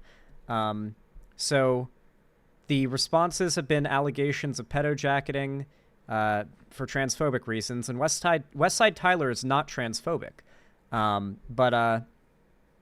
Yeah, pretty much that's what I'd expect. I heard something related to a horse. Oh yeah, plenty of horse-related things happening in this story. Unfortunate stuff. Unfortunate. Horses have a they're just dealing with too much shit in regards to this drama. Those leave the ones horses existed, alone. And when I realized it matched up around the time that I met her and started talking to her and interacted with her, it made me really uncomfortable knowing that she was sending me all that stuff and talking about all that stuff while actively jerking it to Shotokan. Mm-hmm. I don't want to press you too much more on that, but do you think that there's a direct relationship between their, maybe not necessarily Demon Mama as well, but certainly Fawn, their relationship with you and these tweets that they were making? Do you think that there's possibly a direct connection? Because they're almost doing this exactly the same time. I really don't want to believe that. I really don't want to think that she did that and thought like that.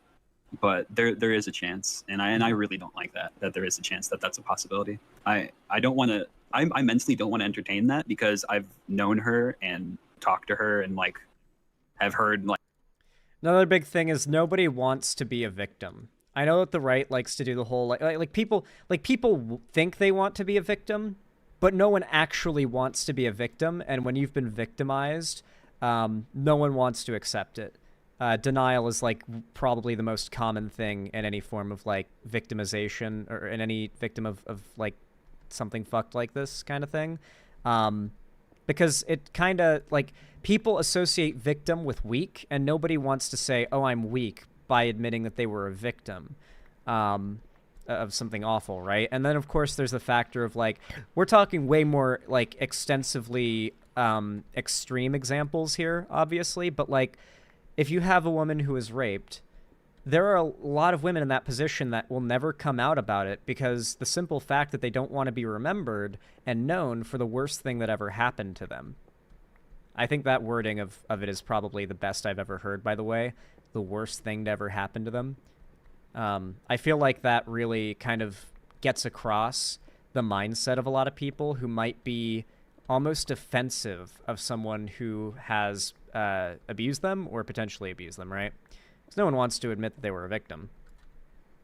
Like sad, fucked up shit from her and her. Like we've had one-to-one conversations about our existences and all of the fucked up shit in our lives, et cetera, et cetera. Mm-hmm. But like, I guess because of how I viewed her as a friend in quotations, because of our very fucked up relationship, it hurts me to know that that's a chance.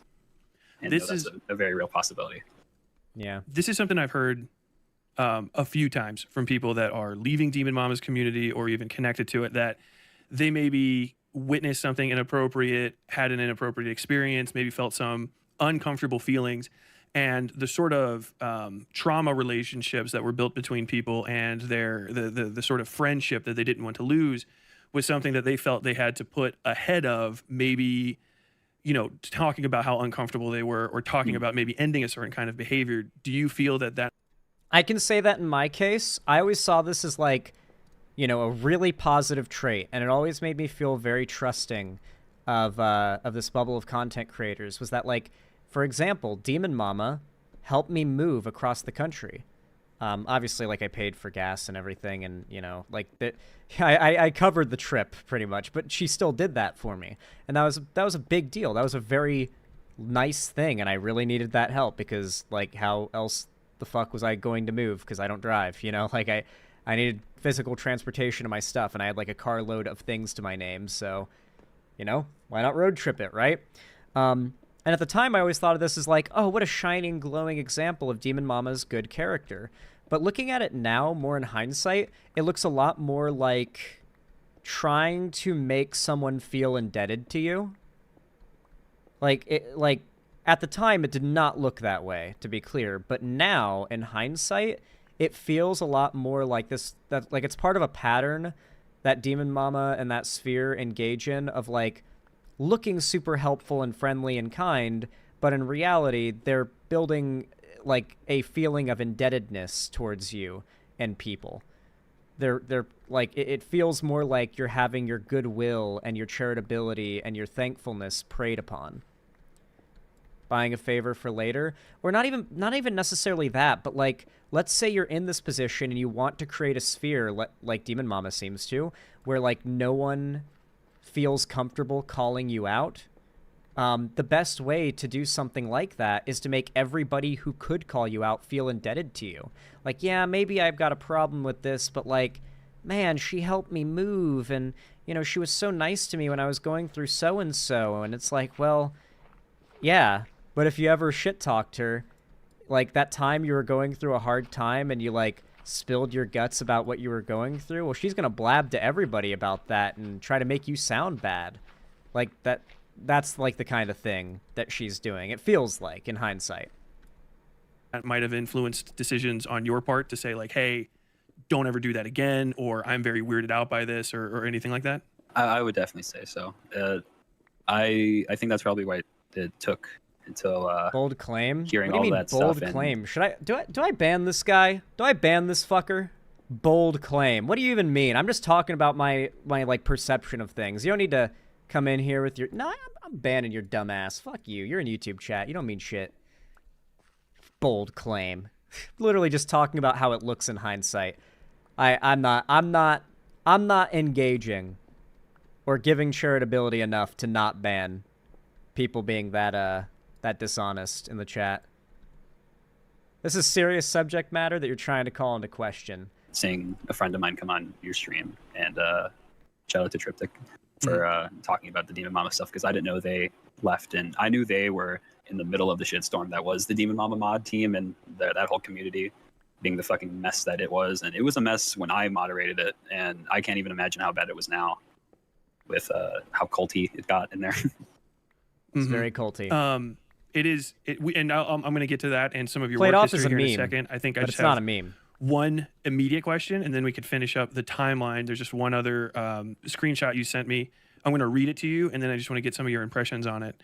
You guys were talking about some other stuff. It might feed his ego, but it's really funny. This is from July 8th, 2021, about a month or a year after some of those previous ones.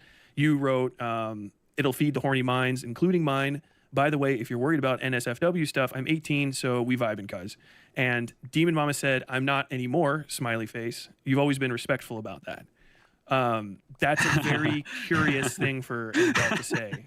Oh, lovely. Oh, we're getting into this. Oh, yeah. Okay. So, when I forget when this happened, but I was probably, I think maybe 15, 16. Whenever she moved to Seattle or Washington or wherever the hell she is, I was told not to send Not Safe for Work to her anymore, because the state and wherever she was moving to, that would be a huge no-no. But not because you were a legal minor. Is it not illegal to do that kind of stuff with minors everywhere in America? Well, I guess red states exist, where like Republicans have all but made pedophilia legal if you're like a conservative. But like, where was Demon Mama coming from that like their interactions would be considered illegal here in Seattle and they'd have to stop? Or in Washington? Like, what? I don't even know, dude. You know what? I'll give... Here, this is my one bit of charitability, okay? Demon Mama introduced me, when I moved to Seattle, to a bomb fucking fish place. It's a really... I'm not going to dox its name because, like, it's in the neighborhood. But... it's a really good place. It's really good fish, and it's good. I like it. I go there still. And I can thank Demon Mama for introducing me to that place, but outside of that, she kind of sucks. Yeah, no. Before that point, it was free game. And so, were these things that she not just welcomed, but like asked for? Was there any aspect of like ordering? Yeah, it's a so fish to say. place. That's all I'll tell you. I wouldn't say that. Not doxing anybody. It was Or very myself. like just casual. Like I was just one of the what's it called? It's one of the boys. Just we're chilling. We're sending each other our art and the stuff we like, and just kept going until that point. And it did stop for a good bit. I think it stopped for a good bit on my old account, because I remember her being very like thankful about it at least once, and before the screenshot that I sent you. Mhm. But I guess that didn't last very long. And if I have another one up here. I think this maybe you sent a picture of buttholes to Demon Mama, and this is November 27th, 2019. Which is, of course, it's called Draw Pile. It's supposed to get wild. How are you? Good dude. Drawing buttholes for the first time. She says good anatomy practice. And then you guys kind of start a conversation. So this is you've sent pornography to an adult who is at least, I was like 16 or 17 at that point. I would have been 17. Which we did. So she's going to be about 29, 30 years old. There's no judgments to you. I think that if a minor sent me a not safe for work drawing, I would probably just say, don't do that anymore.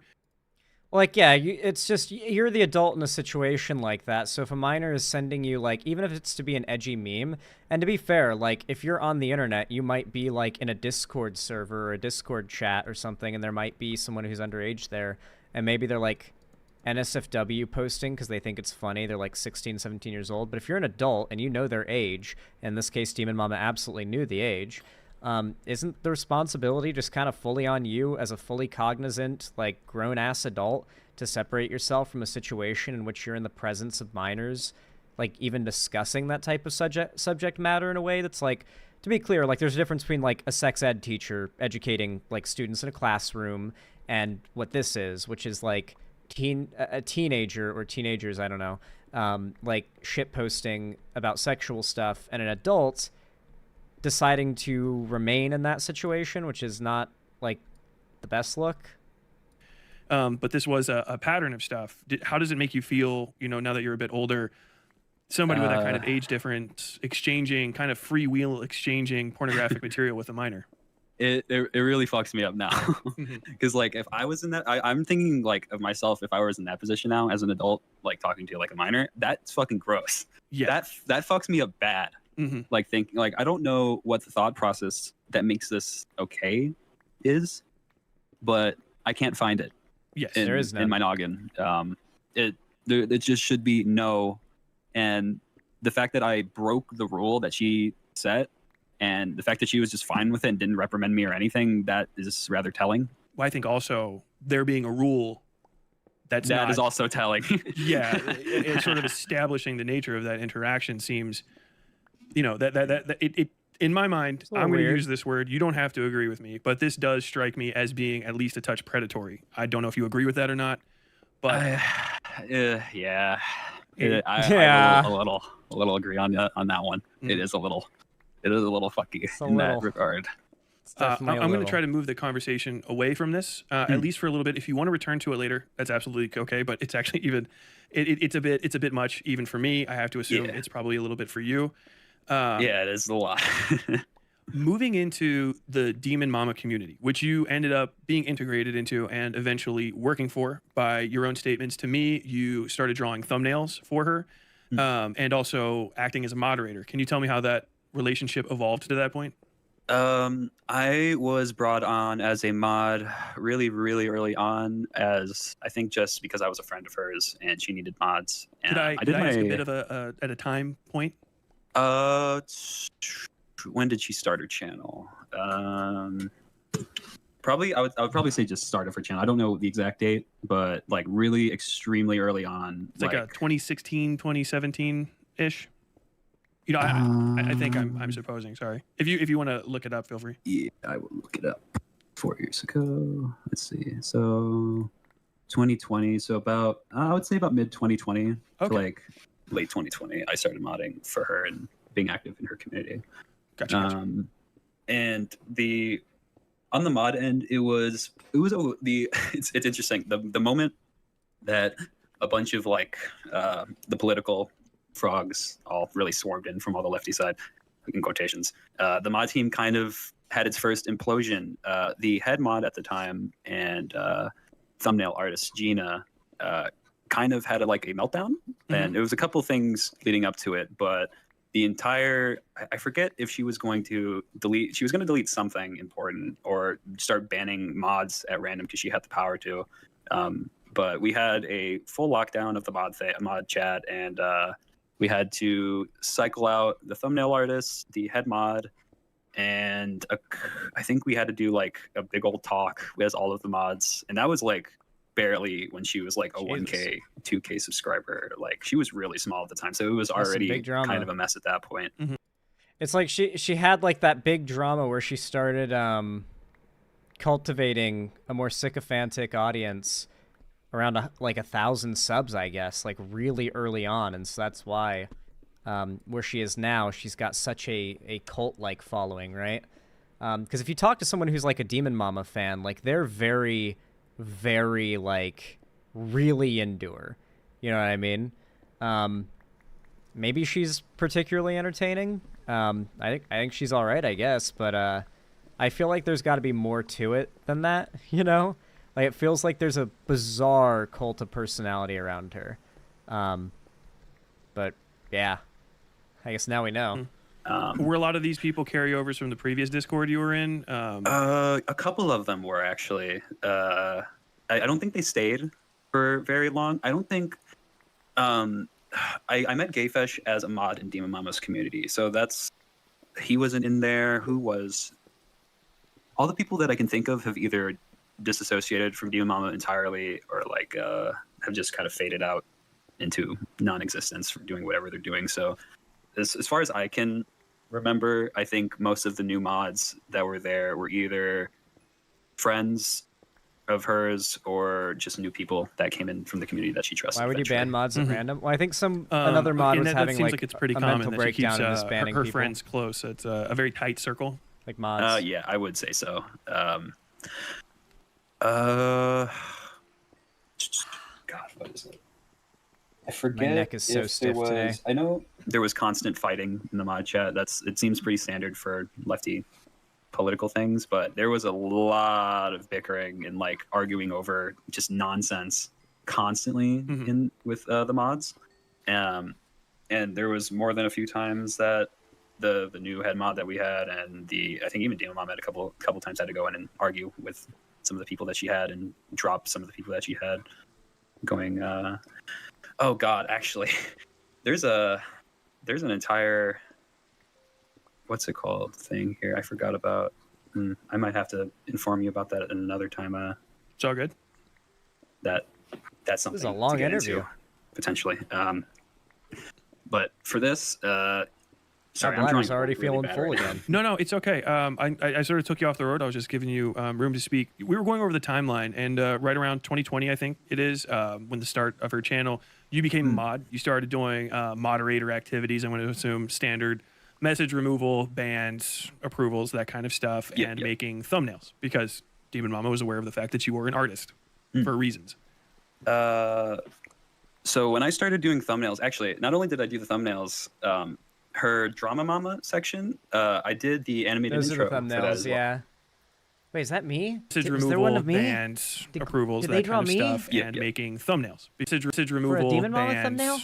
I think. Message removal for reasons. So it looked like ass, and like it's like. Oh no, that's Michael Knowles.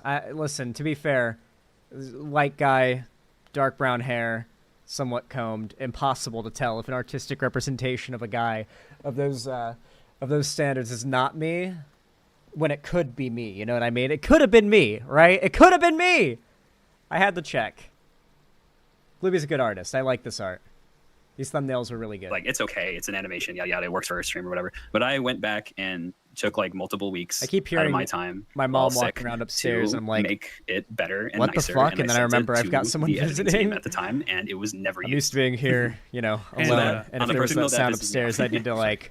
To clarify, go for my case. This is right around the time that, or after the time that you contracted Lyme disease, which is something you're still living with now, and is fairly serious. June of. Honestly, it would have been at the end of that year because of COVID. Yeah, at the end of that year, I got COVID, and it triggered the Lyme disease that I had dormant in my body since I was a little kid. Dude, and, COVID.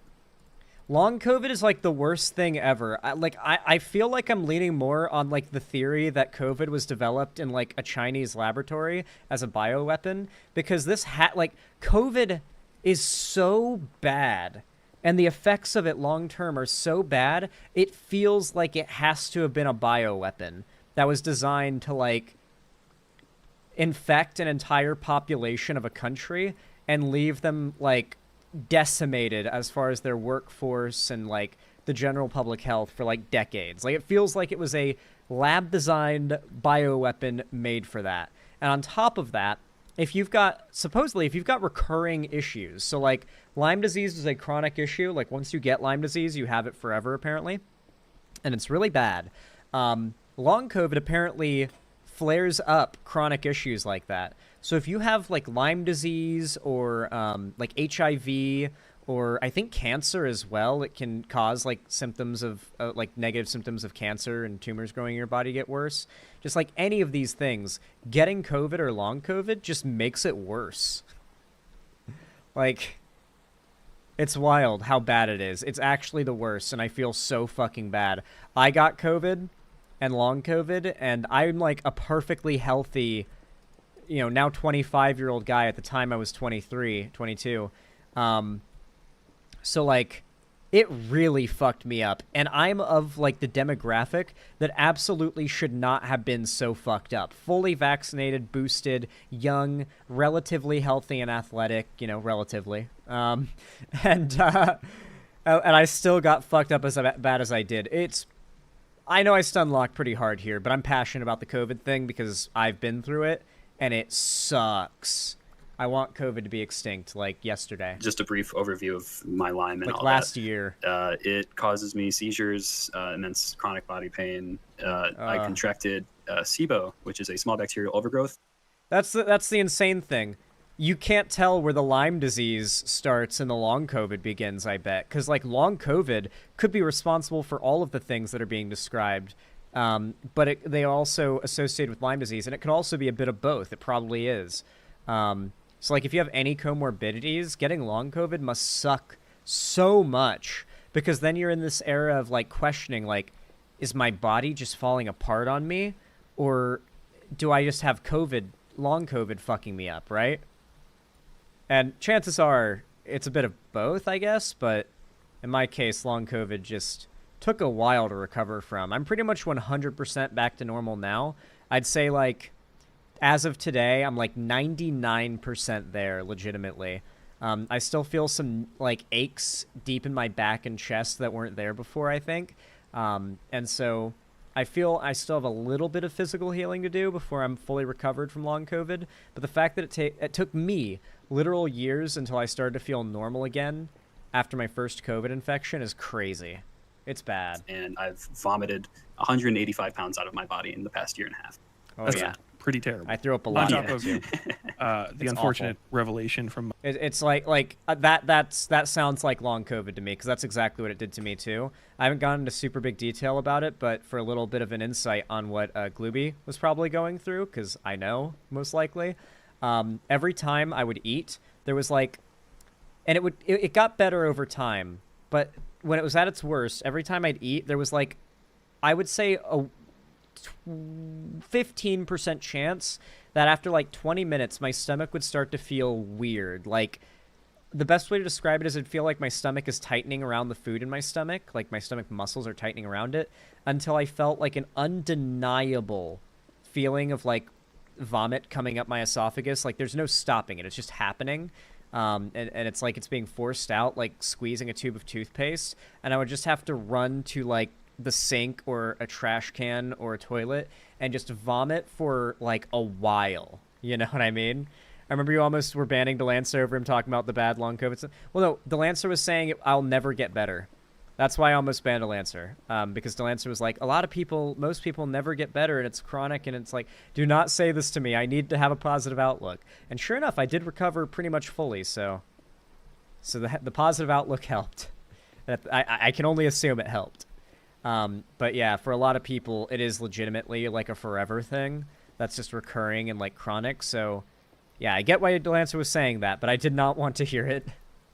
My shit posting on YouTube. So that's fun. But during that time, it was just the seizures. And actually, no, the vomiting was also a factor during the later end of seizures. the work relationship. So I can get into that when Never had a seizure that's before. timeline-wise applicable. For the timeline stuff, Demon Mama's thumbnail thing. I was only meant to do thumbnails. That's what I signed up for. That's what I was told I was going to do. I quickly learned that wasn't the case. I would be managing all of her titles, doing all the tagging for the video, making sure they get out on time. I even made all of the categories for her videos because she didn't have any, and I thought it would be useful. So you're essentially running the channel. You had a login to her channel. Yeah, I had a login. I had a full access to everything. Which, for the record, none of my editors have on my channel. That's an extremely large amount of responsibility for someone who was at the time just 18, I think. Shit. OBS Studio just did its thing. 16, 17. 16, 17 then. So you're a legal minor with running a YouTube channel for someone that's 13 years older than you, pushing into being 30, if not into their 30s. And not getting a lot for it. Did you guys agree on a compensation schedule of some sort, or was this just, hey, we're friends, and because we're friends, you're going to do friend stuff, and maybe if we... Okay, so my son reset my computer. So Xander Hall, chronic Lyme is an anachronism. It's called post-treatment Lyme disease syndrome. Some people have used this to discredit Glooby's Lyme disease claim. Okay. My mom got Lyme disease from a tick in North Carolina, I think. Or it might have been the other thing that you get from ticks that fucks with you. But it was not fun. She couldn't eat meat, like red meat, for a while. Something along those lines. I forget all the details, but yeah. I don't fuck around with ticks anymore. I definitely don't go in places where ticks could be. Dude, one time, I'm sorry for the detail here. One time I went on vacation when I was like 14 to North Carolina, and I came back. Long road trip. We had been hiking, and for some reason went from hiking to driving home. I don't know what happened. Maybe we got out of the car and did something on the drive. But when I got home, the first thing I did was I went to my bathroom to take the first shower in my own shower that I'd had in weeks, because I'd been out away from the state. And I notice there's something on my nutsack. What the fuck? And I realized very quickly, it's a fucking tick. I don't know how. I don't know how. But it was the worst thing I've ever seen. And that image will never leave my mind. And you can imagine I did exactly what any man would do. I grabbed it, and I pulled it off of my nutsack and immediately killed it. It was a pretty large tick, too. It was a pretty big tick. And it was just sucking blood out of my nutsack. I'm not even joking. Just full on. Not the family jewels. It didn't hurt, because, ticks deliberately don't hurt when they bite you. But, I was pretty mad about this. I was pretty upset. I think oh my god, my keyboard just died. What the fuck? Oh, my keyboard's back. What the hell? Oh. What the hell? Is stream back? That's the most scary thing ever. My Logitech seemed to have crashed there. It's back now. We're good. But you saw that, right? My Logitech. My Logitech software that makes my keyboard work crashed and restarted. I didn't know that was a thing that could happen. Dude, I will never shift click place a bridge over lava the same way again, knowing what is possible that could happen now. Holy shit. Dude, do you have any idea how scared I am right now? Okay, let's resume. Actually, really quick bathroom break. I'll be right back. I'm going to take a quick bathroom break, and then we resume. I'll be right back, guys. Mein Blätter must be emptied.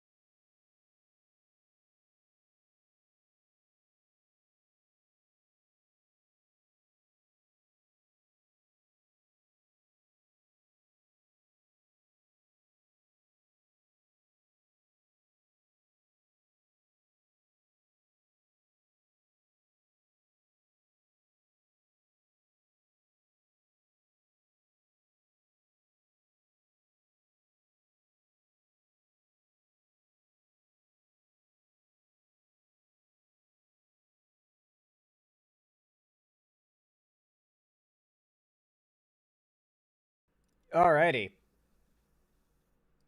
I am back. Back to the game. Let's go. If you don't get it done, we're not going to be friends anymore. We did have a payment system set up. I forget if it was, I think it was like once, whenever YouTube, the payment went out, she would send out her pay for all of her team or whatever. I think it was once a month. On I think the 15th, whenever YouTube does its whatever payout, and she would collect all her funds and send it out. I think YouTube pays on the 21st. Maybe I'm getting that wrong, because I don't know if it's for the same for every YouTuber, but like I always hear other YouTubers say the 21st as well, and I'm pretty certain that's the date. I think every YouTuber gets paid on the 21st. I don't know why that's the date they choose for it, but yeah, that's when they send you your ad revenue check from the last month, not the last 30 days, by the way, not the last month, like the last month of days up till that paycheck, the previous like brackets one, you know? And so you actually get like a delay. Like if you have like a real, like let's say my channel has a video that goes mega viral tomorrow and gets like 20 trillion views. The like revenue from that wouldn't hit me until 1 month, or well, technically if it happened today and it's like the 12th, it would be the 21st of October. I believe would be when it would actually arrive. Or no, it'd be the 21st of next month. Yeah, I'm pretty sure it's how it works. I'm not 100% sure on how the YouTube payment system works, but that's fair. Like, waiting until you've gotten... Like, that's how I do it. So, like, yeah, you know, like, you can't pay somebody with money you don't have. I could see the YouTube payout. I didn't know how much the Twitch was, but I know the Twitch was more because she talked about it a couple times. And Damn, really? I knew for a fact I could do math. Dude, it was so hard for me to get, like, there's like an achievement you have to get on Twitch that involves like having a certain amount of subs or making a certain amount of something. Like, I could not get it for the life of me because my Twitch was always so dead. Like, I'd have 1,000 viewers on YouTube some nights, and I'd have like 50 people on Twitch at most. And then you get random weirdos in my Twitch chat that would come in and say, "Only 12 viewers? Your channel's fucking dead. Haha, you fell off." And it's like, bro, I have 900 people watching on YouTube right now. This is my biggest stream in like a year. Like, it was always funny to read those messages, but yeah, it's that surprises me. Twitch, I never saw anywhere near as much success on Twitch as YouTube. I knew at least at the start. Okay, how do I preface this? At the start, it wasn't good pay, but it was understandable given her channel size. And I can understand paying bills, et cetera, et cetera. But would you say it's something fair, and maybe you expected that it would increase as the channel that you were putting your labor in got bigger? Okay. Yeah. And as the labor increase grew on my end with doing the tags and titles and making sure they went out every other day, at this point, this is when I got like sick, like with Lyme. So I was like I was being pumped full of antibiotics and being horribly ill every day. And I would have to wake up I remember at 10:30 and just fucking hope and pray that I could figure out a thumbnail and title in 30 minutes so I can go back to bed and be horribly sick and sleep all day again. And to kind of hammer it home, you're still a minor at the time. Were you in school as well? Yeah. This one's a little hard to explain. I was... Thank you. I guess... I was bullied out of high school and then did online school for a bit and speed run through that. And I was essentially in college at 16. Okay. So that's what I did. It is an interesting I mess. think my mom did the same You thing. know, if you went through, you know, some bullying like that, did you think when you were going through that and having to leave school, did you feel like alone and isolated? And did you ever share that with Demon Mama and her sort of circle? Oh yeah, they knew about what happened to me with those people. Those the people that did all the fucked up shit to me, like tried to get into her community, and Demon Mama like banned them per my request. And like I told her all what happened to me with those people. Like she knows all of it. And you're safe now, hopefully. Yeah, I'm safe now. Like I'm all good now. But you were working for her and putting this entire YouTube thing together for anyone listening to this, if I don't end up cutting this chunk out. when I do my own uploads and write my titles in, it takes me about anywhere from 5 to 10-ish total minutes of doing a bunch of different little things. Was that about the amount of time it probably took you per video just for the upload stuff? Not to say anything less of you did all of the thumbnail. I want to be very clear here that there's an exception to this, and it's specifically Demon Mama's thumbnails that Glooby was making. So when you edit for live stream clip content, it's some of the easiest editing you could hope for. I mean, if you want to hear somebody who has experience in that realm explain it to you, you can ask Ethan to show you how he edits my videos. He'll stream himself doing it because he loves demonstrating how much of a nothing job, work-wise, it can be to edit clips for a streamer. However, this is not so much the case for Demon Mama.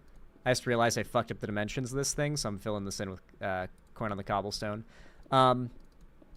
So Demon Mama's thumbnails that Glooby was making, those were nowhere near. Yeah, Ethan edits my videos. The render time is what takes a while, but yeah, he edits them in 10 minutes. Anyway, making thumbnails can either take 5 minutes and be a fun little task, my editor does, or it can be a pretty big undertaking. In the case of Demon Mama's thumbnail maker, Glooby, this was not throwing together some pre-existing images off of Google into Photoshop and adding a glow to it and maybe some opacity, coloring some text, and having a preset sort of we literally had a preset, right? So thumbnails are pretty easy to throw together pretty fast if necessary.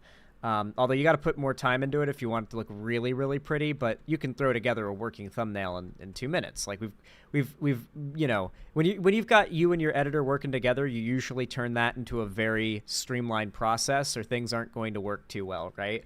And so, what dimensions are you going for? 8 by 8. Yeah, you can see I'm closing it in, or I'm filling it in, so I can have 8 by 8 dimensions, just like you said. I didn't realize that I'd actually made it 9 by 9, and so I filled in one side, but now I've got to fill in this side, and then it'll be 1 2 3 4 5 6 7 8 by 1 2 3 4 5 6 7. Wait, what? 1 2 3 4 5 6 7 8. Yeah, I fucked up counting. I knew it. And whatnot as well, correct? Yeah. Glooby was making whole ass art pieces for every thumbnail on Demon Mama's channel. So it was I don't want to take away from the work in making one of my thumbnails, because it's good work. I'm pretty proud. Oh my god, we almost just lost this world. Holy shit. It's pretty good work. Don't get me wrong, it's hard work, and it's good work, right? However, there's a unique case for Glooby here where it's this wasn't just your normal amount of workload, which might be considered somewhat trivial by some editors for editing clips for a YouTuber or streamer. This was making art commissioned for the thumbnails each time, it seems. Maybe there were reused assets, I imagine there were, but Glooby was doing art for these thumbnails, drawn art, which is a big step up in the amount of time and commitment required in order to meet any deadlines. There's a lot more hours and a lot more effort going in than the vast majority of content creators. Yeah, I was so lucky there. I know. Holy shit. Oh my god, we nearly lost this world so fast. Titles, because I'm not a very good written person. I'm a visual person. That's how I struggle with my words enough as it is. So having to come up with titles for videos I have no information about. And I'd preface this as well. I never got any information about any of the videos that I was thumbnailing. Every single thumbnail I made for the most part was me just guessing what the hell was going on in those videos and skipping through it a little bit. I respect that. I am good with words. It's one of my things, and titles are nightmarishly difficult for me as well. It's usually what takes me the longest. Obviously, typing them in, not big, but trying to figure out a way to sell it in 100 words or less, or 100 characters or less, it can be a bit daunting. Especially if you actually, I was in the video. If you didn't watch it, obviously that's going to be a lot harder. And if you had to guess, what was your overly monthly compensation sort of? If you had to guess how many hours and how much money you made, what would you say those figures were? Oh shit. If I remember correctly, I would do 20 to 30 thumbnails and all the titles and all that, yada yada, and I would get at the start it was about like 200 to 250, but by the end of the year it went down to like $80. There's no fucking way Demon Mama is accusing me of underpaying my editor. Oh my god. That's insane. Oh my god. Do you want to know how much I pay my editor? Do you want to know what my editors start at? $1,500 a month. With Ethan, it's actually $1,570. Because I also pay for the subscription to what's it called? The editing service. Remember, Xander Hall? Every accusation is a confession.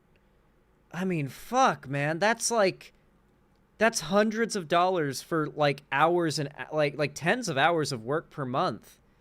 Ethan told us all about it when I was discussing Luxander's stream with him.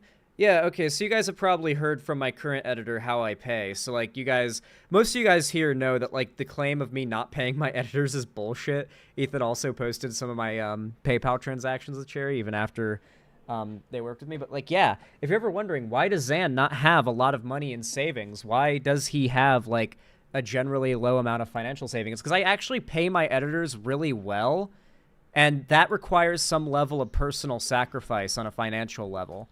If you're going to, like, have editors and pay them well, like, you're not going to be able to live in a consistently, like, super comfy, always enough in savings state, right? Yeah, Alexander tried to spend 20 minutes saying I was rich, but it's just not true. Does the claim come from how much I was paying my editors? Does the claim that, like, Zan pays his editors that much? That must mean... That must mean he's super rich. Dude, she's literally... This is insane. Like, I would actually argue... I would straight up argue, if this is accurate, I would argue that Demon Mama owes Glooby, like... I mean, I don't know what they agreed to, but way more than hundreds of dollars. Like, I would say thousands and thousands of dollars. That's $2 to $22 per thumbnail. Oh my god. Jesus Christ. There was time where I was paying my editor over half of some month's income through YouTube ad revenue. Just because there were months where things were so bad, but the pay, I would do my best to keep consistent and on time.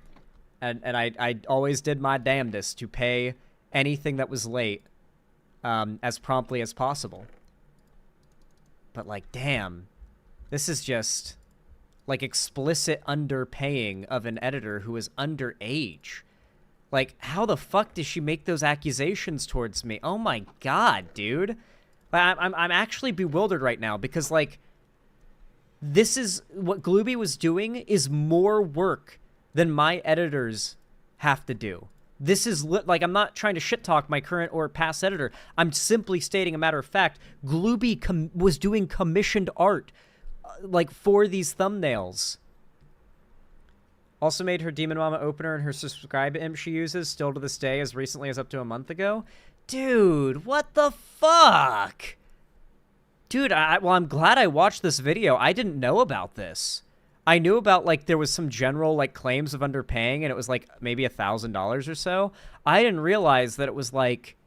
Yeah, I made like 30 thumbnails of like commissioned drawn art per month for Demon Mama. It started around $250, $150. Like, what? What? Luxander claimed that Cherry ran your channel and you're just the host. I mean, yeah, like the people who've been going after me have been really showing their asses, I feel, when you look at how things have unraveled now. Like, damn. How stupid does that fucking look? Apparently Cherry was running my channel and I'm just the host, but look at the channel. Yeah, just these claims don't make any sense and they don't even align with what you're seeing in front of you right now. Like, you're watching my stream. It's very clear that like, I'm the one running this channel. If I remember correctly. That was with no work slowdown on your part.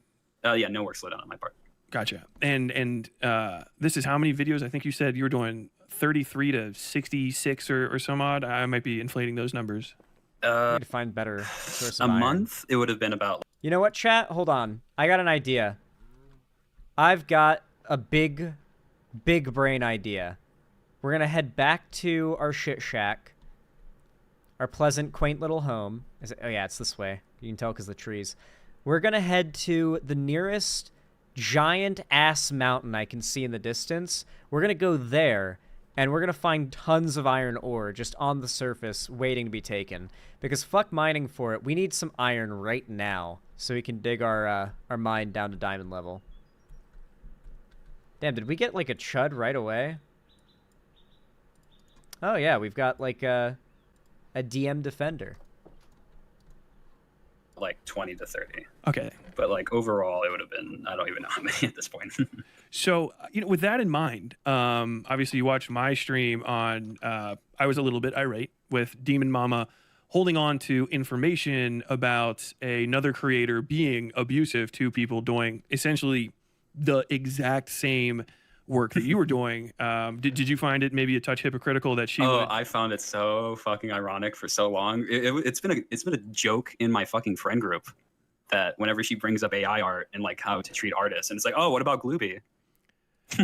If you had to guess, I've seen your I do love that. I found it very ironic.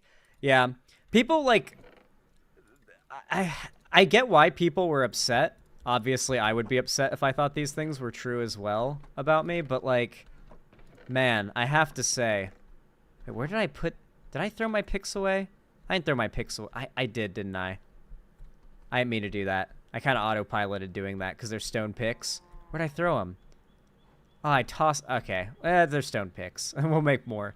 I get why people would be upset if they thought I did these things because, you know, it turns out Demon Mama did these things, and that's... pretty fucking wild, but like, damn, that's fucking crazy. I would not have guessed if Demon Mama was like just levying projected accusations at me. I would have never have guessed that the reality would be this stark, you know? Like, damn. $22 for a commissioned thumbnail and like 30 per month, like adding up to around 250 a month on like the high end. Jesus Christ. Like, I think I might have paid Cherry more in like a month than Glooby ever got paid. Like, I think you could take like a single month in which I paid Cherry and that amount being paid to Glooby would outdo the entirety of Glooby's salary across their career working for Demon Mama. I think that might actually be true. I'm not good at math in my head, so that's a brazen claim. The math probably doesn't line up, but it's probably like surprisingly close. I don't think it's that bad if it is a max of 2 hours of work. No. We're talking 22 to 30 thumbnails a month. And these thumbnails are hand-drawn art commissions, okay?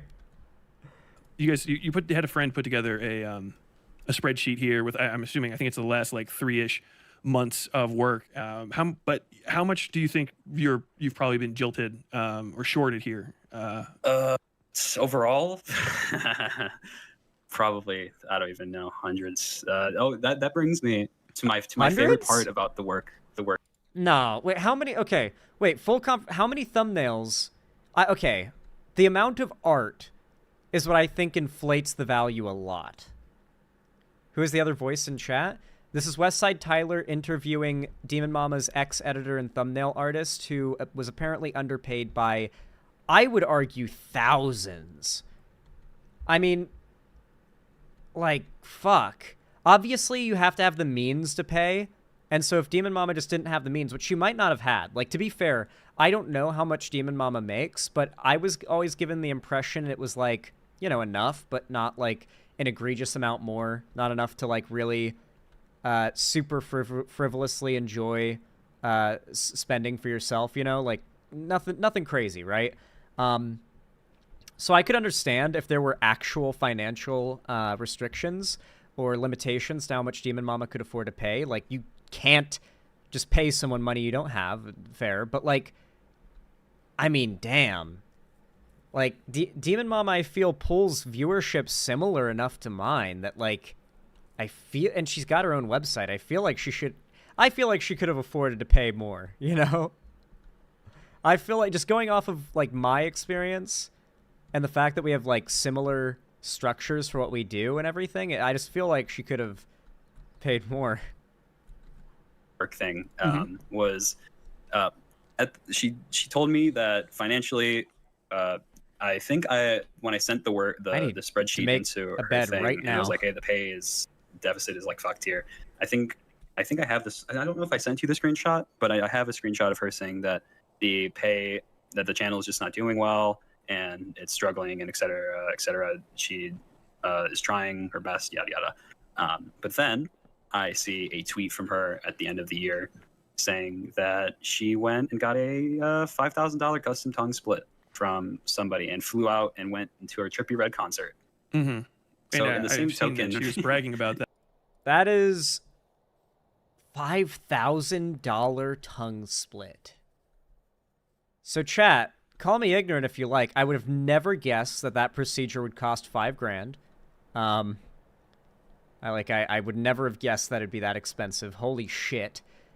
2. Yeah, I mean that's a little explicit. Like there's no, I mean that's the video of her showing it off, and I've seen it in person. I know she has that tongue split, and I know it was a new thing. Fuck, dude. Cause like I was just saying, like I've never like gotten the impression that Demon Mama makes a shitload of money, like enough to like super frivolously spend like that. But I don't think I've ever spent that much money on a thing that's just for myself. I actually don't. Like, I guess, like, bills and like, living in a house, like getting, like, my rent and move-in costs, I guess. But, like, the most expensive thing that was, like, just a dumb thing I bought for myself. I know what it is because it's, like, I still think about whether or not that's, like, a smart purchase, you know? Was my VR headset. And I, like, saved up for months for that. You guys probably remember because I had, like, a little dono thing, like, hey, guys, if you want to support... I'd like to get a VR headset, so if you guys want, you know, it helps. Yeah, I put a little side for it every, like, stream, just a little bit. And that was, like, a long-term saving up thing, and that was a $1,000 Valve Index VR headset. And that is the most expensive thing I've ever bought for myself. That was just a thing for myself. Besides that, yeah, I don't have a car. I've never, like, driven or anything, and I couldn't afford a car. But, like, or the car insurance, or, God forbid, an accident if it happened. God, like, that kind of throws a wrench in the idea that Demon Mama could have just not had the money to pay, because that's a really frivolous spend. Like, you cannot deny. Like, buying a fucking tongue split procedure is, like, a really frivolous spend. What is that? Is that a village over there? That's a village.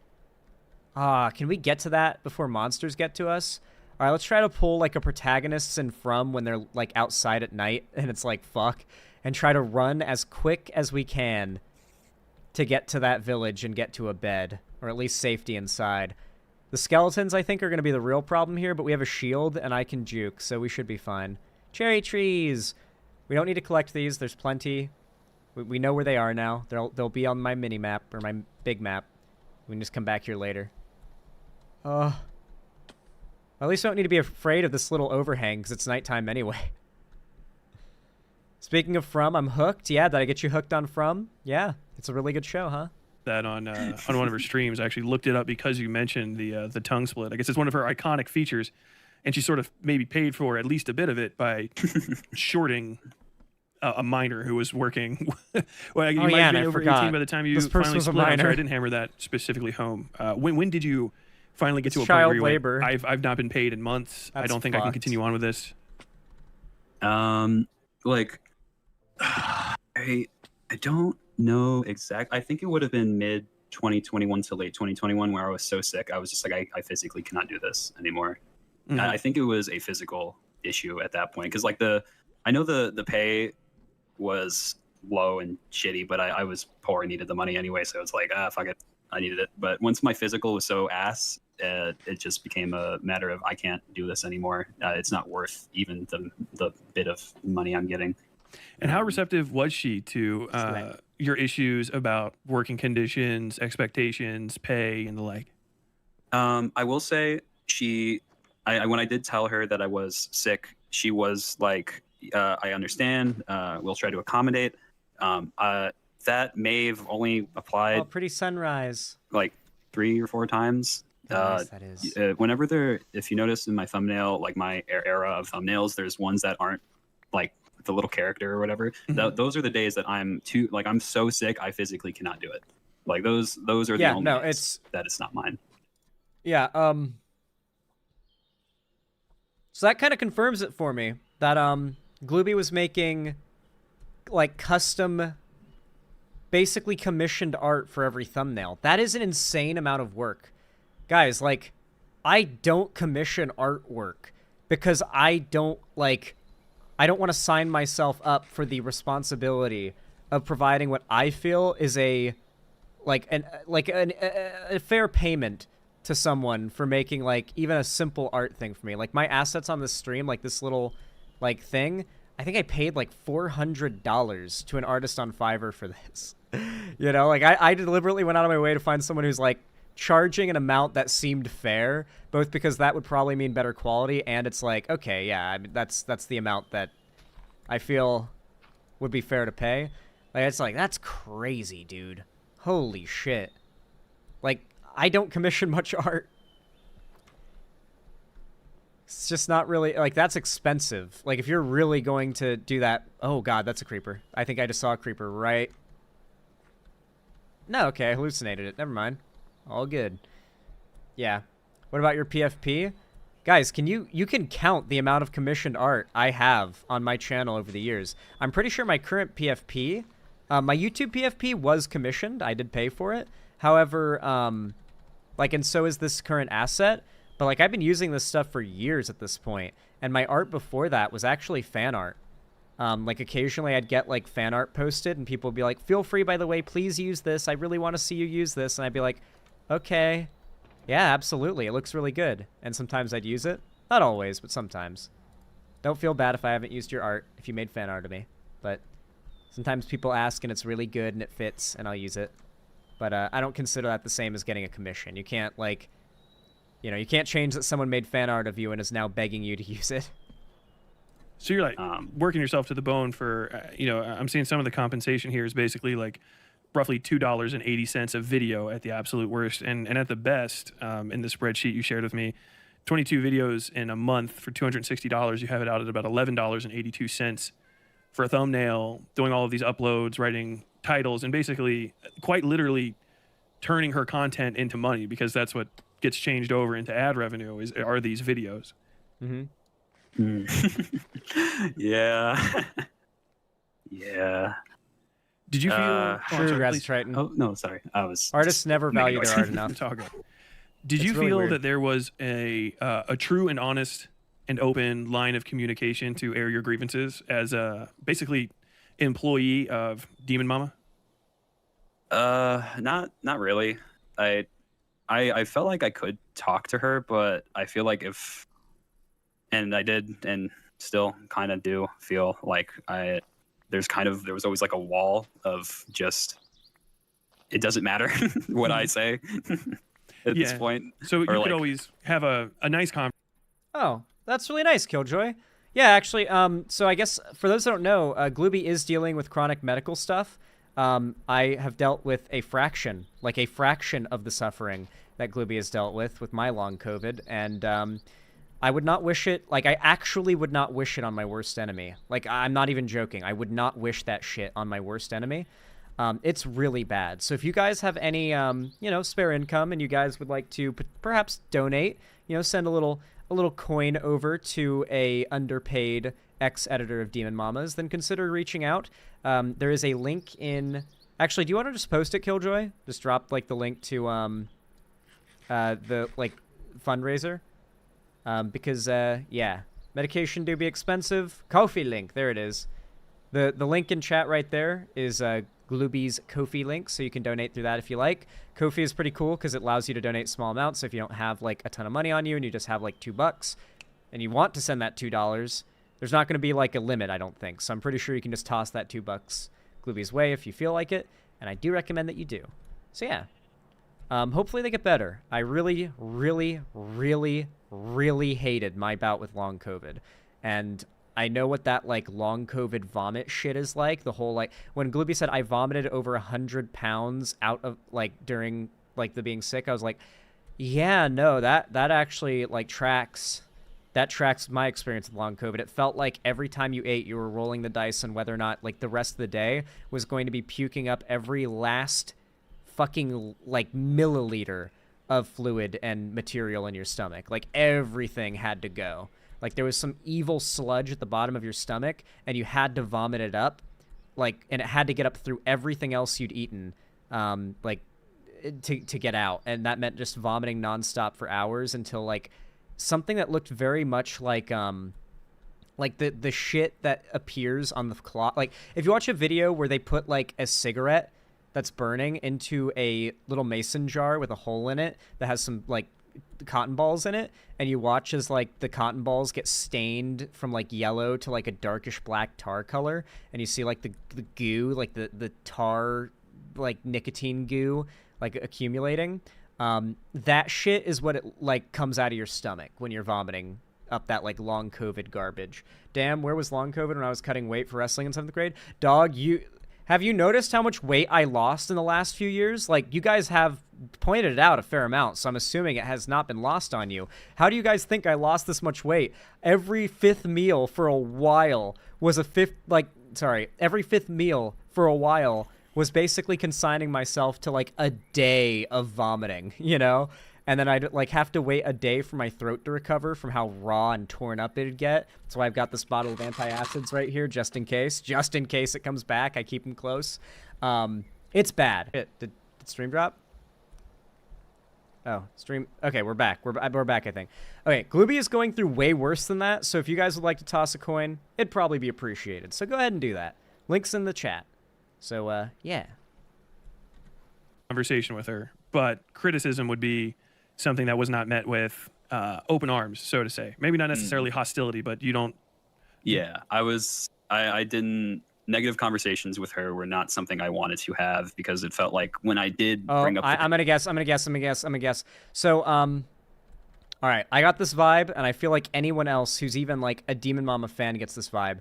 If you have a disagreement with Demon Mama, you should probably keep it to yourself if you're like part of her community or want to maintain a friendship with her. Demon Mama, like you can accuse me of being the guy who's like super quick to burn bridges, but Demon Mama goes nuclear on people over like relatively slight disagreements, and like will yell and get loud and like angry and pretty emotional, I would say, when arguing about things. And a lot of people like this because it comes off as passionate and sincere, but like as a friend of Demon Mama's, it definitely gave the impression that like this is not the kind of friend that you can have like chill, cordial, friendly disagreements on most topics with, right? Like you got to be careful or you might just like end your friendship with this person in a huge public argument because you dare to disagree over like, hey, I think this or that might have been irresponsible, right? Like it could be anything. I always got that vibe. It felt like I was being put, like I was wrong and I should feel bad for it. Even though every person I've talked to about it has told me I was wronged and yada yada about it. So it's still confusing for me because I still feel like I'm in the wrong. Like you're not. And this is I can actually step away from journalism for ethically speaking. This is wage. I need to look back at the game. If you had an agreed upon amount or if you were being taken advantage of and not being fully paid, you are fully justified in feeling wronged about that. Oh my God, I can't stop missing these jumps. I'm gonna die. That's if this was kind of any other community, that would be maybe less of an important issue. But this is all leftism and workers' rights and stuff. And so I've seen Demon Mama talk. I mean, I guess to some degree about that kind of stuff. Obviously, she's adjacent to Vosh and that whole kind of crew. But do you think, as a person that was kind of within those circles, that she practices what she preaches when it comes to, treating workers fairly? No. I don't think so. It's what makes it more interesting to me is she knew how sick I was. I was very open about like the seizures and the vomiting and all that stuff to her, and she wouldn't check in she wouldn't, unless like I came running like, hey, I can't upload this, I'm really fucking sick. Maybe I get a response sometimes. And if I did, it would be hours later, either from her or from somebody in the editor chat saying like, being like, yeah, okay, I got it now. And then the video would just sit there for a couple hours because it would just be me. And I you was were the only one there. Still doing moderator work as well during some of this. Yes, I think during the first bit of it. I know I eventually stopped doing mod stuff because it was just too much, and the mods were getting on my nerves and being overwhelming and obnoxious. So I just didn't want to deal with that anymore. So I just stepped aside from that. And how did you? Because obviously this is not anywhere near enough to approach living on. How were you supporting yourself to live outside of working alongside Demon Mama? Really trying to get any kind of commission job I could. Mostly living through my family to support my meds and everything like that, because it is expensive to manage Lyme disease and treat it, let alone be in a spot where you're stable. And at that point, I didn't really know what was going on with the Lyme and what meds worked. So it was a constant battle of expensive medicine and trying to find work to support that medicine and feed myself. And I will mention this as well. There were more than a few times I had health problems fucking suck. Need I say more? They fucking suck. I had to ask her for money to buy myself food because I could not afford it. Money that she should have paid you. Yeah, should have paid me. That you should have paid me in the first place. Yeah. So at this time, your support structure is basically your natural family that you have. Did you have friends outside of this, or was it pretty much just kind of like your social circle is this kind of internet crew of people that are in and around Demon Mama? Yeah, it would have been just the internet people. All of the IRL interaction I had was really shattered off from the bad group of people I interacted with before. Like, I met some really good people from Demon Mama. I have some really good friends from that place, and I still do. I met my partner there, and it's awful because a part of me is like I don't want to change what happened because I technically owe. I don't owe her anything, but like the interactions that I've had there have led me to the place where I am now with the people that I have now, and I'm thankful for the people I have now, but not for her. She sucks. Do you think some of your negative feelings tied up around talking about this, about discussing ways that I think it would be hard pressed for me to find a person that would say you weren't wronged, both? A little just basic life advice, by the way. That thought process is just life. Every negative experience you have, like including whatever like shit you're going through at this very moment, you're going to look back on at some point in the future and kind of be glad it happened. I genuinely can't think of like a tragedy that occurred in my life. I guess besides like the deaths of loved ones, but even to an extent I can make an argument for how those things helped me to develop in a positive way. There are like bad things will happen to you, and like they will contribute to you becoming better and more like far along and improved than you are now. That doesn't mean it was good those things happened, but it is a completely valid feeling to say you wouldn't change anything. And I think that's just kind of part of life. And I think that's why you should remember, like, if you're going through a tough time, then just keep in mind that at some point you're going to look back at this and be like, yo, I'm kind of glad that happened, because if it hadn't, like, where would I be when this event happened? Like, I learned some important skill from that thing, and then I brought it into this thing, and because of that, I was able to prevent a much worse outcome in this thing. And then, like, yeah, that's... And even when it comes to opportunities and stuff. So that's just life. That's just general... That is just straight up life in a nutshell. In the pseudo-sexual relationship you had with her circle as a child, and also the very, very exploitative work relationship you had with her, did you feel even... ever feel that, you know, that might be taken away from you, or that your negative feelings towards this might be that Demon Mama or people close to her might try to essentially destroy your relationships that you have in retaliation for talking about these things? I was, and I'm still very actively worried about what this is going to do and what it would have done then, especially then with the people I knew, because like all of my friends then were really into Demon Mama's like whole thing, and we all eventually left for our own reasons because everyone got sick of the treatment there and how things were ran, et cetera, et cetera.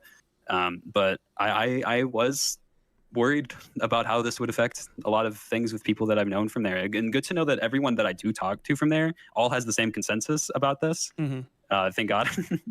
But yeah, I was worried about how this would affect things with people I knew, and the person I was actually worried about that I didn't know left a year ago at this point was Triptych. They were a big mod in Demon Mama's community. I know they were very outspoken about how they felt, and I'm glad that that continued with the bullshit Demon Mama was and her mods are probably pulling then, and probably why they dipped. I should say. Would you say if there's someone else that feels this way, not like everybody has to turn their back on Demon Mama, not be her friend or anything like that. I'm not making that argument, but for anybody that feels scared of walking away from that group because they're going to like lose everything, or they have feelings that are like that they maybe couldn't quite put their hands on. Do you think it's worth it to walk away if you're feeling that way? Do you feel good now that you've got this distance and this clarity on the situation? I would definitely say so. Especially when I was working for her and my entire like existence was essentially was her. Like my friends were all associated with her. My job was her. My day-to-day was drawing her, thinking of things for her thing, yada yada yada. I would have never have thought to do this. This would have destroyed every single opportunity I had. I don't know. I feel like the only criticism, I don't really feel like it warrants much, but like I guess this is just like a very like minor thing that I would probably harp on a little harder, or like bring up a little. I'm just making that a cross because it looks nice. It's funny. It's almost a crucifix. It's almost upside down, like the evil cross. Anyway, actually, we could make it an evil cross, but I don't have smooth stone. Damn. Anyway, as I was saying, I feel like Westside Tyler should harp a little more on the fact that Glooby's work consisted of drawing art for these thumbnails.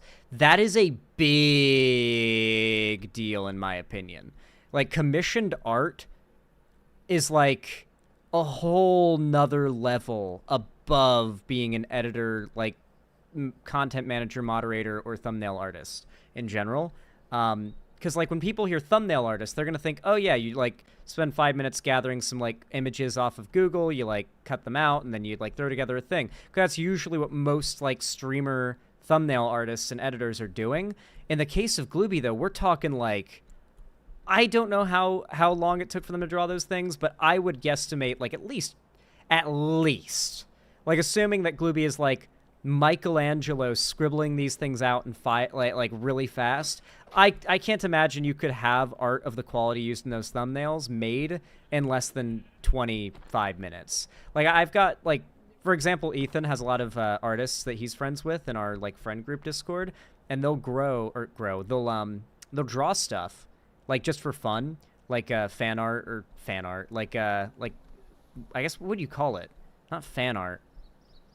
Would it be fan art of your own D&D characters? I guess you could call it that. Yeah, I guess fan art of their own D&D characters and stuff. And some of the artists in the Discord can produce like a gorgeous, really nice high detail sketch in like 10 minutes, 15 minutes. So I guess it's possible, but I don't know.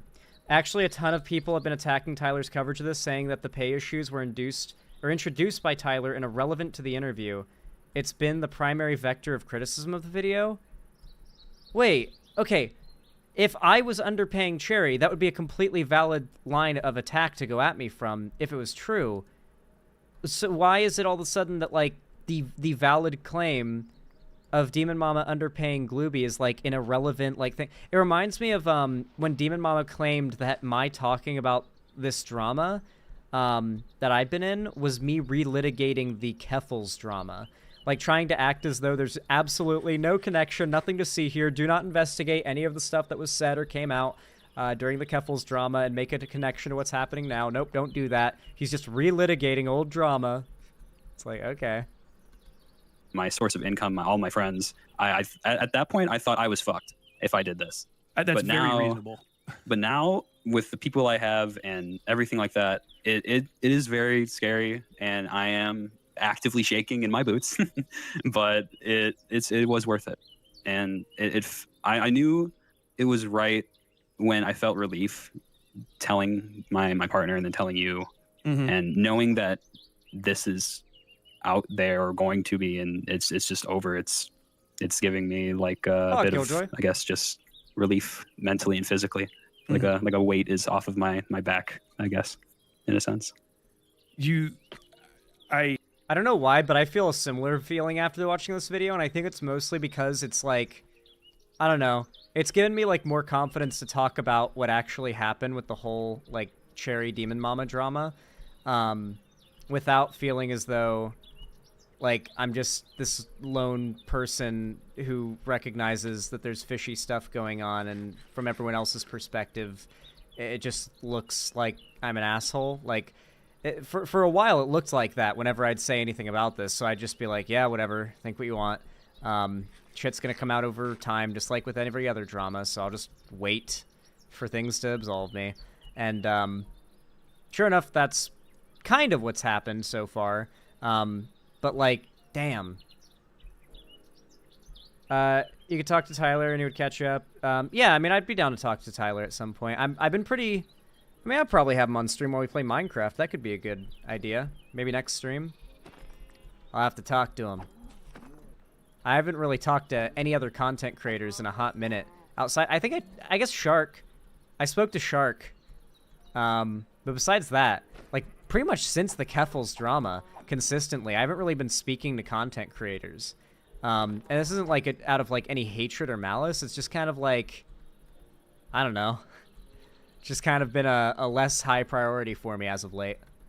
I don't want to push you to making a conclusion, but you described a situation a little while ago that would be pretty crazy. You know, you said you woke up, you know, you were sick, and your friend circle was Demon Mama, and your job was Demon Mama, and you drew her, and you talked about her, and you made things for her. To me, that sounds like almost a religious-y type thing, and I'm not going to push you, but would you say that there's an aspect of cultishness maybe in and around how her circle operates and kind of in what she maybe expects from people that are immediately around her? Totally. It is such a cult of personality. If it wasn't then when I was there, it is so bad now. Like, oh my God.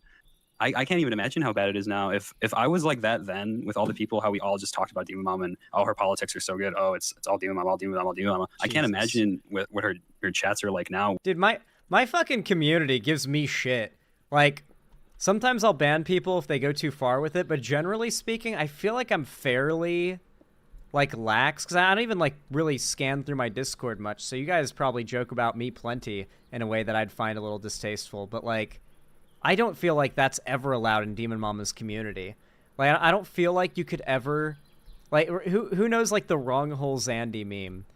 Won't explain it, but if you know, then you know. I don't imagine a meme of that equivalent could ever be allowed by Demon Mama about her in her own community. Like, I don't think she could allow her fans to, like, joke about her like that. Just a vibe I get. I've criticized you in Discord and I ended up a mod. Yeah. You have to have, like, an egregiously bad take for me to, like, it has to be a take that's so bad I feel personally offended, really. So, like, for example, I did demod somebody. I didn't ban them, but I demodded someone in the Discord recently who was essentially arguing that Trump and Biden are equally bad for Palestinians. And, like, I think Ethan was the one actually arguing with them, not me. I was just kind of watching because I found it funny. Me and Ethan were in VC at the time. And they like, Ethan was just repeatedly saying, right now, we are providing military aid to Ukraine and their defense against the invasion from Russia. Trump has promised not only to withdraw support from Ukraine, but to also help Israel finish the job. You could probably imply this means that military surplus going to Ukraine might go to Israel. Hell, they'll probably send something even better. And this person was just being, like, very, very defiant about it. Like, just being really, really bitchy. Like, no, it's the same. It's the same. There's no difference. It's the same. Just, like, really dumb. I was just like, man, you're basically telling people not to vote for... Well, I guess then it was Kamala. And we didn't know who the VP would be. It was like, you're basically telling my fans not to vote against Trump. I can't let you be a mod at the very least. Like, I can't, like, just look past that, right? Where it's even more controlled and more like, what's it called? Withered out all of the non imps, I guess, in this case. Mm-hmm. I would definitely say it's very culty there. I've like checked in there once or twice to see like how much stuff has changed, and it just looks very, very one-dimensional in their thinking, I guess, is the way I'd put it. Very Demon Mama oriented. Basically, literally on that same note, with the nervousness and stuff that you were feeling, have people been trying to reach out to you, or do you feel like there's been any pressure as you've been getting ready to come forward? Excuse me. Funny you mentioned that. So about an hour ago, or a couple hours ago at this point, when I woke up, I got a friend request from Demon Mama, and I have a message. Oh, no. Okay, chat. All right. I'm going to take a wild guess at what this message was like, okay? I'm going to guess it was super duper friendly. Like, hey, what's been going on with you? I hope your life's going well. Yeah, you know, we should hang out sometime. We should talk. Yeah, it's been a while, you know? I bet it was something like that. I guarantee you it was something like that. I know Demon Mama. Check your Discord PM, Zan. One moment. Message from her on Twitter. I want to finish this I have not read this message. I've read like the first little preview bit of it. Hear what the message and I'm already really not looking forward to this. And I wanted to save that for this. So we're going to do turtles. that. Yippee! Okay. I'm going to struggle. I haven't seen these in game before. I'm ready when you are. If you would like to read it now, or if you want to continue the conversation before we do it, either's fine with me. Sure. Let's. I guess because it matches with that a bit. I should do that now. Oh God, what is this? Okay. Hey, Glooby, I wanted to ask you something. I was informed by a friend that he saw you posting a thread about following the Discord of a guy who's become dangerously obsessed with myself and my family and my friends, and I assumed it was someone impersonating you, and you'd recently messaged me, and we talked in a bit, very friendly. Hell, your on here last messages were helping you get that GoFundMe going. And I want to mention this GoFundMe thing. So I almost went homeless one time, and I messaged her that, hey, I'm going to go fucking homeless. I need like, help if you can. I wasn't exactly right, but I was kind of close. It was like she was trying to do preemptive damage control. It's pretty weird. Ooh, yeah, we got some iron here. Let's go.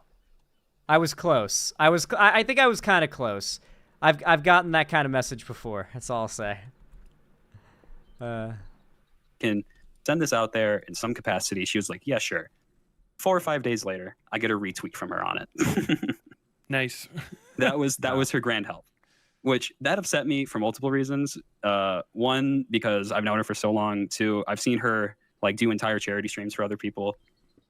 Yeah. But God forbid, a close friend. Yeah. Screenshots are my inbox. So I know it's Hell like yeah, it's just upsetting that was what I got from I also have a somebody I refund to apparently give you helped so much, et for a cetera, et cetera, et broken cetera, et cetera, et cetera. Okay.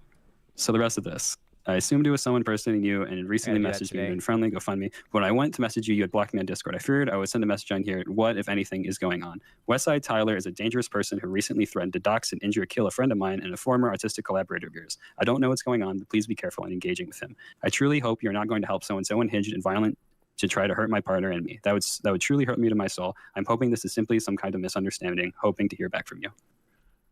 And this is the first time okay. I was kind of right though, wasn't I?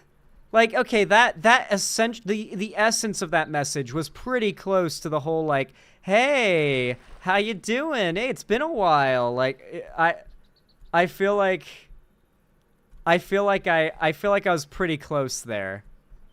I feel like my guess was pretty close. Oh my god, dude, look how cool this is. What did they do to Minecraft? This isn't just the Caves and Cliffs update. I feel they did something. They did something to World Gen and made it even cooler. Since last I played, I swear to God, it's been a couple years, like a year or two since I really played Minecraft. But they did something, because I don't remember the caves being like this. When they were cool, they were always filled with skulk, too. And that doesn't seem to be the case anymore. Minecraft's good again! Reading that, how does that make you feel? My partner and I had 3 bets. Either I was going to be guilted, or I was going to be yelled at, or I was going to be told that you're insane. You got 2 out of 3, right? Yep. Fuck. Oh. That's a message and a half. Wait, was I not right? Wait, was my evaluation not the same as Glooby's friends, though? I was either going to be guilted, yelled at, or told that you're insane. So there's like the manipulation factor with the whole told you're insane.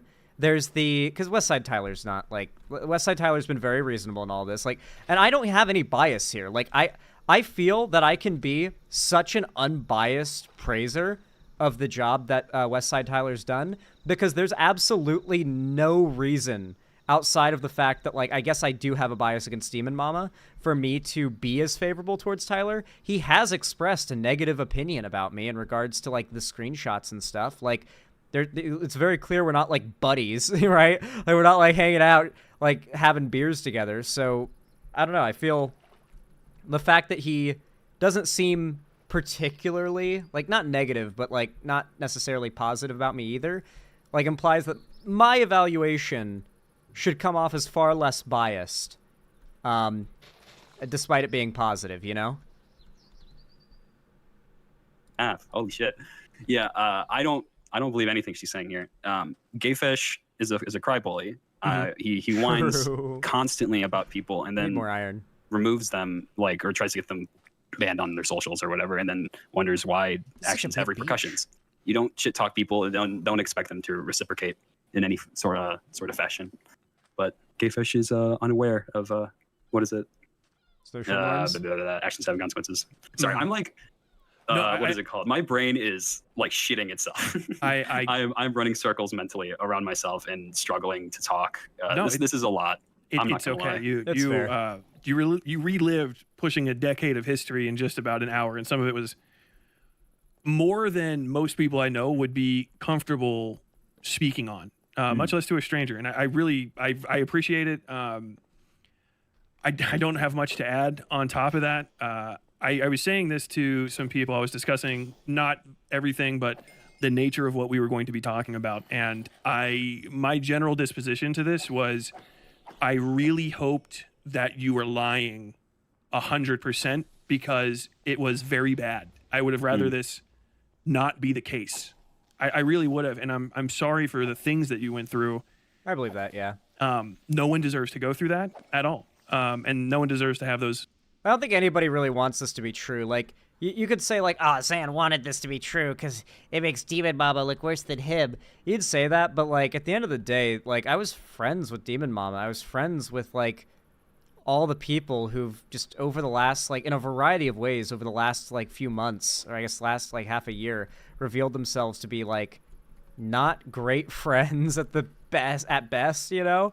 And so it's like, yeah, I get that, you know? I get that. It's rough. It's sad.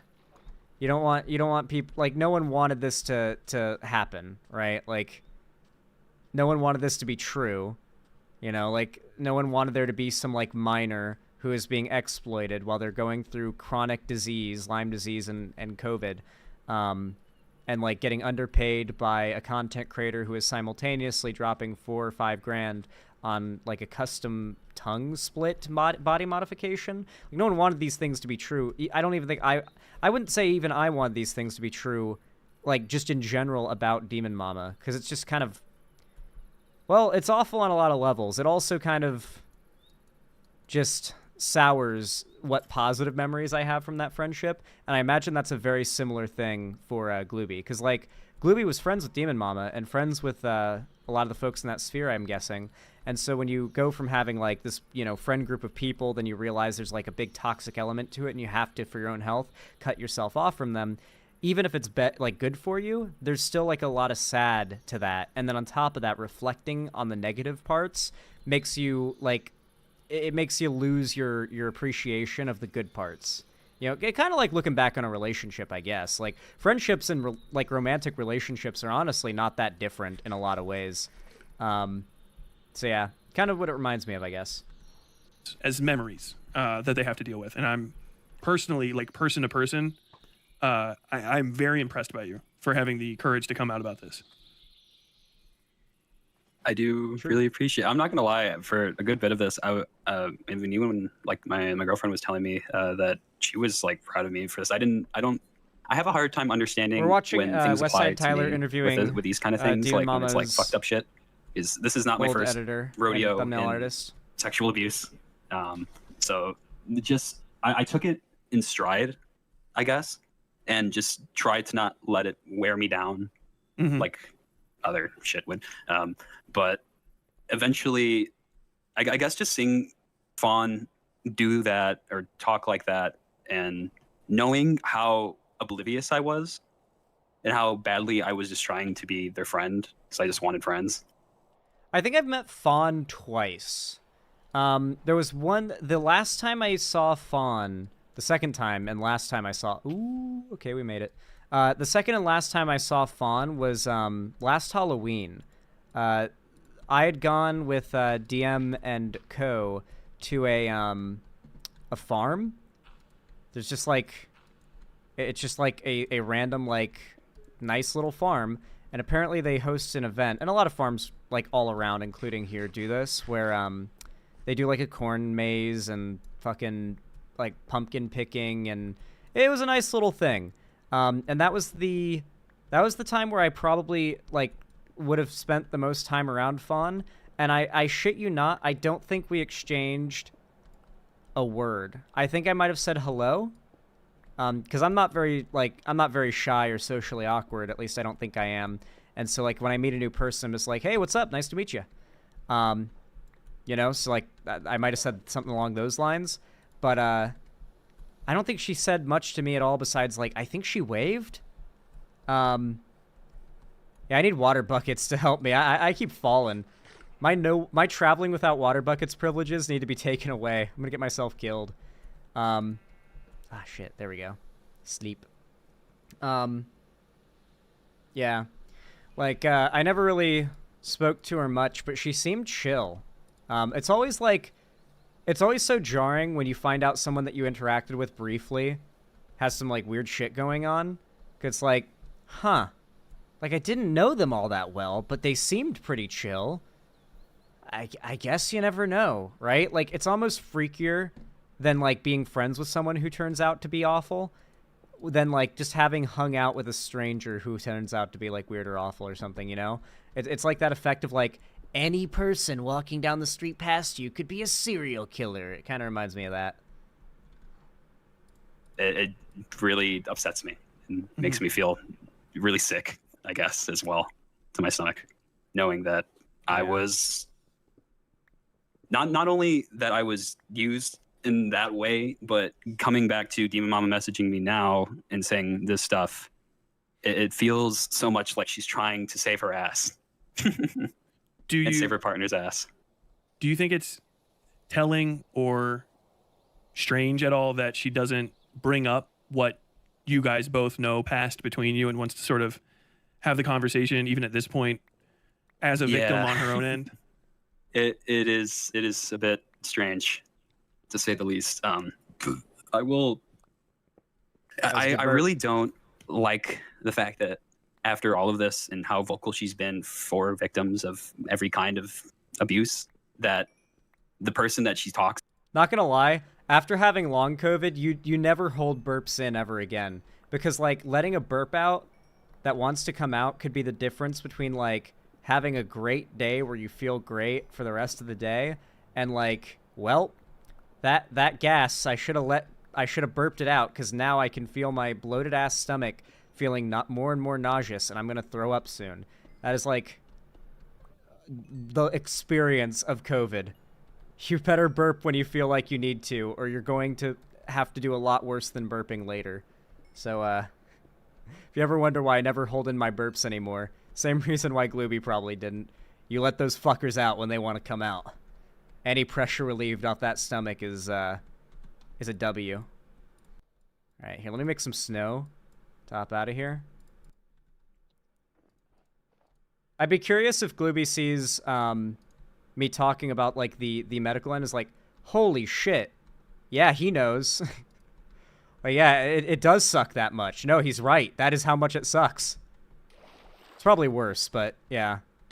I'm curious how much alike the long COVID shit is, especially when you've got Lyme on top of that. Ooh, hello. And like she's brought up so much is someone she's actively done so much of it too. Mm-hmm. And whenever like I think about the fact that she just brings me up on stream, and I want to mention that as well, that she really oddly, she never talked about me. Like she stopped bringing me up for like a year. Like she didn't mention me at all, but relatively close to when all of this started going down, like timeline was, I randomly brought up and talked about, and I felt really uncomfortable being brought up by her. And I think that honestly spurred me down this mental line of going to you to be honest. I thought I was done with Demon Mama when I left, and she stopped talking to me and stopped interacting with me like a friend. There was a good bit where we did talk and like interact while she was a streamer, but at some point it just became transactional and like work related exclusively. And then even then, at that point, when I stopped working, I would go to her and be like, hey, we should play games. Hey, we should play games. Hey, we should play games. And I would get excuses and ignored. Yet again, it felt like as soon as I wasn't of use to her. I mean, me and Ethan, who is my current editor, we run a Final Fantasy XIV free company. Like, he's the leader. I'm one of the higher up officers, and I mean, if you're in the free company, you know we're playing a lot. So like, I don't know. Like, if you're going to have I'm going to outright say this, because this is kind of how I've always gone about it. If you have a YouTube editor, you basically also have a best friend, and you ought to treat it about as much. What the hell? What the hell? Wait, when did I get a dog? Oh wait, that was yesterday. What? I've had a dog this whole time and it just teleported to me? What happened? Why was it not with me on the island? What happened? Okay, well, follow me, Doggy, unless you get lost again, I guess. Shit. I guess I've been here before, if my dog was able to show up. Yeah, my abandoned wolf. Anyway, water. Okay. As I was saying, though, like, if you're going to have a full-time editor when you're a YouTuber, you're basically also hiring a friend. Like, you can't just have a solely business relationship, realistically. Like, you're gonna have to hang out and, like, do things that are meant to, like, blow off steam, right? I'm pretty sure me and Cherry watched all of Breaking Bad. I did my damnedest to get Cherry into Attack on Titan. I don't know if they got into it. I don't know. Just, like... I'm pretty sure me and Ethan are watching Game of Thrones tonight if he's free. Like, that's just kind of like the dynamic. It just feels weird to me, the idea that Demon Mom would be like, no, we can't hang out. Sorry. We can't play a game together. Sorry. Too busy. Sorry. Yeah. I was nothing. One thing I want to just say is if Demon Mama was in the room with you right now and you could speak to her directly, what would you say to her about her conduct? I would just like to know why. I don't know why, if this is a standard that she supposedly has for other creators and other people around her, I don't know why it didn't apply to her and her partners. The people she interacted with then, I don't know why it didn't matter to her then. It just sucks. This fucking it does. What is it does called? Suck. Demon Mama. Just knowing how much I know about her as a person and knowing everything, it's just very. I guess because I was living through it, it wasn't surprising then because I was living through it. But now it's just really surprising to me that after all of this, she's talked and how much she's pushed for all of these things, it all just goes back to being bullshit and being a front, and behind closed doors, once again, abusive behavior is at the front end of it, I guess. I don't know. I'm drawing a blank here. I'm like having a mental moment about all of this. No, it's perfectly reasonable. As a matter of fact, we can go ahead and move on. I want to give you a chance to say, you're Glooby. You're an adult now. You're separated from this. There's more than likely people are going to want to try to reach out to you. I will not provide them any direct way to do so, but if they wanted to support you via commissions, you are still an artist, Ko-fi link. or anything like. Feel free to repost the Ko-fi link in chat, by the way. Glooby's Ko-fi link for medication and stuff. Feel free to repost that. Obviously, especially now, because Westside Tyler's also doing a call to action. So it works better because now I don't have to say it because he's saying it. Dad, do you want to plug a way to try to help you out or support you, or do you have anything else that you'd like to say in closing? I hate talking. Why did I choose to talk for a living? If there's anything I missed before I get into that,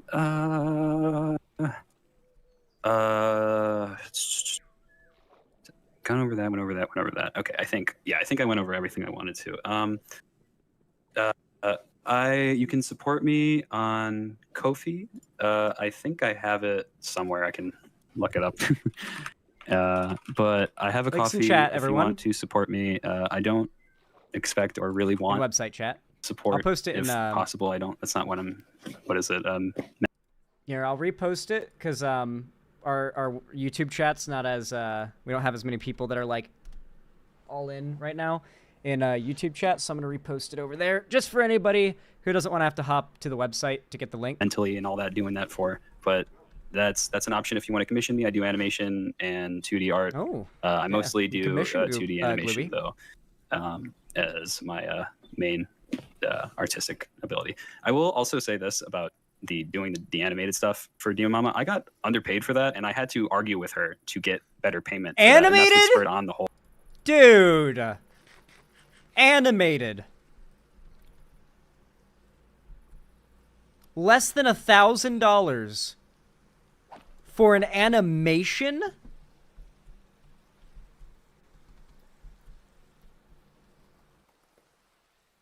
So, okay, you guys know how I mentioned before that, like, what really upset me, like, the reason why Cherry's false allegations against me are so, like, shitty is because it's not just that they're false and they could, like, you know, harm my reputation and stuff. It's that they were lies built to be, like, if you had a friend who knew you really hated, Twilight, like, they know you fucking despise Twilight. Like, you frequently talk about hating Twilight. Like, when someone wants to put Twilight on, you're like, nope, I'm leaving. Like, they know you don't like Twilight. And then you have, like a falling out. And then you end up, that friend ends up saying, actually, they love Twilight. Partially, that's not just like, oh, well, that's shitty to lie about them liking Twilight when they don't like it. It's also like, you know I hate Twilight. So lying and telling people I love Twilight is like the most, like, that's, because you know I hate it. You know I hate Twilight, and now everyone thinks I like it, and you knew what you were doing. That's basically the best way I can put into, like, a more relatable, like, vibe how I feel. And what kind of irks me about it. Like, I need to, what is it called? No. I said less than 1K for an animation. I like, from what I understand, Demon Mama paid nowhere near 1K for anything to Glooby. Like, I can't imagine paying less than $1,000 for someone to make an animation for you. As in, like, a hand-drawn, or, I mean, well, you know, not hand-drawn, but, like, drawn with a hand on a tablet, you know what I mean? Or with a mouse, like, hand-drawn animation, presumably, like, animated frame by frame, or at least with, like, a software that, well, I mean, the fact that I couldn't even tell you where to start when it comes to animating something like that kind of goes to show that the skill that is unique to Glooby alone is worth, like, at least, like, $500, right? Like, just to have, like, an animator on staff and like, you're, like, the floor is $500 for, I feel like, a 2-minute animation, 5-minute animation, 3-minute. I don't know. Like, God, because, like, an animation is a bunch of images, right? And that can mean, like, 30 frames for a second is 30 pictures in a second. Like, that realistically alone could cost $500 or more. Like, yeah. I don't know the specifics. I'm just saying, like, dude. Like, Glooby was not just an editor and thumbnail maker. Glooby was, like, a full-on media, like, everything. Like making animations and, like, art and editing, apparently, and also making thumbnails, tags, titles, like, content managing and moderating. Shit. Many talents. Very clearly. Many talents. Many years a wage slave? Yeah, 7 years a wage slave. Or is it 11, 12 years? I forget the number. What is it? The channel is struggling, et cetera, et cetera, et cetera. Mm-hmm. Like, I had to... underage I did worker. 2 animated commissions for her. She has this little imp that pops up in all of her videos that does, like, the like and subscribe thing. That's also my work. And actually, this I forgot to mention. This is a big thing about the work stuff as well. For about a year and 3 months, my work was uncredited in her stuff after I left. Oh no! And I had to go to her DMs and be like, hey, my shit isn't being credited, and this is really to be clear, we're me. talking art. Why here, hasn't this been updated? And to her credit, it did at that point be updated, but I don't think it should take a year and a half or like year and 3 months for my work that you constantly still use on every single video to be credited, and especially if you're not going to pay me for the constant use of my work after the fact. Fell my ass. I got paid like $40 and it's been used for like fucking 4 years now. Jeez.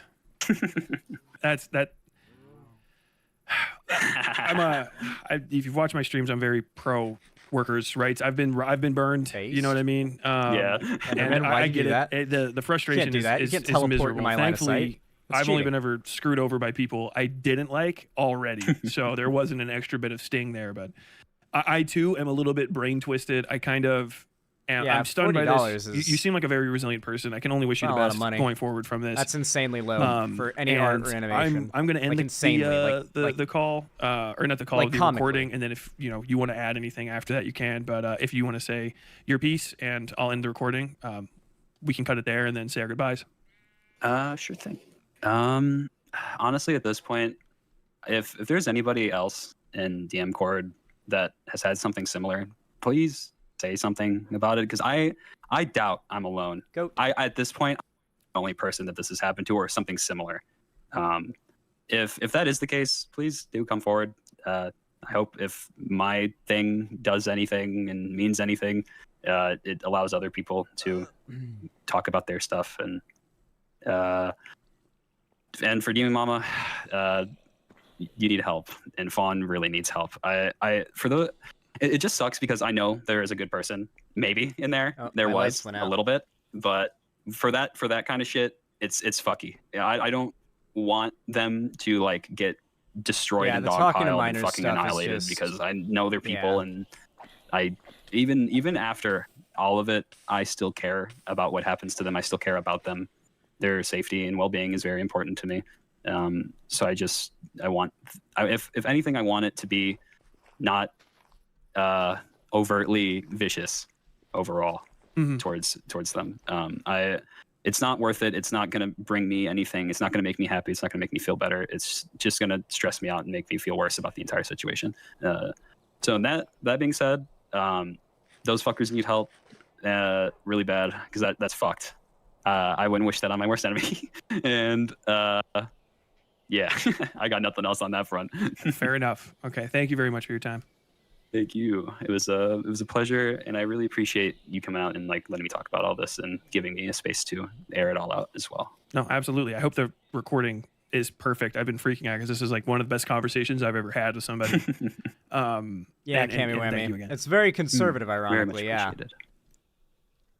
Thanks again to Glooby for reaching out. To reiterate, I've confirmed Glooby's real identity through photographs of their state ID, and they are the age represented in that conversation. I am profoundly disgusted by this situation, and I believe without reservation that these issues will not self-correct without a robust response and intervention by the authorities that be. I believe Fawn's actions specifically, and Demon Mama's actions to a similarly egregious extent, violate federal law regarding transmitting pornographic materials to minors pursuant to United States Code Title 18, Sections 1470 and 2252, and 47 U.S.C. Section 223D, though local statutes may take precedence in this case. I'm going to end this video by simply urging people in this sphere who have associated with Vosh, Demon Mama, or the other individuals mentioned in this story to question everything you know and everything you think you know about your relationships with them. There has never been an excuse for any of this, and it cannot be permitted to continue. There is no conceivable excuse I can think of that would justify... By the way, if you want to, if you've got, some fucked up experience you had with Demon Mama that needs to be made public or something, you want to come forward, don't come to me. I'm not the guy to go to, not a journalist. I'm not even particularly interested in, talking about or dealing with Demon Mama ever again. I'd prefer if she just destroys herself by being an awful person, I guess. I have no interest in, going after her. But if you want to, come forward with your story and you want her to be, not able to hide behind this facade or whatever, go to Westside Tyler. Just go to him. He is probably way better to go to for these kinds of things. I am also not a journalist. I'm pretty sure he has a background in actual legit, real deal, no memes journalism. So yeah, you should probably go to him. I'm gonna be real. For real. Tyler has sent the evidence to the authorities that handle CSA on the internet. Holy shit, damn, that's based as fuck. I like that. It really does help to solidify the point he made, where it's like, if you believe that you have seen or are, like, witness to some abusive or predatory or awful behavior, you don't, like, hold on to that and, like, just peddle it as content and, like, walk away. You'd contact the authorities when you actually think something fucked is happening, and he legitimately believes something fucked enough is happening that he contacted the authorities. I think that's actually pretty damn legit. I think that's pretty legit. NEMEC, missingkids.org/home. Is Vosh guilty by association or directly involved with this? I don't really know if, like Vosh is friendly with Demon Mama and is like, good friends with her and stuff, but I don't know if he's, like, aware of this stuff, so I wouldn't really pin it on him, I guess. But, he is, like, very much part of that bubble, if not, like, the largest, like, the core of that bubble. Like, there are other things that are, like, non-debatable to go after him for, if that's what you want to criticize, right? Like, oh my god, that mountain, we need to explore that big-ass mountain that's peeking past the clouds there. I bet it has tons of iron. Yeah, like the thing that, the whole, like, folder thing, like, why speculate about his involvement in this when there's already the folder thing, and it's like, well, good luck defending that. You know, like, I don't know. Really, as much as those 2 pictures in that folder were bad, I'm not sure if that is liable to get him arrested. I didn't say it was liable to get him arrested. You know, we don't have, like, laws against that kind of art in America, right? It's not literally illegal. However, the fact that he had it downloaded on his PC, multiple images, and, like, I'm sorry, dude. I'm not even a little bit sorry. That's just not okay. You know, like, there's just I will not hear excuses about how that's okay and, oh, it's a misunderstanding, especially when so many people have passed around fake versions of the leak of his folder to try and make it look like what he was looking at wasn't as explicitly pedophilic.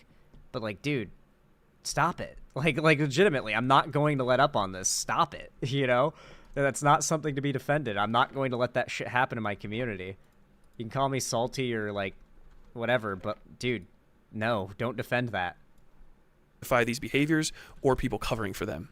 At some point in the future, I'm going to be looking more deeply into Vosh's other close associates, including his major donors, notable chatters, and the rest of the deeply suspicious White Leaf Cooperative. If you start with Sake Tanuki. That motherfucker hates me. That motherfucker's dropping like $1,000 per stream or something on Vosh and hates me. I'm just saying, listen, you take it as seriously as you like, Westside Tyler, if you see this. All I'm saying is, if you want to, like, really find some fucked up shit about content creators, investigate everyone who's had, like, an unhinged hate spiral against me. With your fucking journalistic eye, you will find shit. You will find some insane shit, I guarantee it. God. Okay, this is salt? Maybe a little, okay. Thing about these individuals, I will be discreet, professional, and receptive of any information you'd like to share. Oh yeah, you said as much as I did. Yeah, go to Westside Tyler if you want to, like, come forward with a story about your own experiences. I'm not interested in the whole, like, deep, like, trying to, like, expose Demon Mama stuff. Like, I'm not doing it. I guess I'm interested in it and that I'm watching this, but, like, I'm not gonna be that guy. But Westside Tyler's based for, like, standing up for Glooby here, especially. Glooby seems like a chill person. I'm sad about this. Anyway, yeah, we watched the video. We did it, guys. We did it. We watched the Westside Tyler video. I can't believe it, but we've finally done it. You chewing out Vosh for the folder thing is making me freak out? Wait, why are you freaking out? I'm just, like, I've pretty frequently dunked on this as well. Like, even before I guess people would accuse me of burning the bridge with Vosh, I was, like, pretty frequently saying, like, the horse lover Vosh.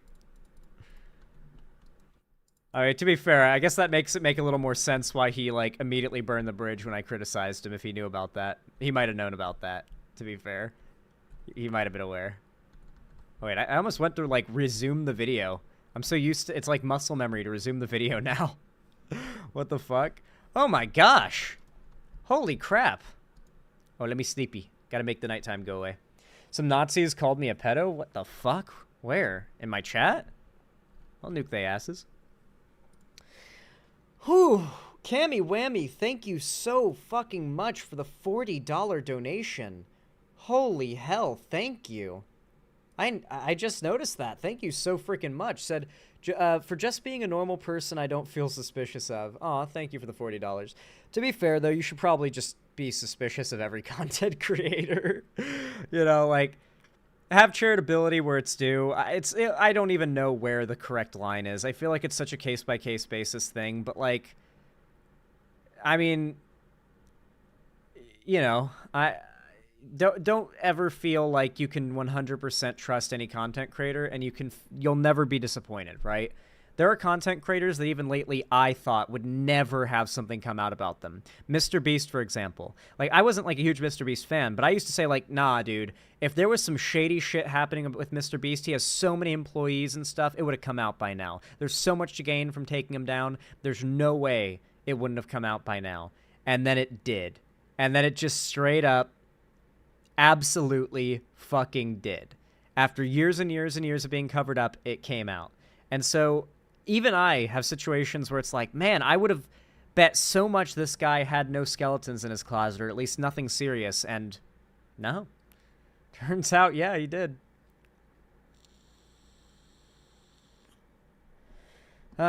Anyway, thank you for the $40, Cammy Whammy. I appreciate it. Thank you.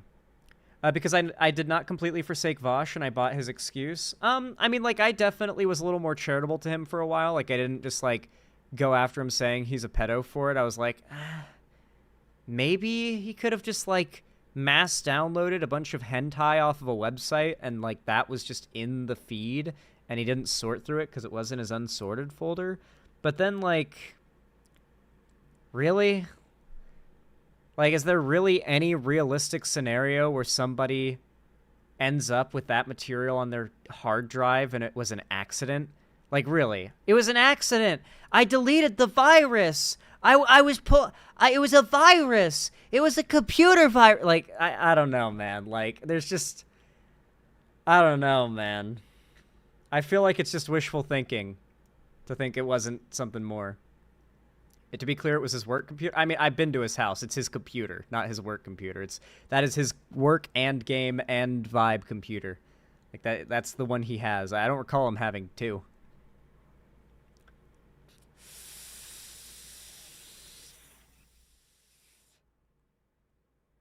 To be clear, it was his work computer that would get you fired from a job, a real job. Oh yeah, yeah, it would. Like, watching porn on your, or any kind of porn on your work computer would probably get you fired. I mean, I would assume, right? But maybe they do allow that. Who knows? Nah, but how are you that addicted to download it? Like, listen, the best case scenario for Vosh is that he's still, like, a massive fucking gooner. Because, who the fuck downloads porn, period? Like, I'm not talking the material he specifically had. I mean, like, just the general act of downloading porn. It's like, if he had leaked completely normal porn, I'd be like, man, you really should just not download porn, though. It's not even like, oh, get a different PC, or why do you do this on your work? It's like, why do you have porn downloaded on your computer? Who does that? And then on top of that, it's fucking lolly shit. And horse... I actually, this was an argument made by Ethan that I think is really good.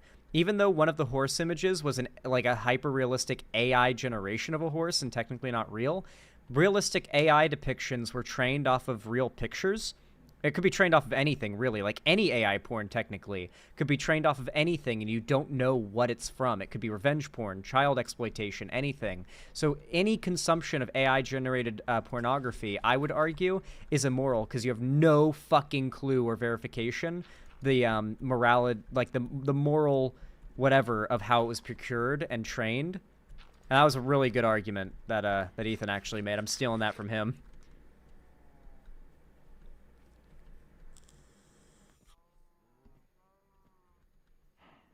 He's so rich he could have commissioned it.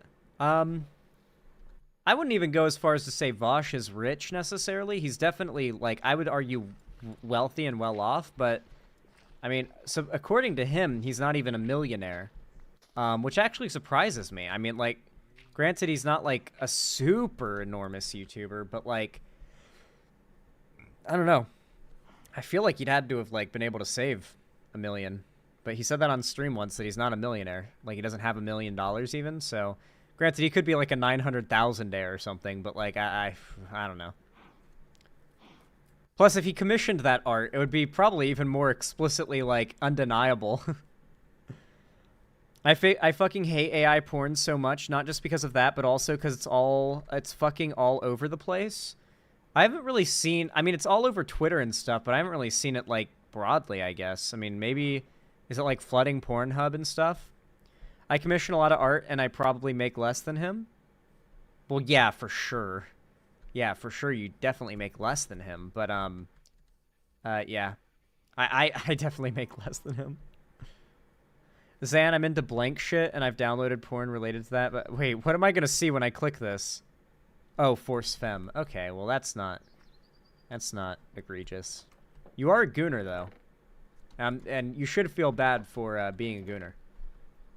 I'll never let you live this down. Okay. Wait, let me kerbobble my sound really fast, because, my sound was all memed. Everything was so quiet. What was I making? I'm making like an item right now, and it's like really good. We have so much coal. There's our iron. Let's go, chat. 62 iron we got while we were out on that adventure. That's what I'm talking about.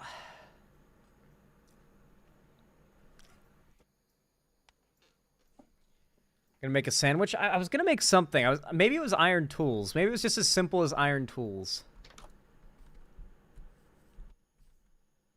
Let's toss these out because I'm gonna, you know, replace them.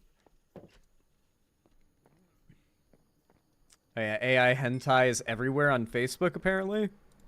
I mean, to be fair, AI hentai has less of a chance of being trained off of real exploitation or, abuse. So there's that, at least. It's a little better, theoretically. But legitimately, though, I actually think AI porn is immoral.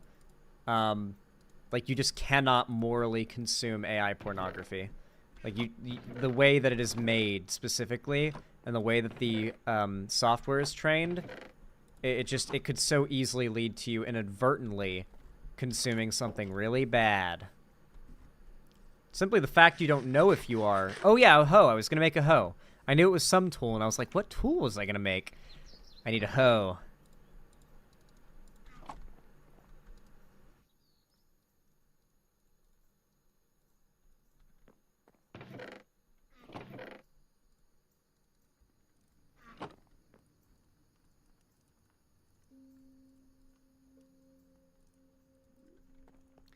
Oh, chat, I was about to ask, do you guys think I should react to the, supposedly, Westside Tyler did a debate with President Sunday, and that's fucking hysterical.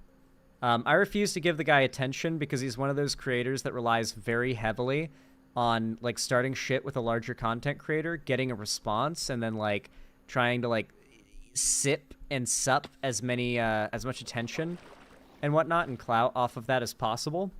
And so, I'm curious if you guys would want to see me react to, I guess, Westside Tyler's debate with President Sunday. I think President Sunday might be a defender of Demon Mama, actually. I think that might be why the debate happened, though I don't know. Yee. That could be fun. That could be fun. I like listening to debates more than I like doing them, to be fair. But I still like doing debates, don't get me wrong. Like, I absolutely love doing debates. But if I can, like, watch a good debate, like a real juicy one, while, like, playing Minecraft, well, I will take that, and I will be grateful. Oh. Damn seaweed. I forgot seaweed's, like, a full-on thing in Minecraft now. I keep, like, what I love about current Minecraft is it actually has so much content in it. I keep forgetting how much content it has. And I'm like, oh yeah, the game has so-and-so now. And it's really nice.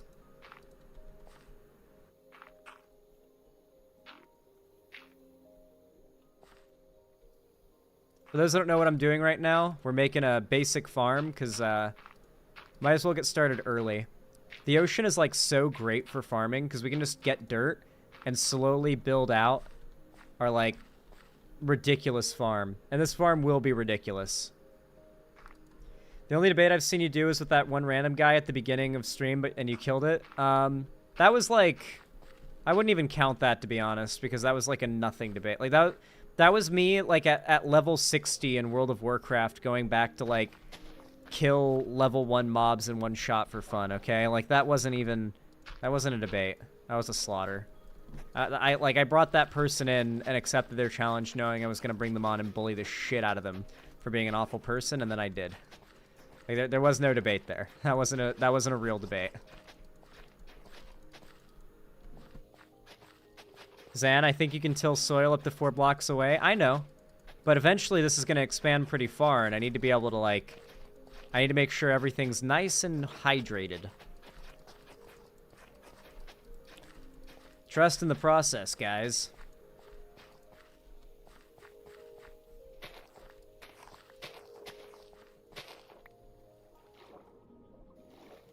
I really love the mods that I've got going here. This is vanilla Minecraft for those that are curious, but with like a couple of mods that just slightly improve the like the visuals and, you know, definitely some visual improvement mods if I do say so myself.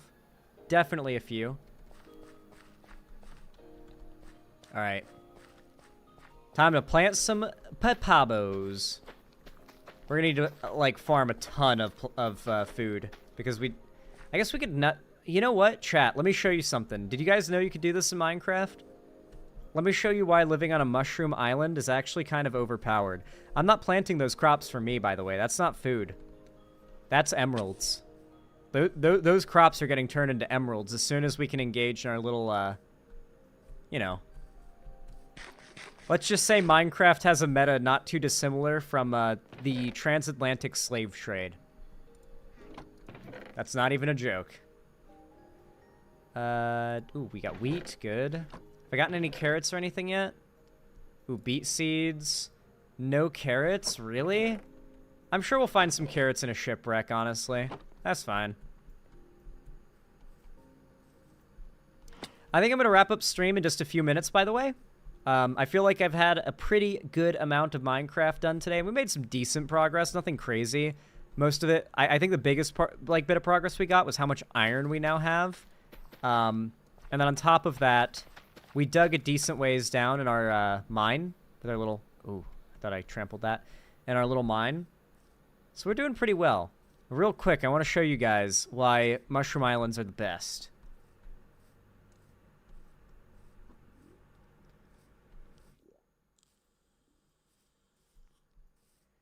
That is pretty weird, SSW Braydu. I'm interested to see the entirety... Not the entirety, but I'm interested to see what that drama and all that's about. Because I'm very familiar with how much of a piece of shit President Sunday is, so I'm interested to see. Anyway, let me show you why I love mushroom biomes. Watch this. You see this cow's nutsack here? You sneak up behind it with a bowl, and you right-click. And you milk some mushroom stew out of their udders. I think it's literally infinite mushroom stew. And you get your bowls back, too. So you're really not spending anything. Like, you're actually just straight up, it's just free food. Like, there's no reason to eat anything else until I've got golden carrots available via villager trades. Like, we're living off of mushroom. Well, I mean, it's really low. Like, it's not great in terms of, like, item space, but it's pretty good. Mushroom stew is a pretty good source of food. I think next stream, which will be the day after tomorrow, because tomorrow I'm taking off, the next stream, I plan on exploring that mountain over there. That looks real tall and really stony. which means it could have tons of coal and iron sticking out of the side of it, and we need that right now. We need lots of coal and iron, because I want to dig my mine all the way down to diamond level and start strip mining and getting some real diamond gear. I do not want to deal with fighting things without diamond. I don't. Not in hardcore, man. Not in hardcore. I don't even like fighting stuff in iron when I'm in hardcore. You can die in like 3 or 4 hits if you're not careful. So yeah, that's, I think we're gonna wrap things up for the night. Perry Icefire for the final dono of the night. Wow. Unless someone else beats me to ending the stream, I guess.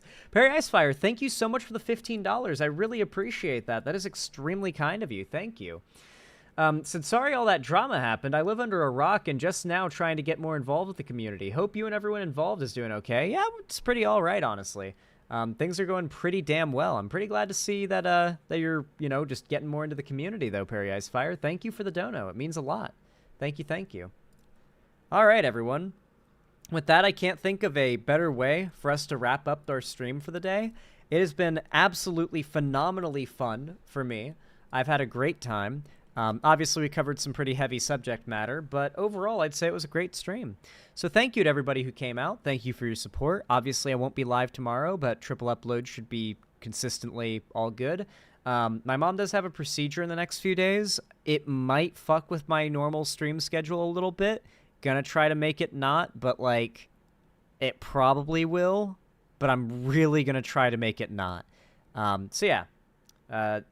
Hopefully, I'll be able to stream on schedule the day after tomorrow at around noon to 3 p.m. at the latest. So, yeah, hope to see you guys then. Thank you all so much for watching. I love you all so much. Your support has been fantastic tonight, and I hope to see you all next time. Bye! Doo-doo fart. I didn't have a good one there today. Sorry. There we go. Ah! My throat's so dry. I don't know why, but blowing a raspberry, dries the crap out of my throat. Now I gotta cough. Okay. Doo-doo fart.